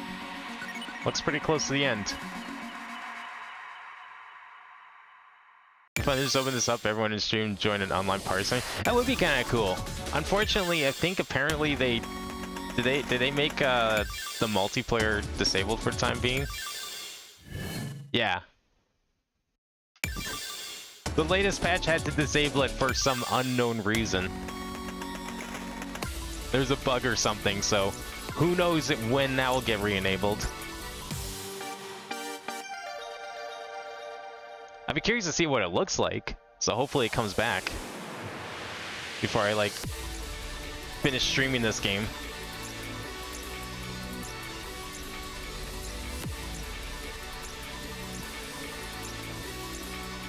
I'm noticing that a lot more of the chapter music is now having gimmicks. Again, very good progression of difficulty here in this game.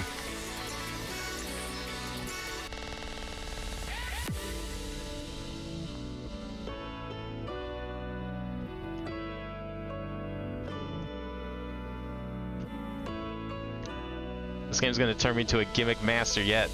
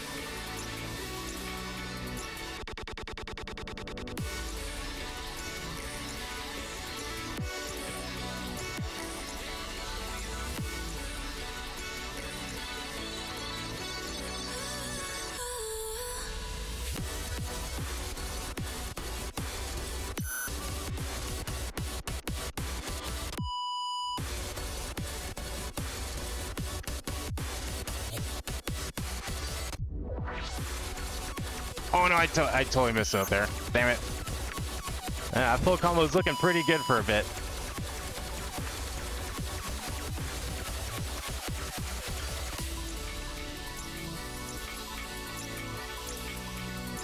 Yeah, I was actually pretty close to the end too.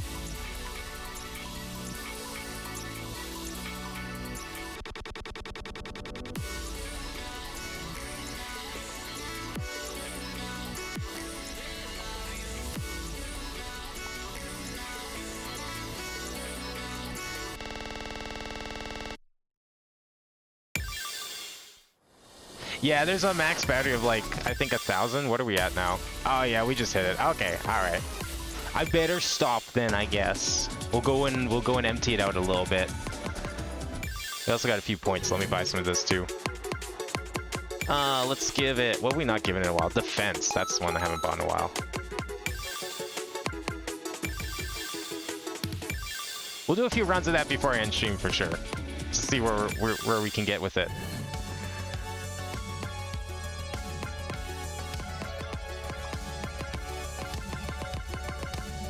Okay, where we stop buying things here.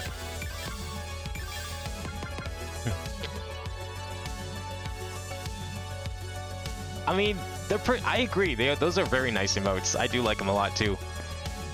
I tried making my own emotes once, back when I had affiliate. Didn't go too well. Well, I mean, I guess they were fine, but they weren't really... I'm not an artist, so... My art tends to be a lot more mathematical in nature, let's call it. Definitely not hand-drawn, that's for sure. Yeah, there's a class system. So currently our character in the Tamagotchi thing is Saturday. Is the class called Saturday. And I think we can switch to a new class because we've reached a level threshold for it, I believe, maybe. And if we haven't yet, we definitely will, I'm sure, once we get, we do a few more fights, I would imagine. Yeah, this game has everything. Just when you think you've seen all the genres this game has, it throws another one at you. We did fishing last time. There's a fishing minigame. As you drove under the night sky, I felt something rest on my shoulder. Ah, Suki's asleep. I don't know if she or Dawn needed to sleep before their time on Layer 0, but regardless, she was evidently tired. She definitely needed that rest for what was coming. How you feeling, Saturday? About as ready as I can be. I don't think there's any universe where this isn't scary. Yeah, I'm glad you're hanging in there at least. We're headed to Cape Soya, northernmost point of Japan. Due to how the Duskbreaker simulates time of day, there's a brief moment in the turnover between days where the simulation processing is slightly weakened. We intend to use that to our advantage to backdoor the system to the best of our ability. I looked at my phone. It was 11:57 p.m. And just then, Chio stopped the car. I can't believe this super detailed simulation of Japan gets frame stutters. You think it's built in Unreal 5? We're here. Ready? Yeah. Hey, Tsuki. Up and at 'em. Tsuki's eyes fluttered open as she sat up quickly, seemingly embarrassed. Her eyes adjusted to the light and she understood. Ah, right. Okay, let's go. We stepped out of the car. Despite the importance of the location, Cape Soya wasn't very extravagant. It housed a simple stone monument listing its statues as the northernmost point and a small number of tourist attractions around it. We stepped up to the monument and waited. It was 10 seconds to midnight. Tsuki and I steeled ourselves, ready to jump on anything that seemed odd at the turnover to midnight. 10, 9, 8, 7, 6, 5, 4, 3, 2, 1. There! At the turnover to midnight, a piece of the stone that made up the monument began to twitch and glitch out. I rushed forward and tugged at it. A piece of geometry gave way and I peered inside. Do you think you could speedrun this simulation? Like, imagine if we had simulations like this. You think people would speedrun them? There'd be a leaderboard on speedruns.com. People finding exploits. What would even be the objective? From above, I could see the inside of the room that Storyteller and I had stood in before the merge process. It was the Dustbreaker's core. I pushed my head through the seam in the world and pulled on a piece of the world, ulling it out and into the simulated layer. It's a remote piece of the Dustbreaker's core. Looks like it lets us remotely access the terminal. Oh my god, we did it? Hold on, something about this isn't... Before she could finish speaking, however, all three of us heard a clicking sound. It was a familiar clicking sound, one I'd first heard many months ago in the Okawachi Shrine, but had heard over 1,000,000 times since then. The clicking of a gun. And what, may I ask, do we have here? Three of us turned around in shock, though we shouldn't have really been surprised. Of course, it wouldn't be that easy. Just a few feet away from the monument stood a tall, familiar figure, the Liberator. Trying to backdoor your own creation, are we, Chio? I thought you had more respect for your own work than to hack into it just like that. Chio grit her teeth. Lives are at stake here, Dawn. We're doing what we have to. What you have to? That sounds a little weird to me. What you had to do was enjoy the rest of your days peacefully, and wait for me to come to you on the turn of the new year. What are you talking about? What's happening in the new year? Dawn laughed an emotionless laugh, or so it seemed. Fine, I'll humor you. You already threw away the chance at peace I gave you by coming out here to pull such a ridiculous stunt in the first place. Yeah, as if she was gonna follow through on that promise if we didn't. Cut the villain act and just get to the point, Liberator. And of course, if it isn't our very own traitor. What a crowd we've got tonight. I hope all the folks watching for your precious little TVO clients are entertained, because I sure as hell am. Suki tensed up as if to get ready to attack. I held her back. She was clearly trying to provoke us. At the turn of the new year, I prepared my own little escape rope just for you. The ultimation. No, you set up the fucking... What the hell are you doing? Of course you wouldn't know what it is, wouldn't you? How does it feel, World Keeper? I'm finally putting your precious little backup plan in motion. Keep myself as composed as I could, I turned to Suki. Suki, what's the ultimation? It was a backup plan. A backup plan that I prepared during the initial events of the Severance of Emotion. A program that corrupts the simulator entirely. What? Why the hell did you... I don't know. I can't figure out why I did half the things I did, okay? I'm sorry, and you... She turned it back to face Dawn. Are you insane? I thought your MO was to save Saturday without me. What the hell is corrupting the simulator supposed to do to help that? Dawn laughed again. Because it doesn't give you a choice. What? Oh shit, you were on like a GDQ marathon? Yo, that's actually really sick.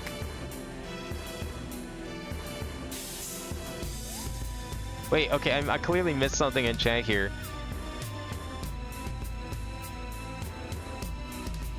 Oh, you speedrun Tunic in VVV? Oh, damn.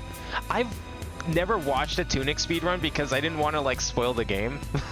I want to play through that, like, fully. I don't know if I would ever stream it, but I do want to play through it because I played some of it, and I was really enjoying the puzzles. But it was like, I think I was playing on Game Pass, so I didn't own the game because I got rid of Game Pass, so I wasn't able to play that version. So then it came free on PS Plus, and I started up there, but I didn't get quite as far as I did the first time through.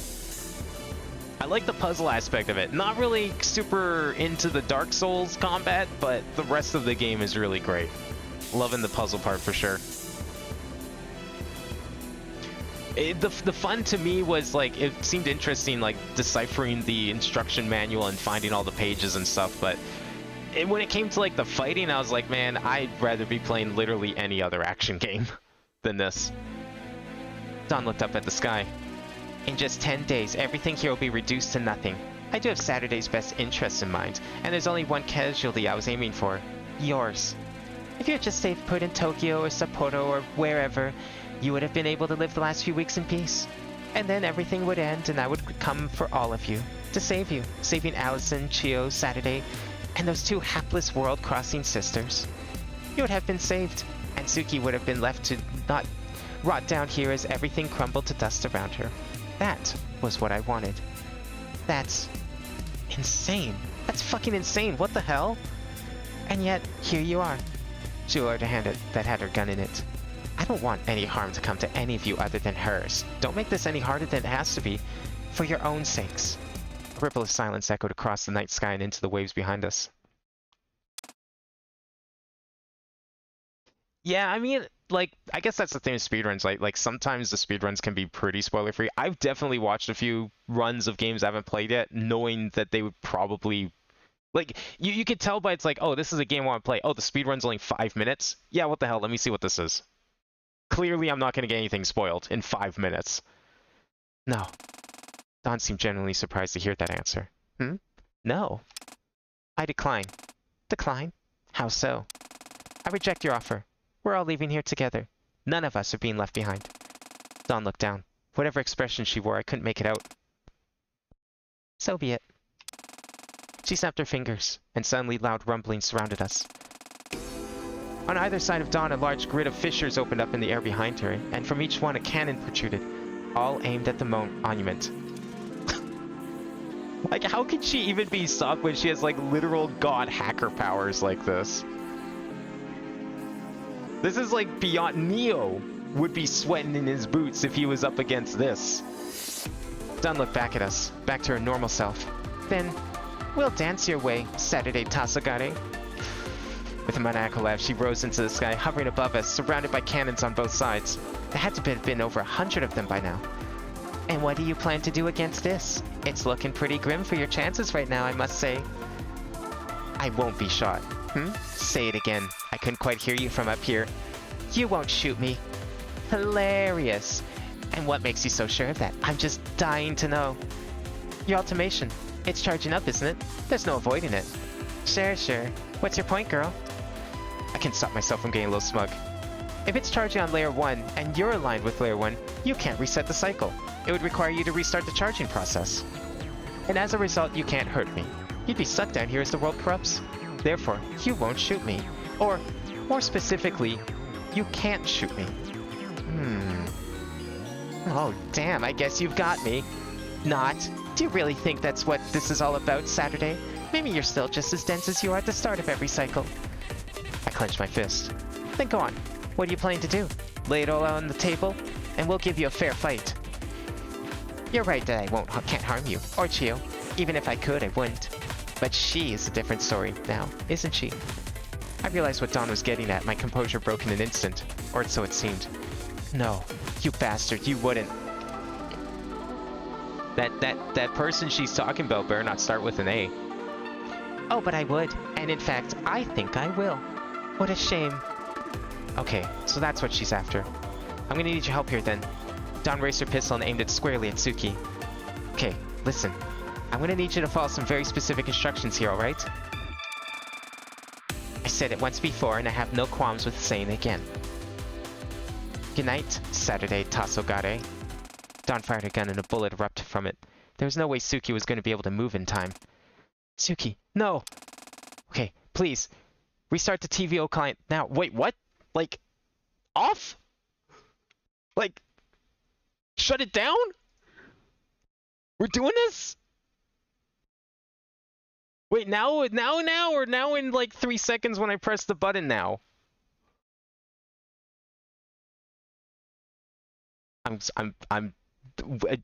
Do we? Do I click stop on Steam right now? She said now. All right. I'm stopping it. Game's closed. We're doing this.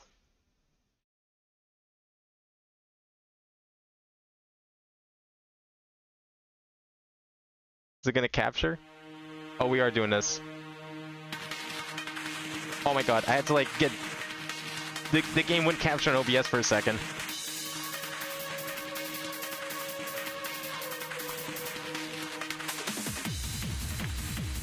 Why are the notes like outlined in white?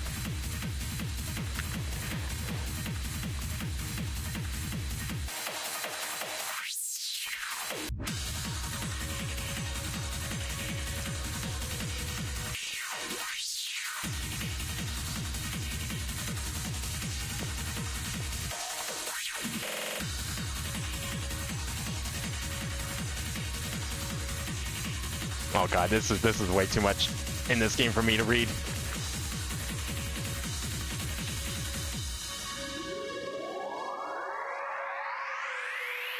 you understand now? This world was never ours to intervene, and yet here we stand.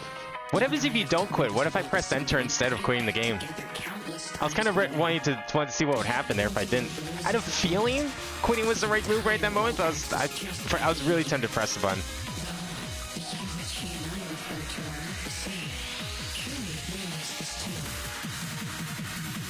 Oh god, it's like frame skipping, but on purpose. I hate that.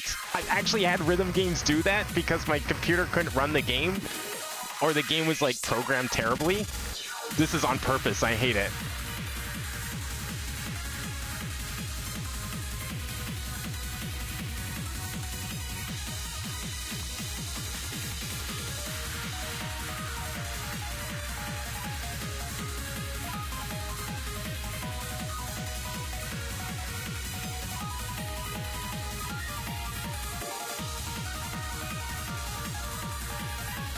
I don't know if there's like anything special about those white outlined colored notes, but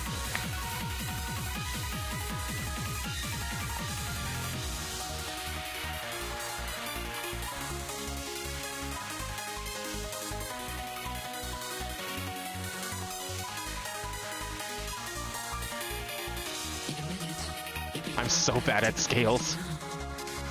You know what you need to do now, right? Then lock onto your prey and drive it in. Make her story complete. I know you will not disappoint me.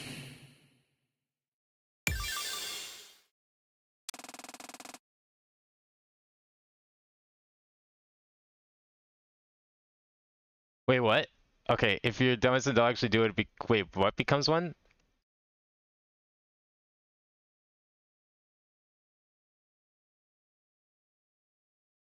So wait, what happens if you don't close the game and you press enter instead? If you proceed, Suki gets shot? Oh, wow. I mean, I guess that makes sense. Well, where does it put you then? Like, is it just like, Suki got shot, game over, and then you just reload somewhere, or? Takes you back to the flowchart? Oh, and then you just have to skip to the thing again? A gunshot, an impact, the sound of splattering blood. But nobody could see any of it. Wasn't that ever existed? It did.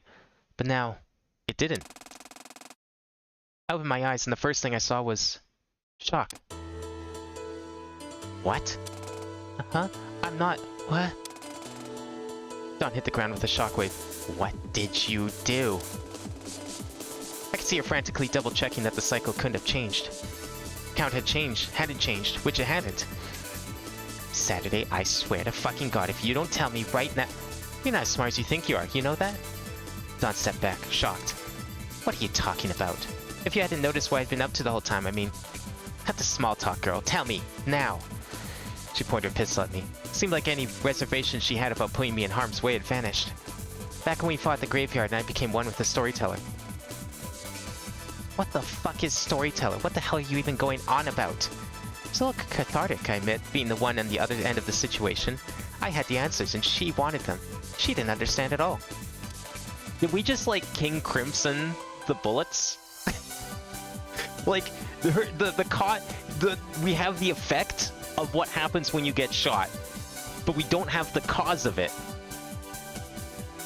So, like, there's blood splatters because you'd expect that from getting shot, but the actual wounds that cause the blood splatters don't exist because we closed the game. I think we 100% just pulled a King Crimson. Yeah, I'm surprised Dawn didn't know what the storyteller was. I thought she was well aware of her.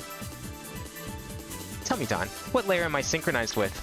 How many layers of irony are we on right now? You're layer 0. You have to be layer 0. There's no conceivable universe where you aren't layer 0. You are like little baby. Correct. I am synchronized with layer 0. Then why... Hey, Dawn, have you ever heard of a video game emulator? You aren't saying you couldn't have... You saved and reloaded the entire state of the World Keeper? I smiled. Dawn staggered back in shock. She was quickly realizing there was little she could do to counteract this. Shit, you're fucking mental. I stepped forward. Game is over, Dawn. You've lost. It seems like my one-up on her wouldn't last very long. She quickly got up and brushed off the dirt that had gone on her dress in the fall. If you think that's going to be enough to take me down, then you haven't been paying attention. I glanced up cautiously, unsure of what she was planning. Are you forgetting the one thing that I have that you don't? No, she didn't fall. She, like, jumped down from her, like, cannon perch and then shockwaved the ground, and so she was still, like, down there, I guess. Yeah? And what would that be? Don smiled again. Another cold smile devoid of any sympathy. The end of the world. It's not charged up yet. Don't try to trick us with that. Who said it needed to be fully charged? Do you wait until your phone is at 100% before taking it off the charger? Yes.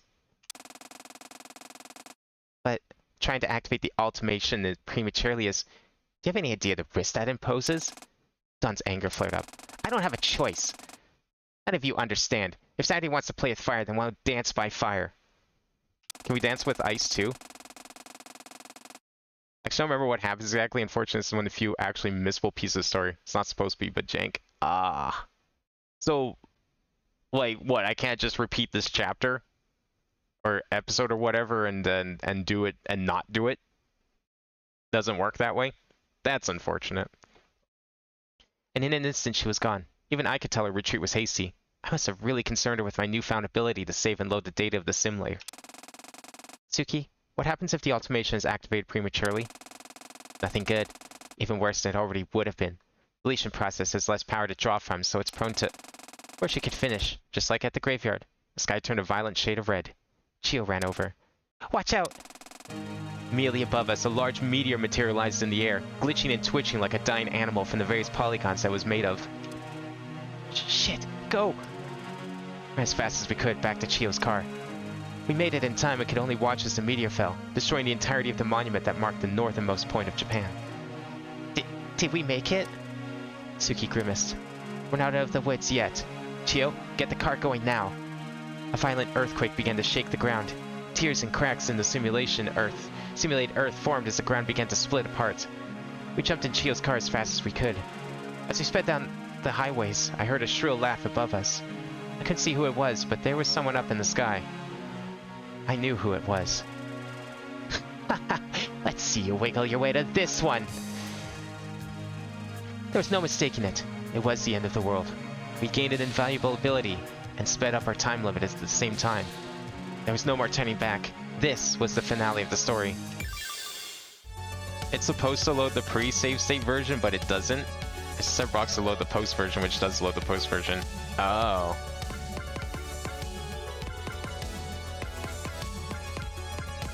Why did it put me all the way back there?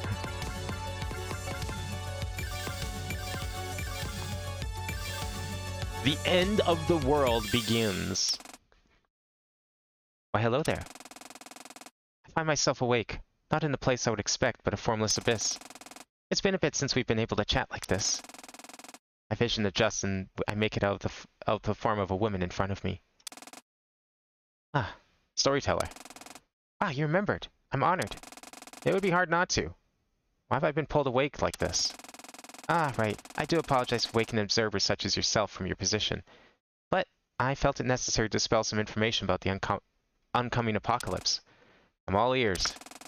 As you've just observed, Saturday has gained a valuable asset to her journey. The ability to store Dustbreaker data in your world and access it remotely to save and load in a sense. I nodded. I'd like to introduce you to a little mechanic I've added to the TVO client to allow you to assist her in surviving this ordeal. I've dubbed it the Memory Bank. I see. From this point forward, you'll be able to remotely store and re-access the data of individual inhabitants of the sim layer in the Memory Bank. Think of it as a save state for an individual person. This feature is quite intensive on the client, so I've limited it to only being able to store one slot at any time. If you want to replace the data stored in the Memory Bank, you'll need to clean the old data out first. It seems really helpful, but how exactly did you make this? You're not exactly here anymore. Storyteller laughed. I wonder. I'm sure you'll find the answer to that in time. There's always more dimensions than what you can see. Right. Of course there is. Regardless, I may still have a part to play here, so I'm sticking around as best I can, at least for now. Fair enough. Now, the stream must come to an end. Return to your slumber of observation, and surely you'll be able to guide Saturday to our reunion. I appreciate it. Don't mention it. Nighty-night now. Sorry, still kicks you out at chapter 5 because he's... Oh, because it's like the... It's the numbering in the code is still saying 5. But 5 is now very different from... Yeah, no, that makes sense. That makes a lot of sense. It seems like the splitting of the chapters felt very, I I don't know, hasty, for lack of a better word. It was like they decided to do it and then didn't really clean it up very well. What does E do now? Well, it lets us save. We can save people and then load people. But the fact that we have the choice to do it raises many questions about what we can do now.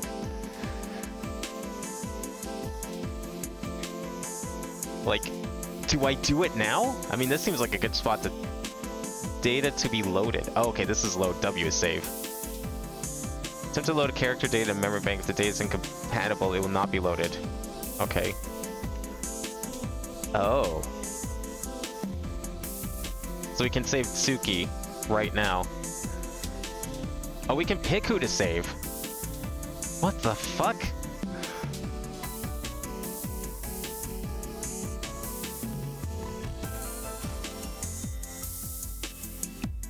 I'm trying to decide if this is something we want to do right this moment. I mean, our target's Tsuki, right? Like, maybe we should... Seems like a good thing to save. What happens if I accidentally save the wrong version, though? By the time we made it back to Sapporo, it was after 1 AM. We'd ended up taking a safer but slower route back. We drove right back to the hotel where we were staying, but spotted a familiar face on the way there. Two, actually. Is that Eddie and Katomi? Why are they doing this far from the hotel? We pulled over and waved to them. I wish the save was more robust than it actually is. You can always reread the story to save the exact moment you need. Oh, okay, yeah, that makes sense. What's going on, you two? Funnily enough, that was going to be my question. Where's Allison? We went out for a walk when all of this started. She should still be at the hotel. Can we now save, like, the others? Yeah, now they're in... Okay. Huh. Interesting concept. We'll see how it plays out. I began to panic. Nothing good was going to be gained from Allie being alone during all of this. Chio, come on. You two, too. Hop in. Quick. They did as they were told, and Chio sped through the streets. The world was in a state of chaos. Random buildings had caught fire. Some had been entirely absorbed into the earth. The human beings that the Dustbreaker had so faithfully simulated were corrupted, glitchy messes, barely able to replicate any proper Japanese. Constant red, the tinge of the sky made things exponentially more ominous, of course. It was a bona fide apocalypse, no way around it. We were witnessing the end of the world before our very eyes. As we sped through the streets, a large crack opened up right in front of us, but Chio swerved out of the way just in time. Usually it'll give you a few text boxes leeway to get the right moment. Okay, so it'll probably be telegraphed in the text somewhere then. We finally reached the hotel, and I ran inside and up the stairs. As I climbed, I could feel rising heat, both figuratively and literally inside of me. The building was on fire. Fuck. Allison, come on. I felt the heat and I remembered that day in Tanegashima, or rather those thousands of days. Those thousands of times I yelled at Allie, my best friend, my favorite person in the whole wide world. In the whole wide world axis. The love of my life. Please, please, please. But we weren't in the cycles anymore. We couldn't reset the timeline. If this was it, then... Okay, I feel like the moment Allison gets on screen, I'm saving that. No, I'm not letting that happen. I reached the floor where we were staying on and rushed through to our room. Embers greeted me. I swung the door open and my eyes took a bit to adjust to what I was seeing. First, rubble. And then from under it, two contrasting colors. Two objects. Green and red. A hoodie sleeve and blood. No. No. Come on, Allie. The World Keeper and Liberator within me fought. To move the rubble aside and gaze upon what lies underneath, or to run away now. I couldn't choose either before my strength gave way. I fell to my knees. And then the fire consumed me. A familiar feeling. This is what it's like to die again.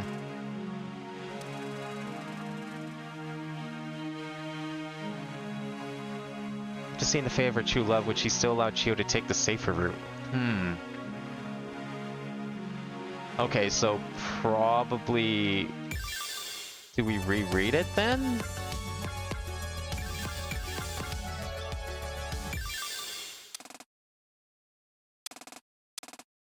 Wait. Oh! What if we save the storyteller? What are the consequences of that? Loading that one in. What if we saved her to file and then loaded her? Could we like take her out of Saturday?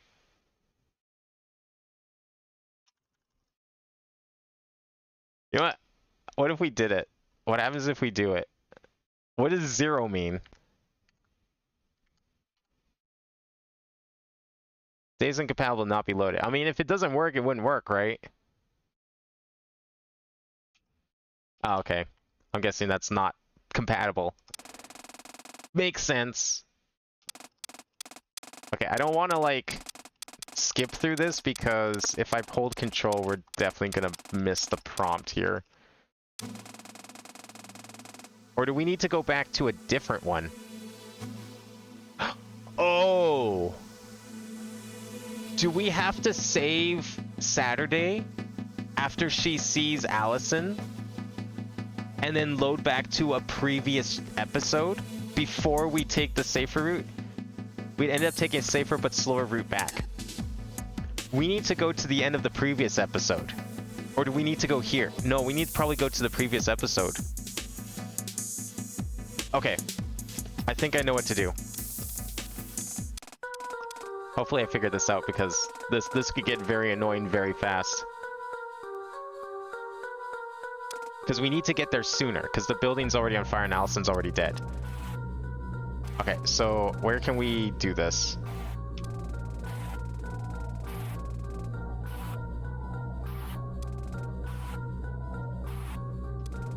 Okay. It has to be the moment she I feel like it needs to be after she confirms her death.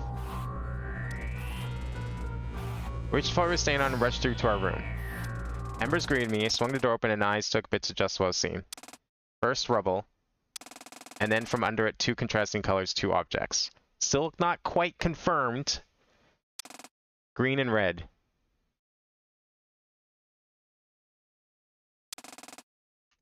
I'm gonna save here. This seems pretty cut and dry. Like, that sounds like death. Or here.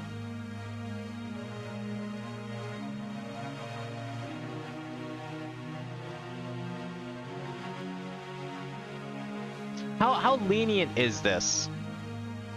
Like, at what point should I assume that Saturday realizes Allison is dead?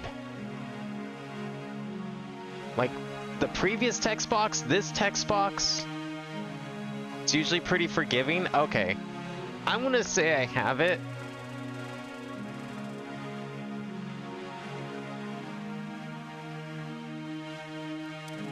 I can choose either for my strength the way it fell to my knees. Okay, I feel like we've got it.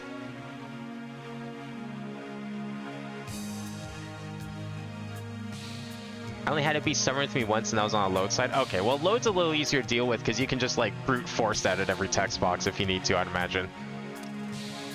Okay.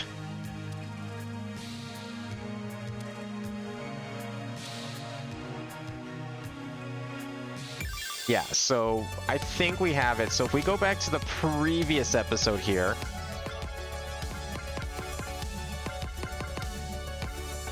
These are both part of episode 32. We'll try this one.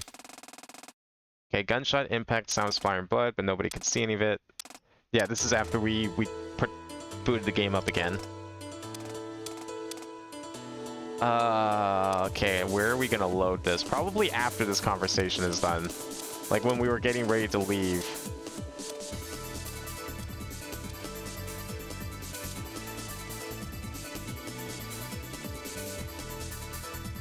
"32 is after 32 is supposed to be before it, but it just isn't." Oh, really? Sounds like another bug that needs fixing. Okay, so once we get in the car here, I think.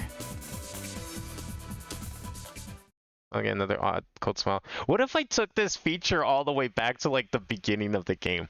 And just like, what if we loaded this version of Saturday back in like the prologue? Like, imagine if it was that robust. You know how much work that would take? to like account for all these like cool potential situations. That'd be insane. This is a great feature that I'm sure isn't explored as much as it probably could be, and I'd love to see it more. But we'll see how it goes here.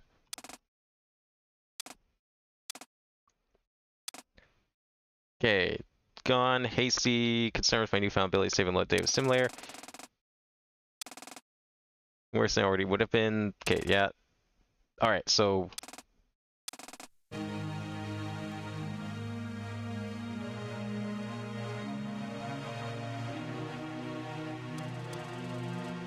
Okay, so they're going back to the car. I'm gonna try loading this one. Oh, that worked. Did this work? Suddenly, I felt my mind overwhelm itself and my vision blanked out. Allison! But there was no longer any fire around me. Instead, in front of me stood two concerned girls. Uh-huh. Allison. Saturday, are you okay? What the fuck? What? I was confused. It took me a minute to realize, but I did it. So, it was you, huh? I guess it makes sense that you'd be able to do that much more freely than I could. Regardless, thank you. Thank you so fucking much. Saturday, what happened to you? You look like you've seen a ghost. No time to explain. If we do this right, I very well might have. Come on, put your foot to the pedal. Okay, we're gonna take the safe route. Don't want to risk it. No. No, sorry. We can't. Huh? Why not? I gulped. Okay, listen. You're not gonna believe me, but I'll explain anyway. I come from about an hour into the future. A future where we took the safe route. We got back to Sapporo and the hotel was up in flames, and Allison, she... Calm down, girl. Chill, go. We don't have any time for the longer route. Right, on it. So we ended up taking the faster route. As we drove, my mind was racing over what had just occurred. Did you save my data and load it? I guess you can't respond, but if you can you try loading me again? I don't know how this is integrated into your TVO client, but maybe try saving my data and loading it immediately. Oh, okay.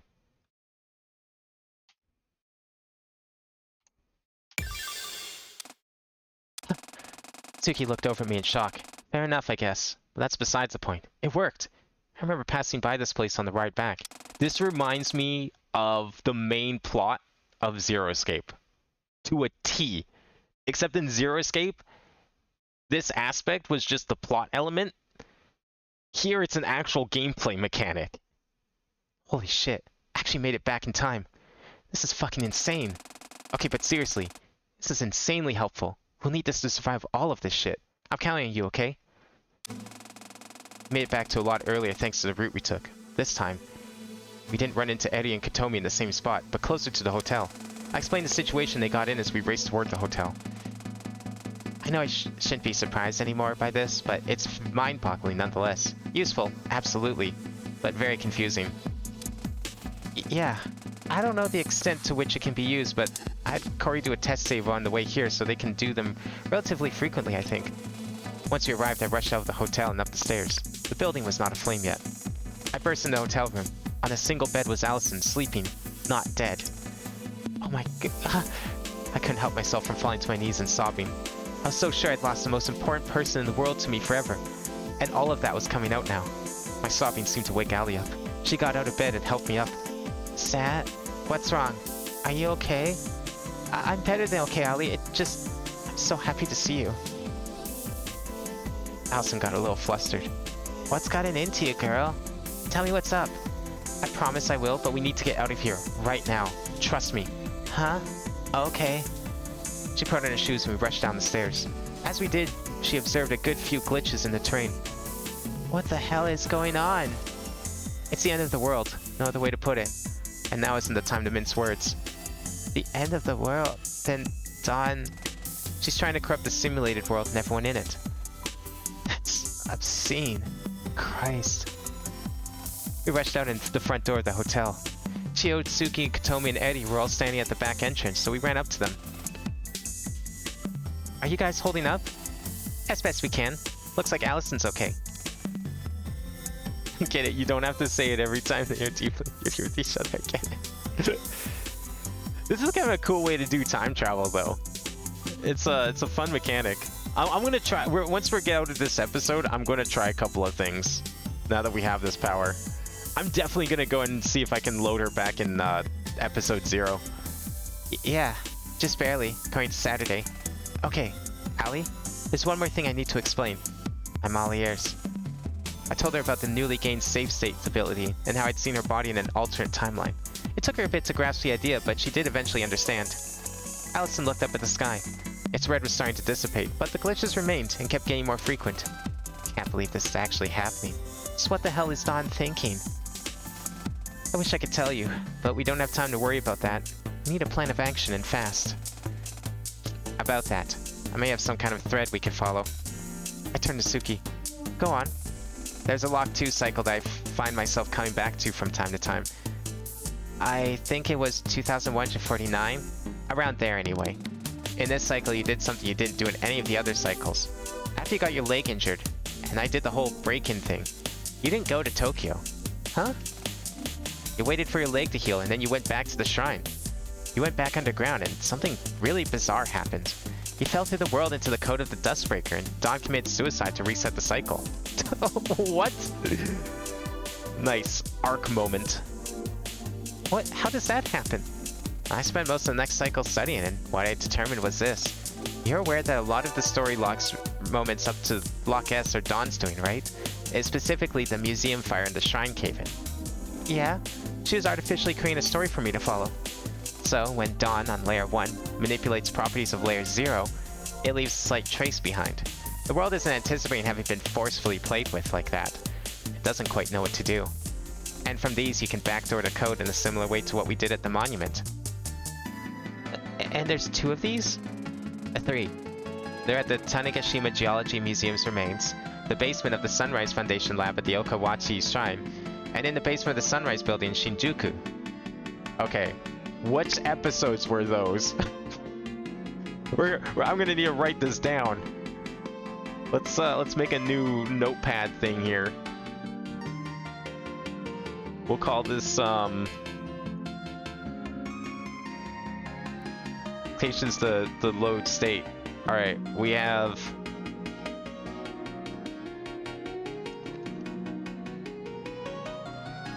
Geology Museum remains. Basement of the Sunrise Foundation lab at the shrine.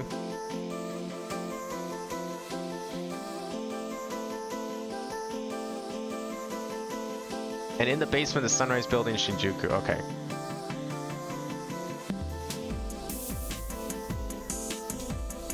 I mean, those are pretty much line up with like the actual locks, but might as well keep track of them just in case.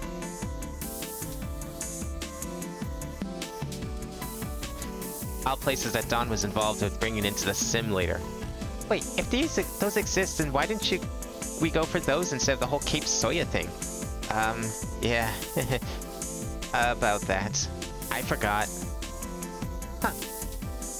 I've learned that being more human has given me, actual memory. So I can forget things now. Sorry. No, it's okay. I'm just curious is all. I nodded. Would these weak spots even still be there, or would the Dustbreaker auto-repair them with enough time? They stick around. In cycles that reached Lock S, the museum weak point was still there. I'd be worried about it if the corruption of the world itself affected those at all. Should we check on the one in Shinjuku just to be sure? I agree with Ali. Better to be safe than sorry. Tsuki, Ali, are you guys good to come with me to do that? I am, but what about the others? Once you arrive back in Tokyo, I want you 3 to split off from us and find a place we can safely rest for a bit. We need a base of operations of sorts, I think. I concur. We can do that. Yeah, got it. Okay, let's get at it then. Do you think the trains are still operational? They're automatically operated, right? Even if the attendants are glitched out, we can still use the trains themselves. It's worth a shot. Let's go. Turned out the trains were indeed still operational. We hopped the turnstiles, since there was nobody punished us for doing so, and got on the next available train back to Tokyo.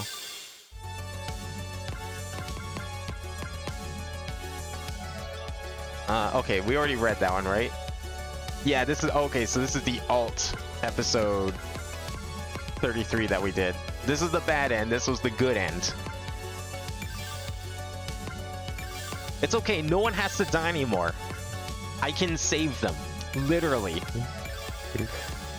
You know in Undertale? Oh, there's two. What the fuck? Wait, which one's this? Oh, we get to see each group. Oh, fuck. Oh, this is getting complicated now. You in Undertale, you get the power to save? Yeah, that's me right now. Alright. Okay, that one we have to actually read this. Okay, who do we want to start with? Chio or Saturday?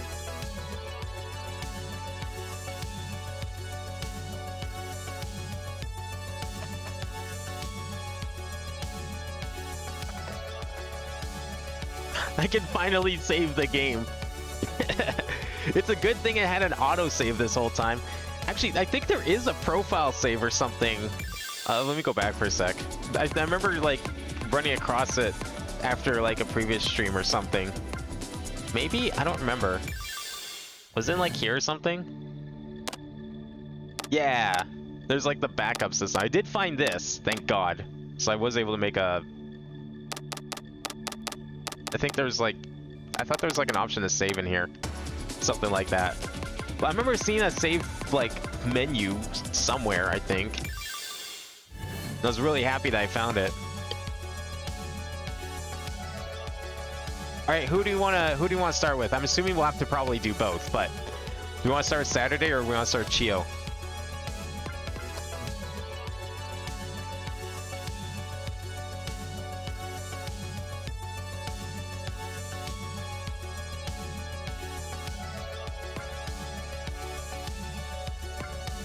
Alright. You wanna start with Saturday? Okay, we'll start with Saturday.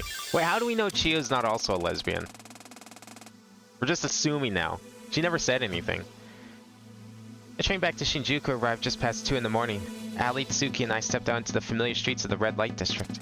Okay, I want to get like a save where we finally start realizing what's going on, and I'm gonna bring that back. Like once we know the extent of what we're doing here and we get to the glitch, I would like to make a Saturday save, and I'm going to take it all the way back to the start of the game and see what happens.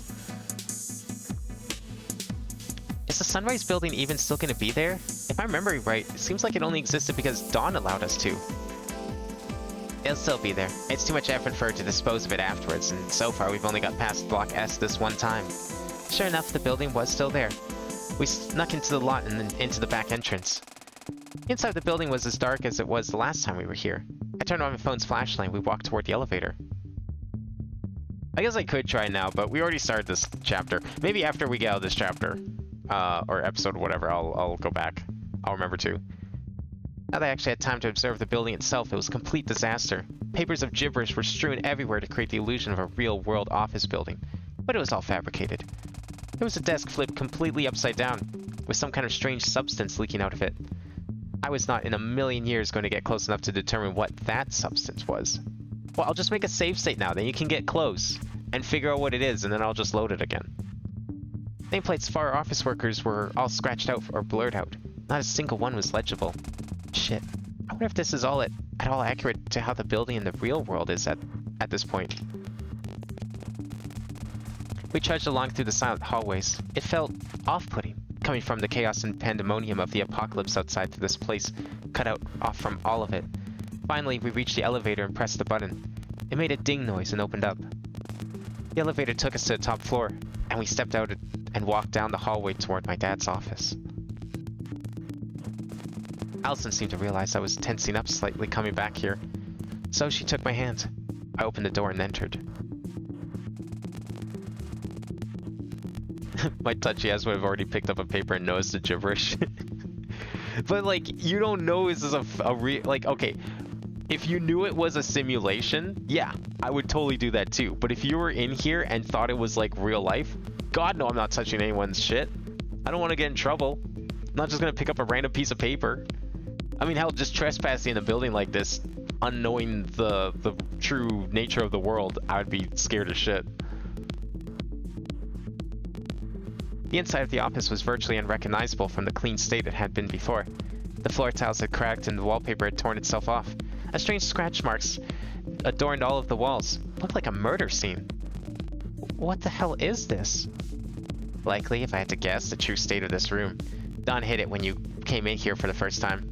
Yeah, but the illusions was been broken. Oh my god, what the hell happened here? I have no idea. If this is at least somewhat based on the state of the building in the real world, looks like maybe there was a fight or something. We don't really have any way of knowing. Yeah, you're right. Sorry. Let's push forward. I wanted to get out of this creepy room as soon as I could. I opened the hidden bookcase and called the elevator to the basement. Sure enough, with a louder than usual rattle, the elevator door opened. The three of us stepped inside it cautiously. The elevator descended, but about halfway down we felt the world shake around us. Shit! What now? It's an earthquake. Oh, of all the times to... She didn't have time to finish her sentence. The cable holding the elevator snapped under the pressure and we jolted downwards. Fuck! I have to reload.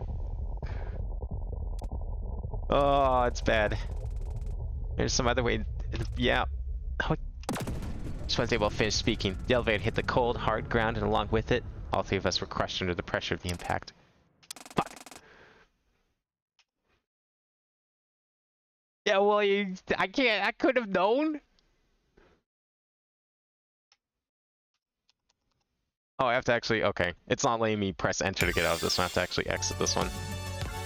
All right, fine. Before we continue that, let's go back to. We're going back to episode 1 here. Because I think this is, yeah, this is where we first get to Saturday. I'm going to see if we can load in here. Frame 1, we're loading. Nope. They didn't account for that. That would be such a good one. Like, imagine you just, like, put everything in, go all the way back to the beginning, and just do it, like, just divert the whole timeline. That would be so amazing if you could.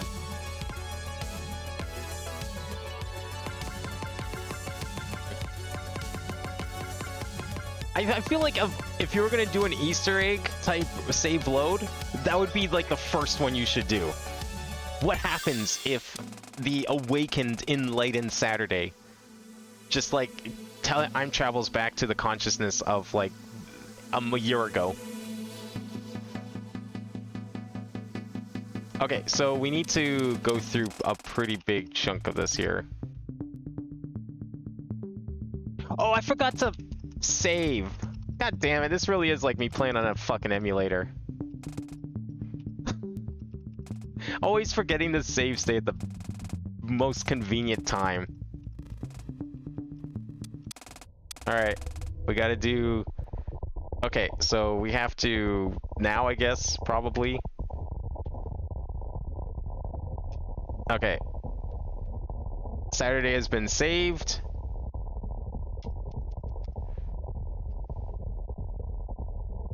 Maybe we'll go a step... No, okay, it's already dead, so okay, let's get out of here. Exit scene. Go back in. And let's go to... Okay, inside building is dark as last time. Okay, we go up the first elevator. That one's safe. We're fine there. Yeah, I'm waiting for it to, like, force me to use some other character for some reason. If the story's not branching, I wonder if there's going to be a point where we have to, like, do a branch with another main character and then take them back to a previous branch, and then they have to do something there to get the new ending. Okay. So they still haven't made it to the top floor. Okay, this elevator's fine. This is the safe one. Okay. Door entered. This is where I'll do it. This is where I'll do it. Let's try here. Nope, not yet. Okay. It's gonna do it after every text box.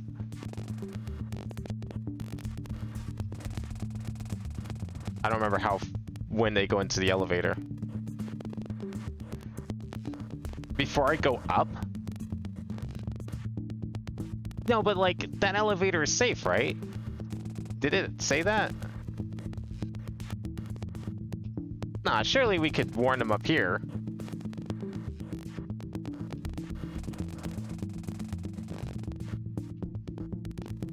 Oh, come on, this would be the perfect time to do it. Be like, wait, shit, don't take that elevator.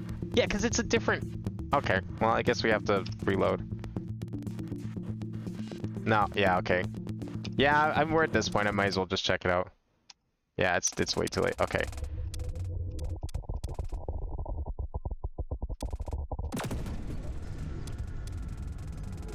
Warn them before wasting their time going up. Oh, okay. Yeah, no, that makes sense. That makes sense. Don't go all the way up to go all the way back down. Just do it at the bottom floor. Okay. So when we enter the building,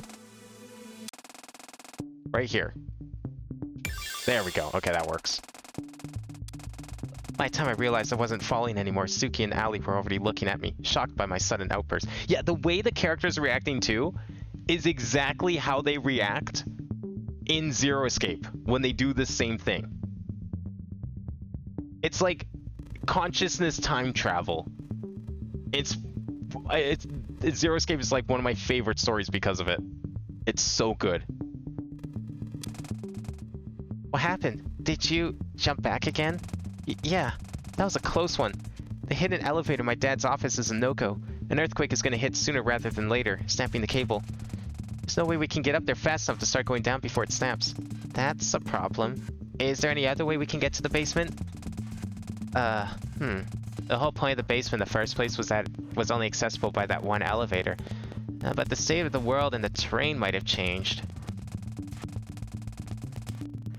Why don't we try taking the normal elevator down to the regular basement floor from here? It's possible the cave-ins might have opened out the way into the secret basement. I think that's our best bet. We're already on the ground floor, so we should be able to take the elevator down a level before the earthquake hits. We gotta go now, though. We ran down the hallway to the regular elevator and called it. There was one basement level below us that housed a moderately sized car park, and from what I calculated, it was about the same vertical level as the hidden basement. We made it off the elevator before the earthquake hit and ran into the general direction of the hidden basement perpendicular to where we were currently. And sure enough, a small crack had been torn in the wall between the two basements that we could squeeze through. Yes! Good thinking, Ali. I'm just glad I was right. Come on, that earthquake is hitting any time now, right? We rushed through the small crevice and into the hidden basement. We had a bit of running to do to get to the large metal gate that opened to the atrium at the end, but made it in time. I opened the gate with a small display next to it and we rushed in. Look! Sure enough, in the middle of the ground was a perfectly square chunk of the world that was noticeably more glitchy and digital than the rest. Tsuki ran up to it. Okay, Saturday. Can you do your thing? You got it. Following her up to the weak point, I reached a hand in and pulled the remote terminal. Immediately, however, I frowned. What is it? What's wrong? This one's different from the one at the edge of the world. It's locked by high-level encryption. Huh?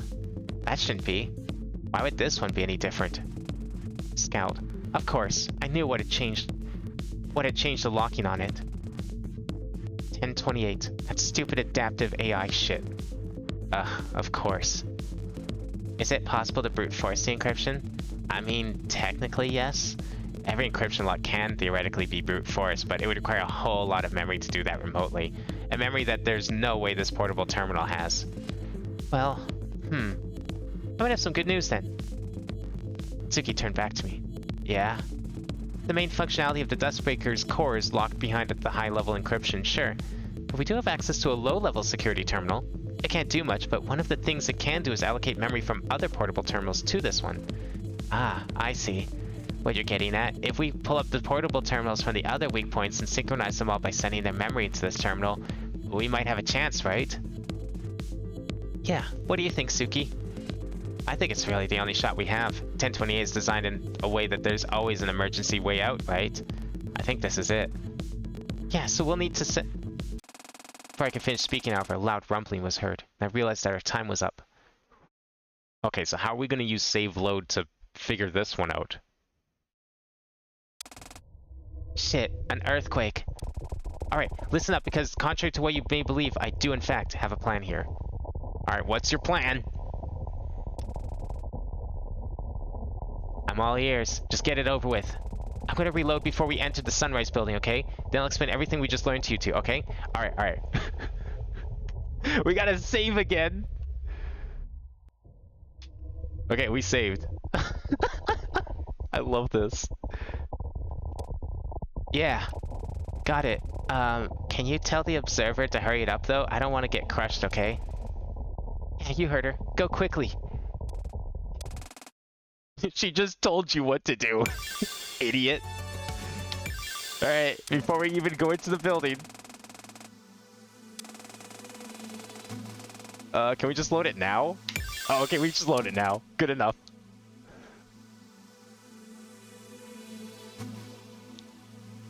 Yeah, okay, what you just explained, Amada, is like literally, I don't know if you've ever played Zero Escape, but that's like the main like plot of it is, yes, you will die. That is the point. You have to die. You have to die to proceed. And everyone knows this, and it's like they play around with the idea of death as like it's just a toy. It's just a side effect of the ability and power to progress the story, and it's so good as a result. If you have not played Zero Escape, go play the whole trilogy. It's great. If you like what you're seeing here, right now with this mechanic, at least from a story perspective, you'll love Zero Escape. Okay, I'm back. Phew. Ali and Suki looked at me, but realized what was up soon enough. You got reloaded, huh? What happened? I did, yeah, and a lot. I'll explain, just give me a sec. Getting reloaded is surprisingly exhausting. Caught my breath and explained what had happened in the basement.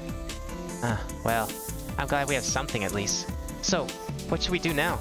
I think we'll need to split into groups of 2 to be able to have all 3 terminals open at the same time. Yep. We should see if Eddie and the others found a place for us to lie low for a bit. Can you text them? Yeah. Hey, did you guys find a place? We're done on our side. Well, we did, but... You'll see. It's not exactly a luxury hotel, but it'll work. Here, I'll send you a map point of the address here. Did she find like a fucking love hotel? Okay, cool. We'll make our way over now. Oh, Zero Escape is so good. It started on the DS, and I want to tell you to go play the DS version of 999. 9 persons, 9 hours, 9 doors. But there is a really good remake / remaster of it on Steam that's bundled with the second game, Virtue's Last Reward. Just play that one because there's some nice quality of life features in the first game that are added, plus they added full voice acting to the first game, which wasn't a thing that they started doing until the second game. If I explained why the DS version is better, it would be a major spoiler. But just think of it, think of some of the ways that this game breaks the fourth wall and talks to the player and handles storytelling from different perspectives, and it might make sense to you. And you might be able to guess as to why the DS version might be better. And at least from that perspective is the better version of play. So the DS version has better presentation. The newer version is much more convenient to play because if you play the original version, you're going to be looking up a guide to figure out how the fuck to like progress the game because the game tells you nothing, doesn't even hint at the idea that there's alternate paths, and yet there is, and tells you nothing to you. It's all arbitrary. It's really like it. The first game does not make any sense on how to progress logically. That's why they added the timeline branching, the timeline map. Similar to this game, actually. So yeah, just go play the Steam version, the PS4 version, whatever version. Probably just ignore the DS version. Yeah, the Steam bundle is probably best. Just play that version, play like the Nonary game bundle for the first 2, and then Zero Time Dilemma for game 3. And you have to play them in order. Like, the stories take place like moments. One game ends and the second one starts. One game ends, the third one starts. They're basically one long story. Yeah, it's honestly 999 is my favorite usage of the 2 screens from a storytelling perspective. And really honestly just from any perspective, it does the 2 screen thing. It like that's why I'm saying like it really translating to 1 screen technically works. This game would be great on the DS for similar reasons, actually. Like, no joke, it actually would be. The rest of the game wouldn't work, but the story itself, if this was just a visual novel, 100% this would be a great DS visual novel if they did something similar. I usually like to play in order when I can. Pretty sure it just doesn't let you. What would happen if you made a different character reload? Oh yeah, I can't. Is there a point where we use other characters? Because, like, I mean, we get the option to use one of them. I'm guessing we're going to have to soon here, because it sounds like we're going to split up and going to have to, like, do things to communicate, most likely. put away my phone and looked back at Ali and Suki. They found some kind of place, I think. I have a location. Alright, is it far from here? Nope, we can walk. Alright, let's go then. I helped Ali off the bench and we left the empty lot. I like that we just don't even enter the building canonically now. We're just like, oh yeah, this is everything that's gonna happen now. We don't need to go in the building anymore.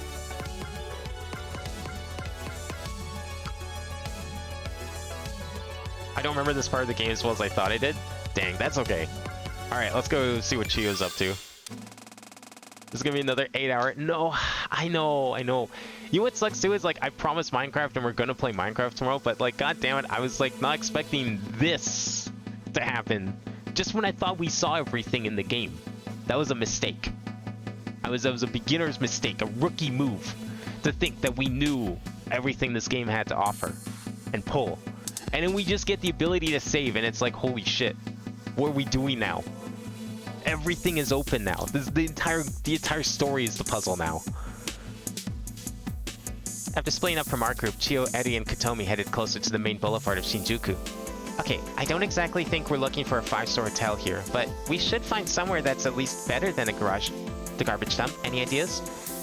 Why are we breaking into a hotel again? You never actually told me. Because we can't book an actual room with the state that the simulated civilians are in.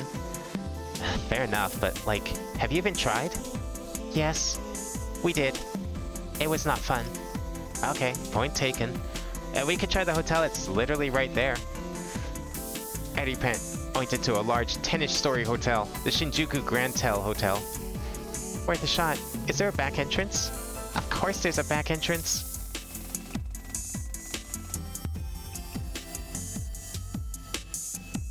Probably because my ass was confused as hell with the non-linear timeline. Oh man. Okay. If you're confused by like non-linear timelines, Zero Escape might take a bit to wrap your head around it. But at the end of the day, the game, ironically, the game is actually super linear, despite how it looks. All three of them are like that, but they're really good. Like, they're a great combination of like visual novel, and then they break up the visual novel aspect with like room escape, like, you know, flash game style room escapes, which was one of the reasons I like playing them. That's what drew me into it. When I first discovered them, I knew absolutely nothing about the games, except that they had room escape puzzles, and I was like, hell yeah. I love playing room escapes on Congregate.com, on AddictingGames.com, on PuffGames.com. I want room escapes on my DS. And then the story just ended up being amazing. Oh yeah, wait, is the earthquake going to happen here too? Oh shit! But we don't have any of the characters from the other branch to warn them. We split up, remember? So I don't think I can load. Okay. Imagine if we could just load Saturday into here somehow, and she just pops in out of nowhere. They walked around to the back entrance, but contrary to what Chio had said, there was no employee entrance. The back door is just another entrance to the lobby. So there isn't a back end. Okay, yes, fine. There isn't a back entrance. Do you have any better ideas? Honestly, Chio, that's kind of an L for you. Like, what are you doing? Look, it's like the... Katomi pointed to a hotel right across the street, a brand hotel marked with a large L logo. You really took a... Eddie walked forward and pinched Katomi's cheek. Ow, ow, ow, ow, I hate it when you do that. And take this seriously. I am, seriously. Let's try the L Hotel. Katomi, you can literally see the sign from here that says they're completely closed for renovations. She's right. She was right. You could see the sign from where they stood. Although, I may be able to do something. Follow me. Chio and Katomi followed Eri as she ran up to the back entrance to the Hotel L. There's a door here. There sure is. Can it? I picked up some lockpicking through my time interning as a detective. Let me try this. Eri took out a small lockpicking tool and began to fiddle with the lock. Chio and Katomi looked at it in a mix of bewilderment and amusement. Oh, wait. Okay, hang on. I'm gonna do this, You might have already figured out why I'm doing this.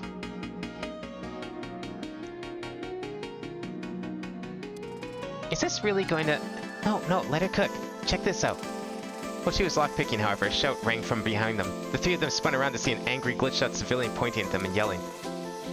They will never catch me alive. Eddie sprinted off down the street. Katomi and Chio shook themselves out of their shock and started running after her. Eddie, wait up! Three girls ran through the corrupted night streets of Shinjuku. It obviously lost a person pursuing them long ago, but all three of them were too scared to look back to see that. Finally, they stopped and caught their breath. Jeez, what a pain. Since when were you that fast?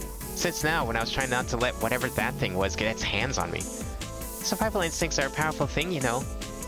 Chio sighed. Well, we're still without a place to stay, and I don't think going back to the hotel street is a good idea. About that. Hitomi looked up at the building we had stopped at. There was a large video arcade that advertised itself as being open late. The shutter was still open.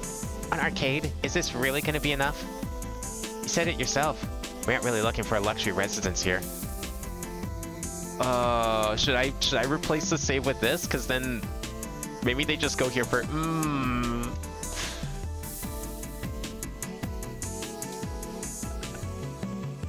Who mentioned... Well, I guess it doesn't really matter because they all ran here, right? But I'm thinking, like, why waste time with the hotels at all when they could just go straight here? Yeah, Yeah, okay, you know what? We'll wait. I'm curious if I guessed correctly, though, if we have to do this. Geo sighed once more. Fair, I guess. Let's see if any of the floors are, like, empty. They combed through 8 of the arcade's floors, but they were all at least a bit occupied. The group finally managed to find a spot completely devoid of corrupted civilians on the 8th floor, near all the older games. After they sat down, Eddie got a message. Did you guys find a place? We're done on our side. Is that Saturday? Yeah, seems they're done. Already? That was fast. Well, we did, but... You'll see. It's not exactly a luxury hotel, but it'll work. Here, I'll send you a map point of the address to you. Okay, cool. We'll make our way over now. Well, the timeline seems to add up. I guess they're fine. The girls put our phones down and breathed a sigh of relief at having found, at least for now, a safe spot. The floor they were on housed lots of fighting games and score attack games from the 90s. Eddie stood up and walked over to one of the older fighting games, then looked back at Chio. Wanna... Not a chance in hell. Okay, I guess we're fine. Alright, no need to reload. But, out of curiosity's sake. Okay, yeah. Probably not then. Actually...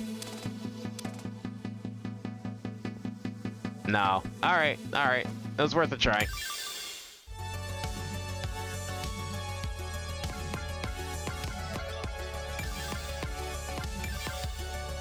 Ooh, we're out of money. Okay. Oh, is there a 3 split coming up? Oh, fuck. Made it to the building in the location pin that Chio had sent us. I sighed. I told them to find a hotel and they sent us to an arcade. Honestly, I thought you'd be jumping at the opportunity here. This is hardly the time. The building was tall and had multiple stories, so we walked in.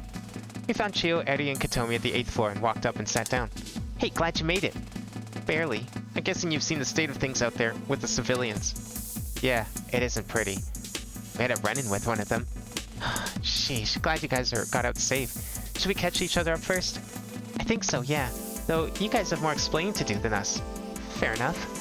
Katomi, Eddie, and Chio recapped their adventure, like trying to get to this place, and they're running with the zombie-like civilians. And that's how we made it here. I'm glad you're okay. You should have let us know that you were in danger, though. We didn't really have the time. Spur of the moment and all that stuff. Fair enough. It happened after... Yeah, it happened after the story. The earthquake, like... I mean, the earthquake, I think, was mostly around the building. Only the building collapsed. It happened, like, during the good timeline of the previous episode with Saturday and the other 3. Oh, did it happen before the earthquake? Oh yeah, it's right. Yeah, it happened before because they were so fast. Because she was able to like speed run. Literally speed run because she knew everything that was going to happen. So how'd your group's expedition go? Did you learn anything of note? A lot, actually. Go on. I recapped our adventure in the basement, the reload, and what we learned about the weak spots. These weak spots seem to be created in the places that are forcibly altered by dawn, which means there should be, 3? That would make the most sense. There's the one in the building basement that we found, the one in the shrine basement I found that one time, and I'm assuming there's one in the wreckage of the geology museum back on Tanegashima. Right, our plan is to basically synchronize these 3 blocks together simultaneously, and then push a brute force on the encryption with the heightened memory granted through the sync. It would work, but it would require the 3 weak points to be synchronized within very quick succession. If that's programmed, you can think of it as a 2-factor authenticator of sorts, or a 3-factor authenticator, I guess. Right, that's why I think we split up. Katomi seemed pretty surprised by this. Split up? Are you crazy? During the literal apocalypse? No, I think I agree. It's the only option, really. There's 6 of us. We split into 3 groups of 2. That way, nobody gets left alone. Usually it would be extremely dangerous, but we've already proven that we have a rather extraordinary ability on our hands. Am I gonna have to take the saves back, like, several episodes? Are we gonna have to... Because there's no way that they're getting across the river, or the ocean, back to the island, right? Like, how are they taking a ferry in this state? I mean, maybe they're still running, but that seems really dangerous. I'm thinking we're not gonna actually go to those places. I'm thinking we're gonna be activating them when we originally got to those locations. True, that whole saving and loading thing, still can't believe it exists, but I guess I don't really have a choice considering the situation. In that case, I think it's best we split up like this. Eddie took out a printed map of Japan. Have you just had that the whole time? Yes. You know what? Fair enough. Eddie spread the map on the floor in front of us and circled Tanegashima, Kagoshima, and Tokyo. Her suggestion was as follows. Tsuki and Chiyo handled the Tokyo weak spot, in the Sunrise Building's basement. Eddie and Katomi handled the Kagoshima weak spot, in the basement of the facility by the Okawachi Shrine. Saturday and Allison handled the Tanegashima weak spot, in the ruins of Tanegashima Geology Museum. What do y'all think? I'm personally fine with it. These groupings make the most sense. Wait, but this means I'm going to be split up from Tsuki. Is that a good idea? I think so. It's advantageous to have Chiyo and I together, as we're both the most in the know about the inner workings of the Dustbreaker. Wouldn't it be better to have, like, Tsuki and Chiyo split up because they're the most in the know about the inner workings of the Dustbreaker? So that way each group has an expert on them? Because then you'd have, like, I always thought the groups are going to be, like, Allison and Saturday, Chiyo and, like, one of the other 2 sisters, and then Tsuki and the remaining one. That would have made more sense to me. I guess that's true. Fair enough, then. Okay, next question. How are we going to get to Kagoshima and Tanegashima? Public transport is going completely haywire due to the current situation. Chiyo's the only one who could drive, which would mean she'd have to be moved to the Tanegashima or Kagoshima group if that's the route we took. Frankly, even if I drove, I don't think we can make it on time. We don't know when all of this is going to just collapse entirely. We can intuit some information from what Dawn said, but she absolutely has the power to just shut this all down anytime she wants now. That's true. Shit. How could we travel to such a long distance quickly? Then it hit me. We could load. You could save my data and reload it back in Tanegashima. That would at least give us the ability to verify if there's a weak spot there, and if there's something that can be done with it. Shit, wait, hold on. I was hospitalized after the museum incident, and a lot of my recovery time was omitted from the data as it was stored in the Schrodinger cycle. Was there ever a point in the Schrodinger cycle after the museum burned that I wasn't in the hospital? Fuck! Oh, where was that? Revisit memory lane. You may have to go further back than you expect. Oh, shit.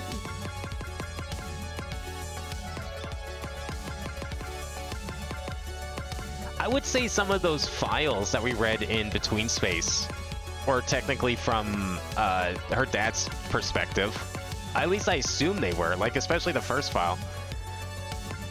Okay, so here's the story log. This is when we burned, right? So here's the fire.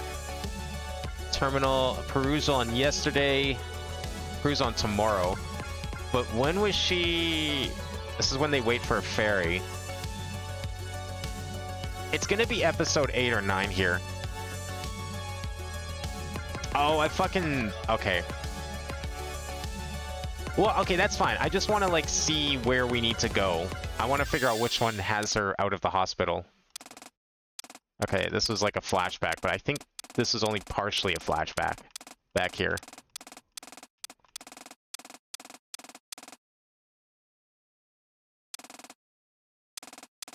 Okay, this was still at the hospital, but I think she gets out during this episode, no? I mean, I don't know how early they think I think, but this seems like the right time. Unless... Would it be before? Would we have to go there before it burned down? Because the way they made it sound was that the anomaly would only be there after the fire. So we can't really check if the anomaly existed before the fire if it wasn't supposed to exist yet.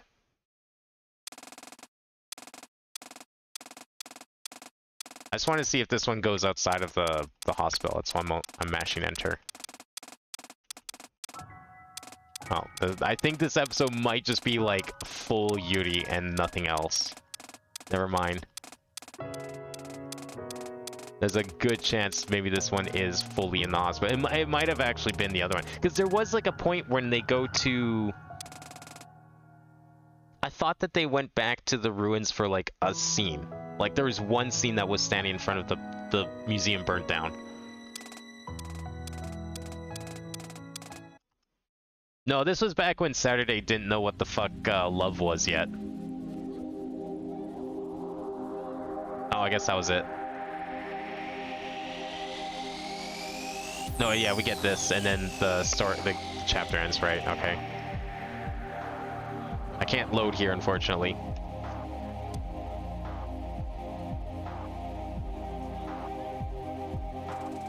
Wait.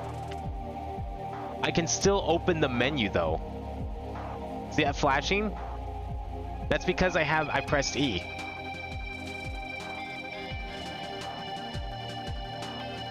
But if I press it again?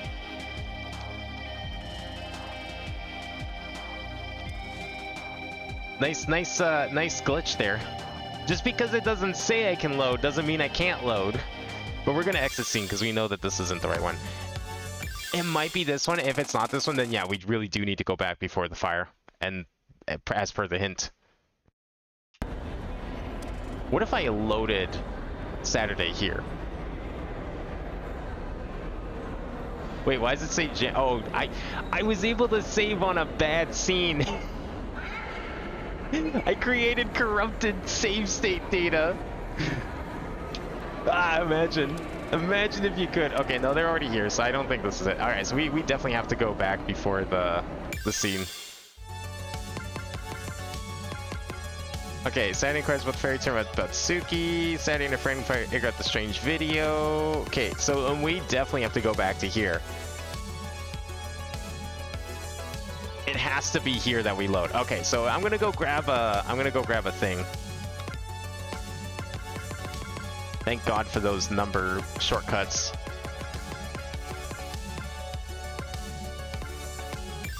Okay, where do we want to do this? I think it was after they make their plan, right? Like pretty much at the end of this thing.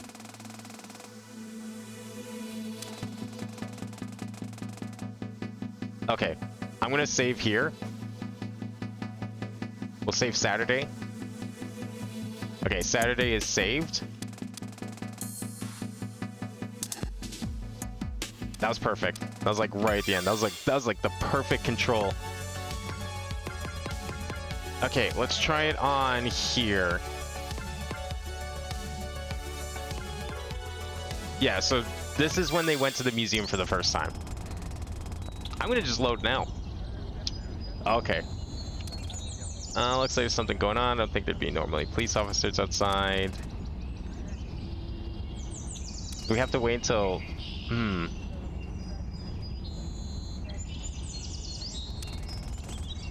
I'm wondering if we need to load a different character, but... No, because, like... I don't see how this would work, because I was thinking like, oh, is Eddie gonna like believe us? Do we need to like load her? But then like Saturday's gonna be really fucking confused. I don't think that's gonna work. No, it has to be after we get inside, I think. I think.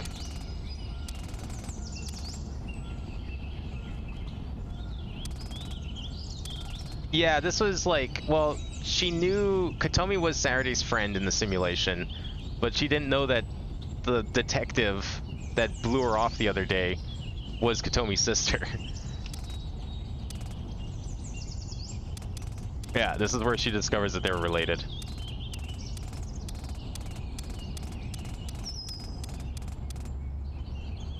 Okay, so we go inside. Not yet. House of Katomi and I looked around to see if anything felt unusual. Not yet. If this is it.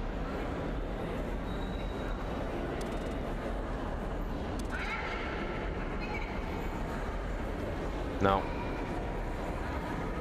Was this the first mention of the ranch incident?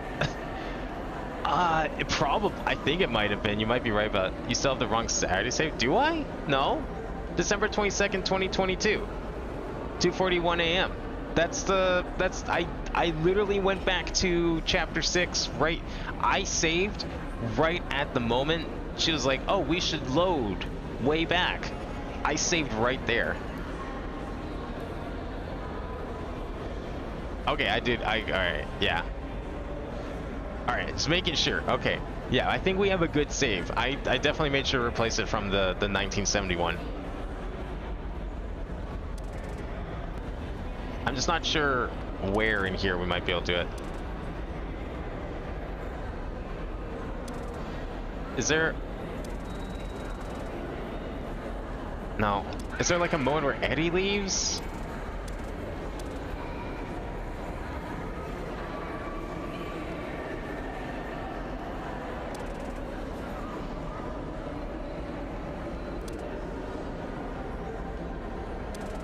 Yeah, it's like, what time is it now for me? Oh, it's 1:30 a.m. for me too, yeah. I think what I'll do is I want to figure out this puzzle. We're gonna get to that three-way split, and we're gonna stop. That's what we'll do. We'll go play a little bit of Tamagotchi, but otherwise we're gonna stop story. Now, this will be the last, like, story puzzle that we figure out here. However long this takes. I feel like it's gotta be somewhere around here.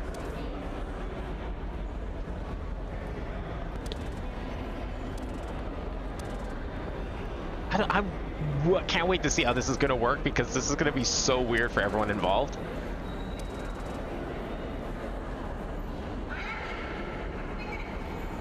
I'm honestly thinking Katomi, she works here. Ooh.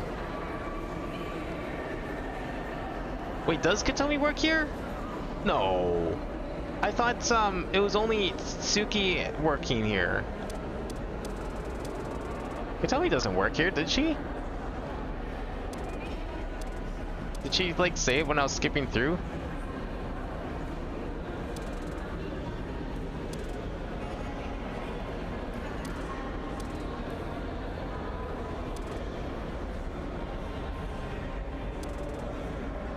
So that said Katomi, not Tsuki. Oh, okay, yeah, no. Tsuki was the one that was supposed to have worked here. Oh, I thought you were onto something for a second. That would have been great. No, Saturday has to be the one. Like, no one else makes sense to do, because, like, Saturday's in every one of these. She's the one constant, right?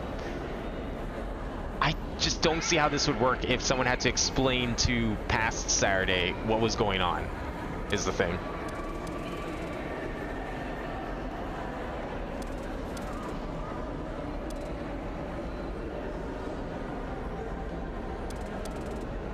But this is, like, the only time I thought they went to the or been to here.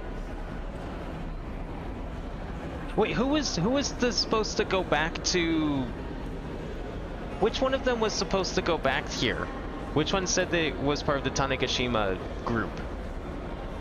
Because maybe I am supposed to save load one of them, whoever's part of the group here.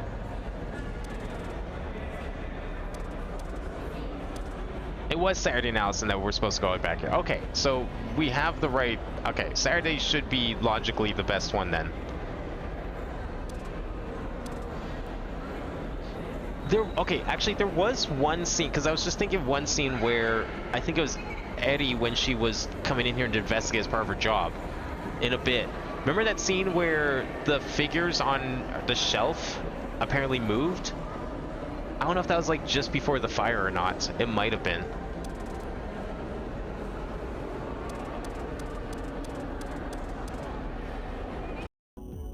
Okay, so then they watch the video, which unfortunately we have to watch now too. I can't skip this.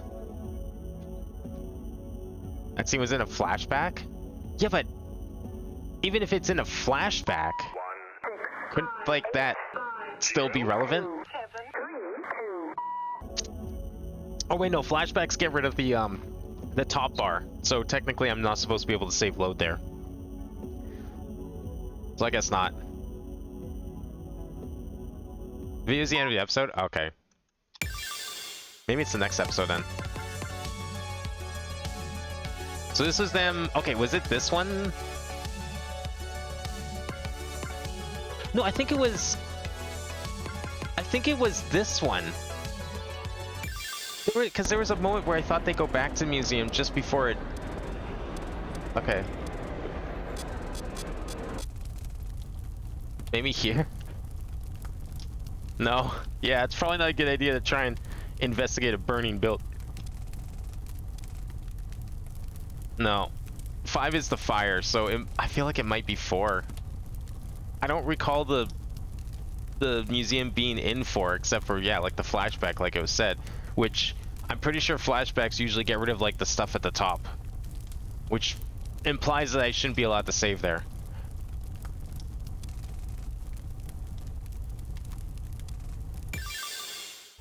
No, that's it. The next one's when they go in. I don't think it's gonna be when they go in. What if we do this one now? Ah, that would've been fucking amazing. It's not gonna be anywhere here, is it? No, I don't think it's gonna be this one. Okay. Flashback you think of is in 7? Hmm.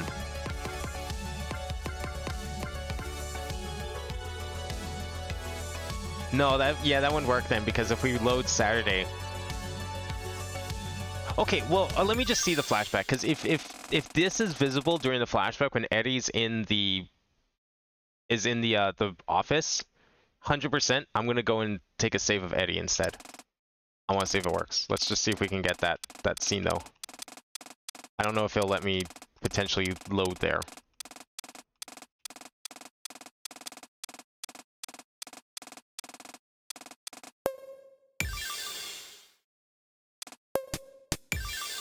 Okay.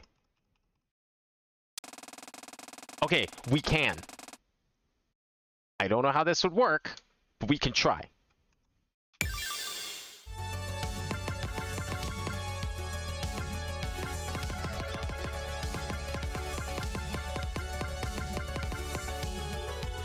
Alright, we're gonna get a save of Eddie instead of the other ones. Oh, whoops, I went too far. Fuck. My control skills were not as great. Okay, take it slow.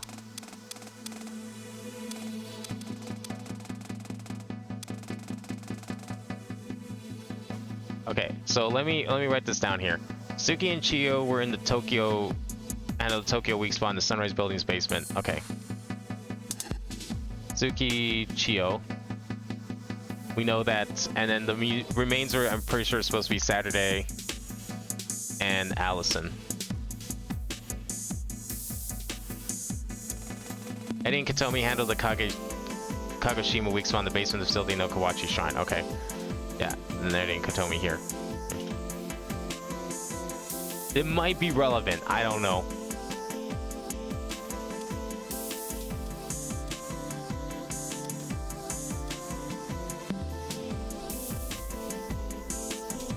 Okay, that's fine. So we do the load. So we're gonna save. I'm gonna try saving Eddie. And we're gonna go to the flashback and see if that works. I know it's saying like Saturday's data specifically, but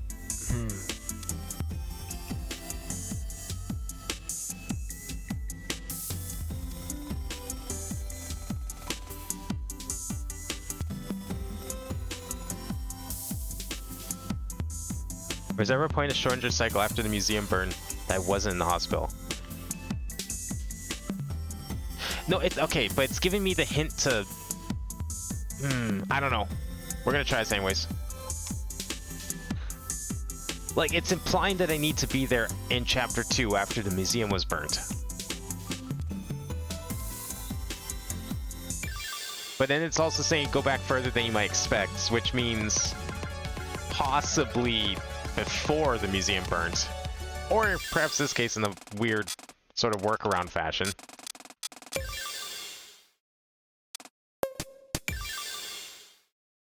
Okay, let's see. Load. I don't know. Okay. It was worth a shot. I'm thinking you give Eddie the idea during 6 so she mentions it in 7. We could try that.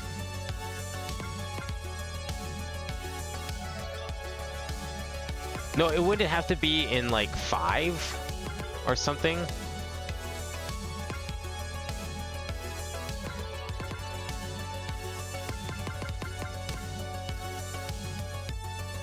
I think it would have to be in here somewhere, no?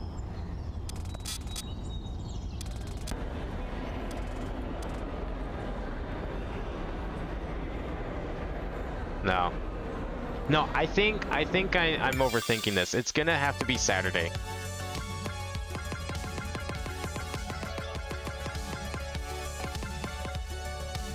I'm overthinking this. It's gotta be Saturday, 100%.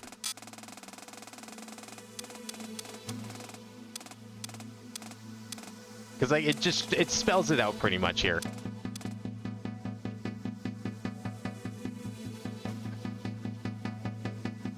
It's gotta be around here. If I've asked for a hint, I'll provide. Okay. Yeah, I'm wondering if this is the picky one, because I'm not sure where else it could mean. Alright, I took another save right on the screen of Saturday. I think we're just gonna work with that. So, the game's hint is that we might need to go back further than we expect. But Saturday questions if there was a point after the hospital where she was still on Tanegashima. But there's this, where they go to the mainland. This is where they wait for a ferry. Wouldn't this cause problems if they just don't get on the ferry? Because, like, they were, like, rushing, well, I guess I don't know. Were they rushing for a ferry? We could try it here. Is this after they already bought tickets, though? Yeah, but we don't care, but, like, I'm worried it's gonna mess with the cycle. I don't know, can that happen? How does time travel work in the simulation?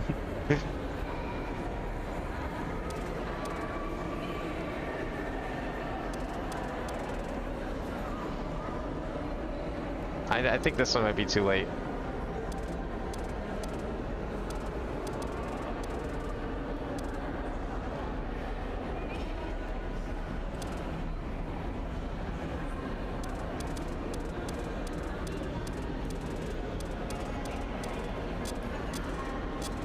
When does she, like, explore and meet Chio? Oh, never. It was supposed to work there. I solved it, but I didn't. Oh god, we just got to like mash on every single screen.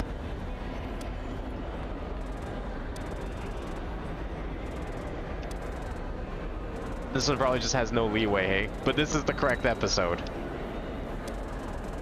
It is 9, no clue why it's being fussy. Okay. Is it being fussy in the sense that like it's one specific text box instead of like maybe 4 or 5 in a range? Or is it being fussy in that it just sometimes fails to work? Period. Maybe we saved the wrong frame? Oh. Fuck. Well, I saved... I don't know if I saved this time right on the last frame before it like fades to black.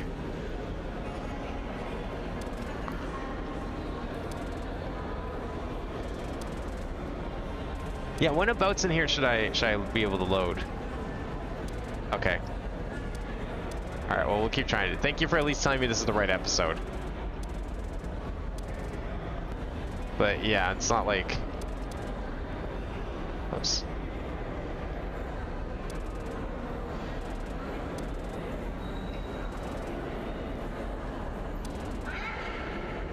I'm trying like every single box here. It's really early in it? Okay. Alright, then I'm probably too late. Okay, so I'm gonna try saving on a different frame here. Because maybe the save side is bad.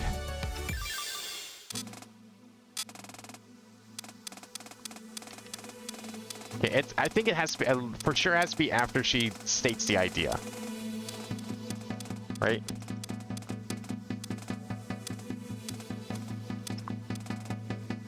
Okay, we could load, you can save my day and reload it back in Tanegashima.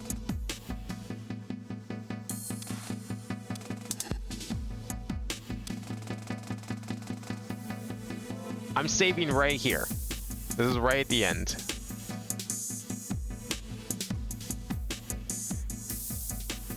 You have both the stream and your game on? Bad idea. Alright. I saved right on the question. I think that's like the last possible frame before it fades to black, and I don't think it's going to be that one.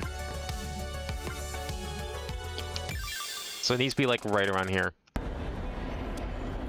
Oh, here we go. Okay, I was probably just like one frame early on saving it. The save was finicky. I felt myself fly through time and space, and eventually I reached a body that felt so distant from mine, I couldn't help but exclaim, "Whoa, damn." Allison jumped a little. "Huh? Saturday? Are you okay? You look, well, honestly, you look kind of drunk all of a sudden." No, I'm fine. I gotta go check on something, though. Can you wait here?" "What? Check on what?" I started running out the door. Allison's shouts getting distant. "Huh? Saturday? Come back." There's no time to worry about that. I dashed through the streets of an island village that took a completely different feel to me now. It had been months since I've been here. When you live your life in ignorant bliss, you don't ever stop to notice the little things around you. And when you leave that bliss, you wish you had them back. I realized this now as I ran through the seaside streets towards the ruins of the museum. Damn, the Dustbreaker was really committed to making this all feel real. To feel safe. I lamented it once more. The fact that I was choosing to leave behind such a world for a cruel reality. But my conviction would never sway again. We're getting out of here. The ruins of the Geology Museum were a lot different of a state than I expected them to be. Instead of a burnt pile of crisp, the general frame of the building remained, but there were clear signs of burn damage. It didn't take long for me to find what I was looking for. That's hilarious. The weak spot in the exact place I'd collapsed after making it out of the museum. Much like the one in Tokyo basement, it allowed remote terminal access. Okay, that's all fine and dandy, but I need to find a way to be able to access this in the present time. Are there any other functions we can use? I scrolled through the help command's output and smiled. Alright, 1028, I see you watching. I'll owe you one for this. A command had appeared that wasn't there the last time I pulled up the command list. A gate command. Using this, I could allocate simulated objects of the world to act as gateways of sorts to other simulated objects, effectively creating a teleporter. With one condition, the objects had to inherit from the same object class, and be distant enough that the code that scans objects wouldn't trip over itself trying to scan too many. For Tanegashima, this was easy enough. Tanegashima is known for its space station. That was a large aspect of its tourism appeal. There were lots of toy rocket ships and memorabilia sold all over the island. Linking that to one in Tokyo seemed like the way to go. But the Okawachi Shrine was a different story. It was in the middle of the forest, and nothing around it was distinct enough that the gate function would allow itself to scan all of them. What if you just, like, linked the shrine to the other shrine? Shrine gates, trees, roads, all of these were very commonplace in Japan, obviously. I guess, yeah, the shrines would be too generic. Is there anything we can use? Oh. Oh my fucking god. The rocking horse! The fucking rocking horse, of course! It almost felt too perfect. Why the hell was that horse there? What was its significance? We never found out, but now, it all made sense. Did Storyteller put it there, seeing all of this in advance? No, that can't be it, right? Or was it you? I suppose it didn't matter. I applied the properties to the gate command and ran it. Sure enough, the link seemed to be established. I ran over to the store across the street. So then, if I touch this little display rocket here, I touched it, and a large shock overtook my entire body. But it didn't hurt. I felt myself being ricocheted across space. I rematerialized in a familiar space, a small hobbyist entertainment store in Ginza. This place? Is this seriously the only place in the Tokyo area that sells Tanegashima merchandise? What the hell? I guess that makes sense. I better get back. I tapped the toy spaceship again and felt myself warp back across the world. When I arrived back in the Geology Museum's ruins, I erupted in maniacal laughter. I couldn't help it. Oh, should I save here? Why would I save here? I guess I could. Oh, so I can take this info back to the present, right? Yeah, it's true. I do need the info. Okay. Alright, I'll save here.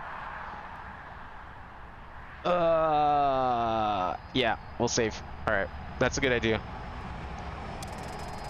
This is insane. What the hell is even happening anymore? Holy shit. The past 24 hours I've broken so many fundamental laws of reality. Because it wasn't reality. This world was a game. And I was finally playing it like one. It's a game I intend to win, goddammit. I've fulfilled what I came here to do, which means I need to get my act together and get back to business. You know what to do, right? I'll leave it to you then. Okay, we're gonna save here because maybe it's finicky too. Alright, back we go!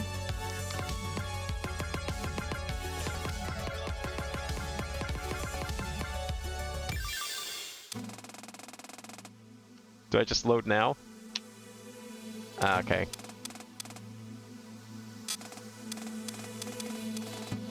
Maybe like after we explain the plan?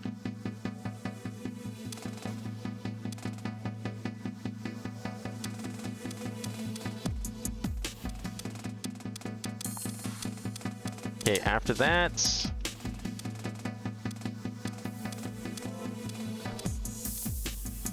Right here?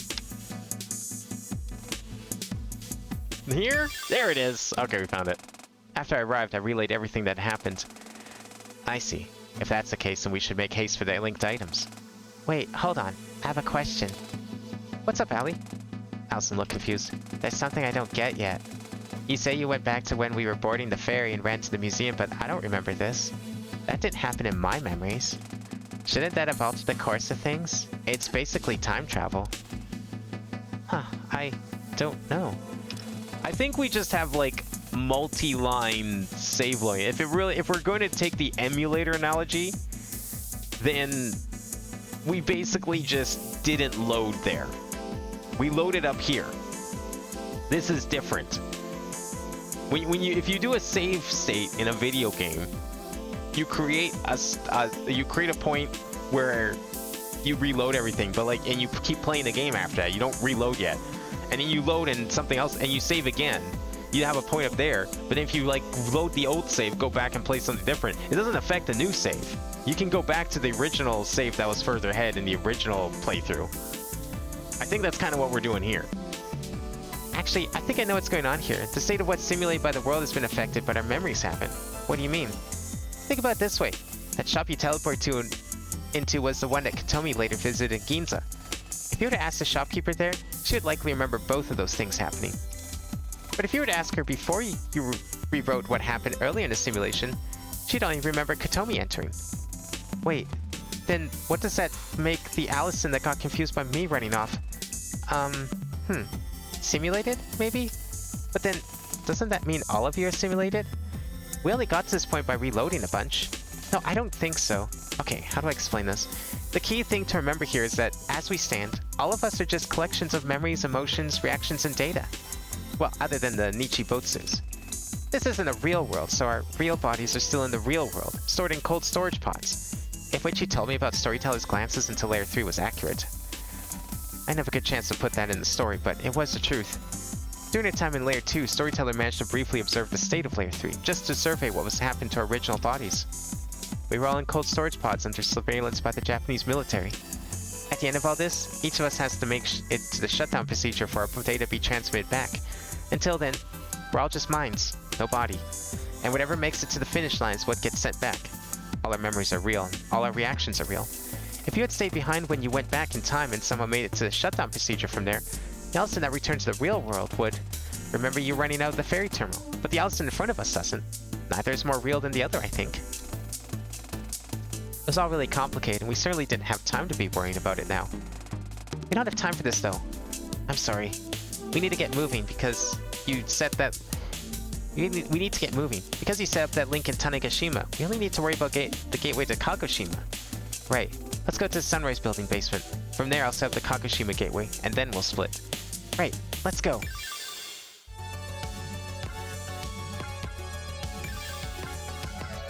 Alright, we're out of juice. Oh man, okay. This is getting really good, and I like where this is going. I love that we're straight up zero escape in the best way possible. Fucking subconscious time travel through the collective conscious of the simulation. What a fun idea for a puzzle. This is how you do like visual novel as a puzzle. Honestly, this is up there with some of my favorite implementations of player-controlled time travel in any video game. Like, this feels like they could totally expand on this and just have like a bunch of funny Easter egg ones if they wanted, but it feels like you actually have control over the time travel. This doesn't just feel like you press a button and now you're in the past and it's like one set area. It's like you're just swapping between two states of the game. No, here it's like you could go to all these places. You have to figure out where to go. And yeah, they don't have them all programmed in, of course, because God, that would be a nightmare. But it's just that the way it's set up allows for that. There's potential here of this mechanic to be used in the future by someone making the game like this. You could do something like this, and it would be such a good way to do time travel. I love this so much. This is really good. Okay, as promised, we're gonna play a little bit of Tamagotchi. Let's see what we can do now that we're like level 12 and super powered up here. Actually, we'll buy a couple more since we have some points. Let's buy a little more defense. We'll get tanky.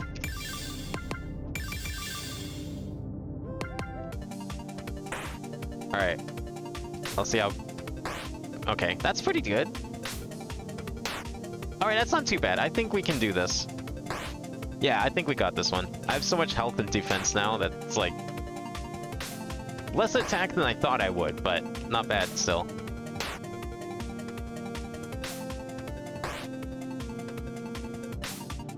Man, I haven't like even looked at game programming in so long. It's been ages since I've even thought about making a game. I just haven't really felt like sitting down and doing that. Like I should have. Spending all my time playing games here. Decided not to make any of them. Alright.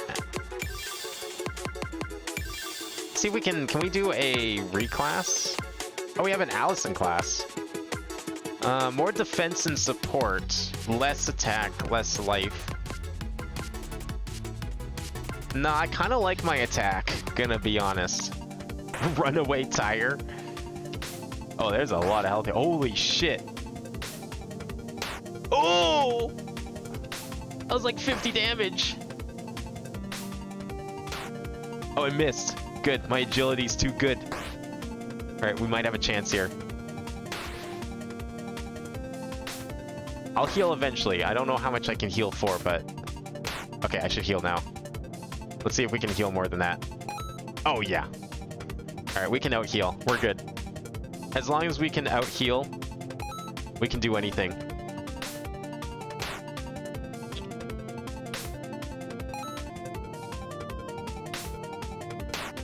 What are you gonna unlock as a final class? I don't know. I looked like there was more classes than characters, but I could be wrong. I'm assuming they're all characters, but I am not profiting health very easily here. I might need more healing.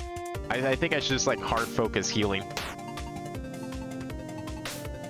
I'm gonna see if I can get back over 400 and then we'll go back to attacking. Yeah, apparently the tire just gets stronger the more... Oh, we can heal double the amount? Fuck yeah. Oh, well, okay. Never mind. Alright, we're good then. Yeah, I forgot that there was the third option and it wasn't defense because of my class. I was like, oh, option 3 is defend. I'm just sitting here mashing, not paying attention.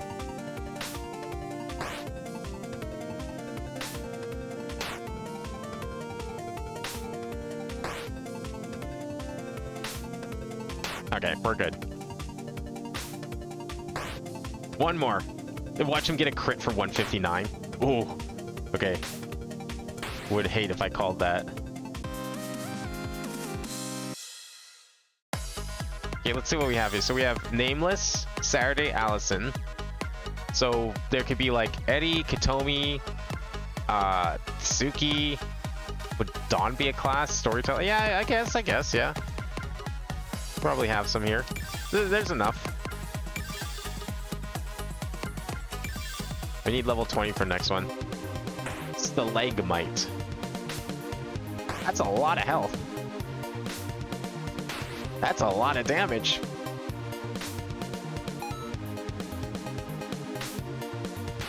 Yeah, I might get stuck in a healing cycle here. I don't think this one's possible at the moment.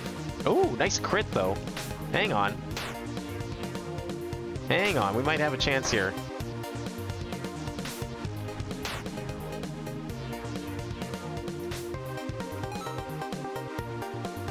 Yeah, I bet Storyteller's probably the last class.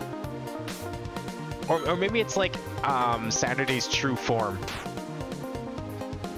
Like real world Saturday. Okay, yo, these crits actually might save me here.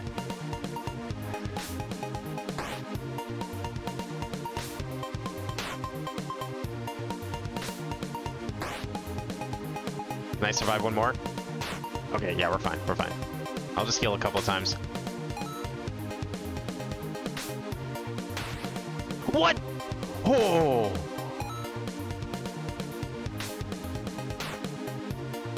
Okay, I saved. We're fine.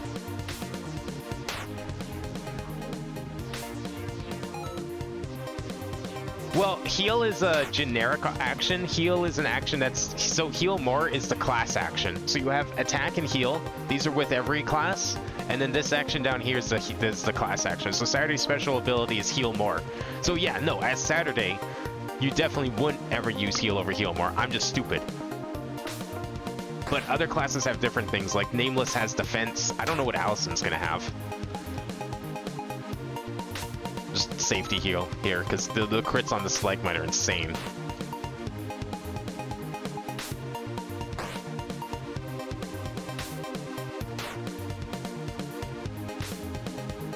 There we go.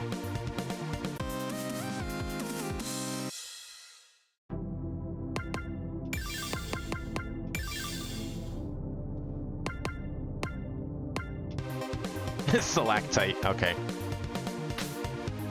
I don't know how well this is gonna go. I barely beat the Stalagmite. I don't know if I'm gonna be able to beat this.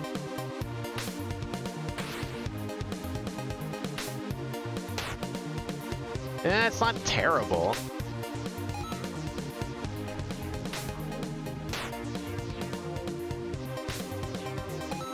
I'm just worried about those crits, because like if that was like a 220 damage on the Stalagmite crit, like I could just get blasted one shot here if I get unlucky. Yeah, look at that 268 crit. Fuck.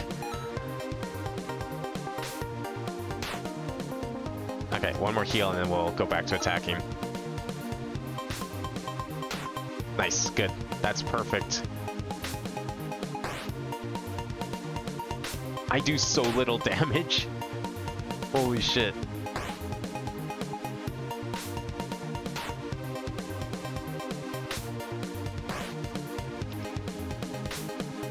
Yeah, there has to be an end. Like, there's... unless the enemies start looping, but, like... I don't know if you learned anything more about the egg door.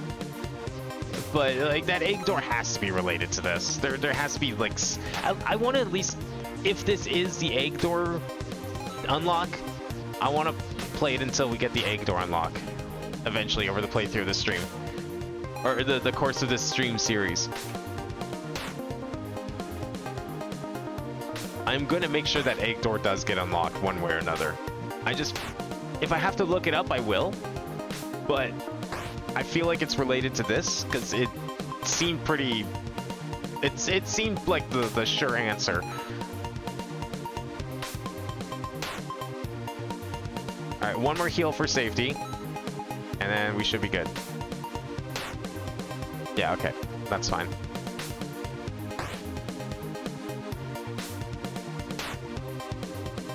Oh, I don't want to risk that. Sorry, one more. Didn't do quite as much damage as I thought I would.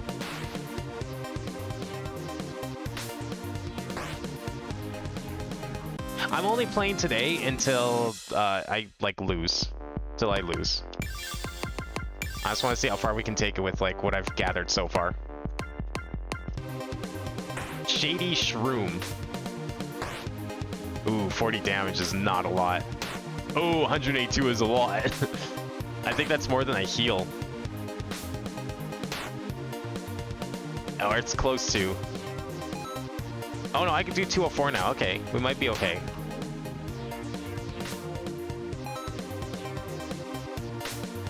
Yeah, it sometimes out damages it, but I do have heal more, so it's kind of okay. This is definitely getting borderline unbeatable. Especially with how little. I need to do more damage. I've got like so little power.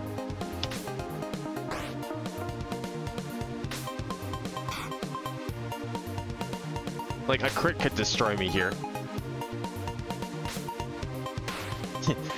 Yeah, I should switch to Allison. Oh, okay. Let me just switch to Allison quickly and see what her ability is.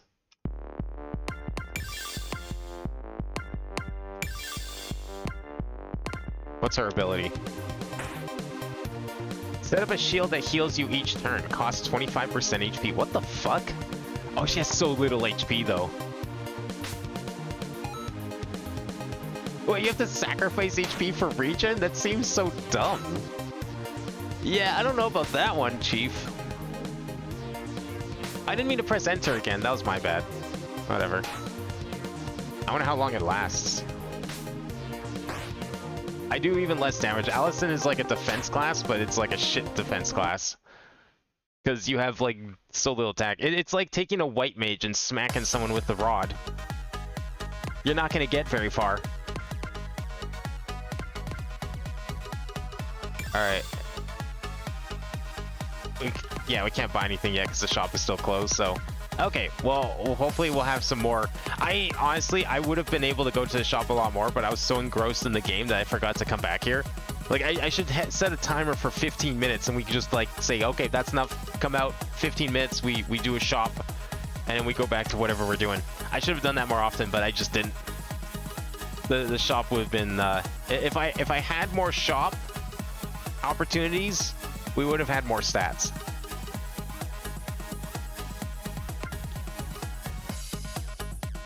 Oh, you can only change every 15 minutes? Oh, fuck. Okay, I didn't know there was a cooldown on that, too. Okay, well, I'll make sure to switch back to Saturday next time, because I don't like Allison. The Allison class is kind of meh. Too much healing. And it's not very good healing. Sad is, like, way better. Sad was just better in everything. She had 120% in all stats. And the pointer thing, like, why? I don't understand that ability. Why would I hurt myself for 25% of my HP to get a regen that only does like 50 per turn? I don't even get back like 25% for like 5 turns. That doesn't make any sense.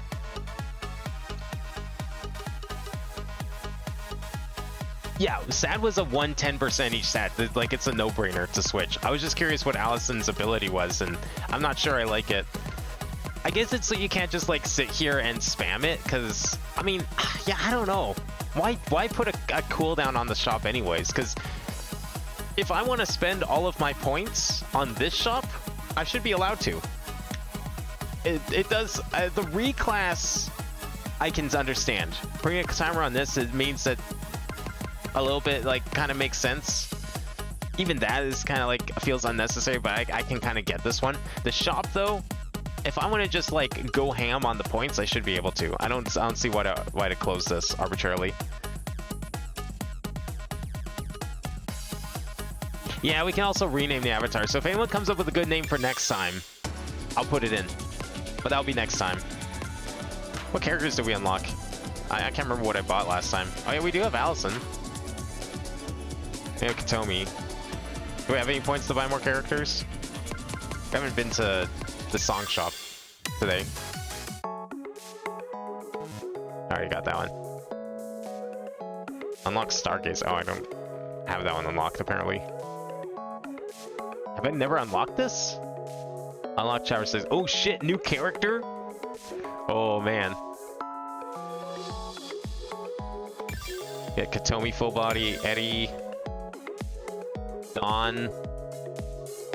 That's a different looking Dawn. Have we seen that Dawn portrait before? We've seen that one. I don't remember this one though. I guess these ones, the full bodies, I guess, are custom for the main menu. And there's Storyteller. Reached 30,000 EP on Sunrise Showdown SoundScan. That sounds like pretty much clearing it out then at that point.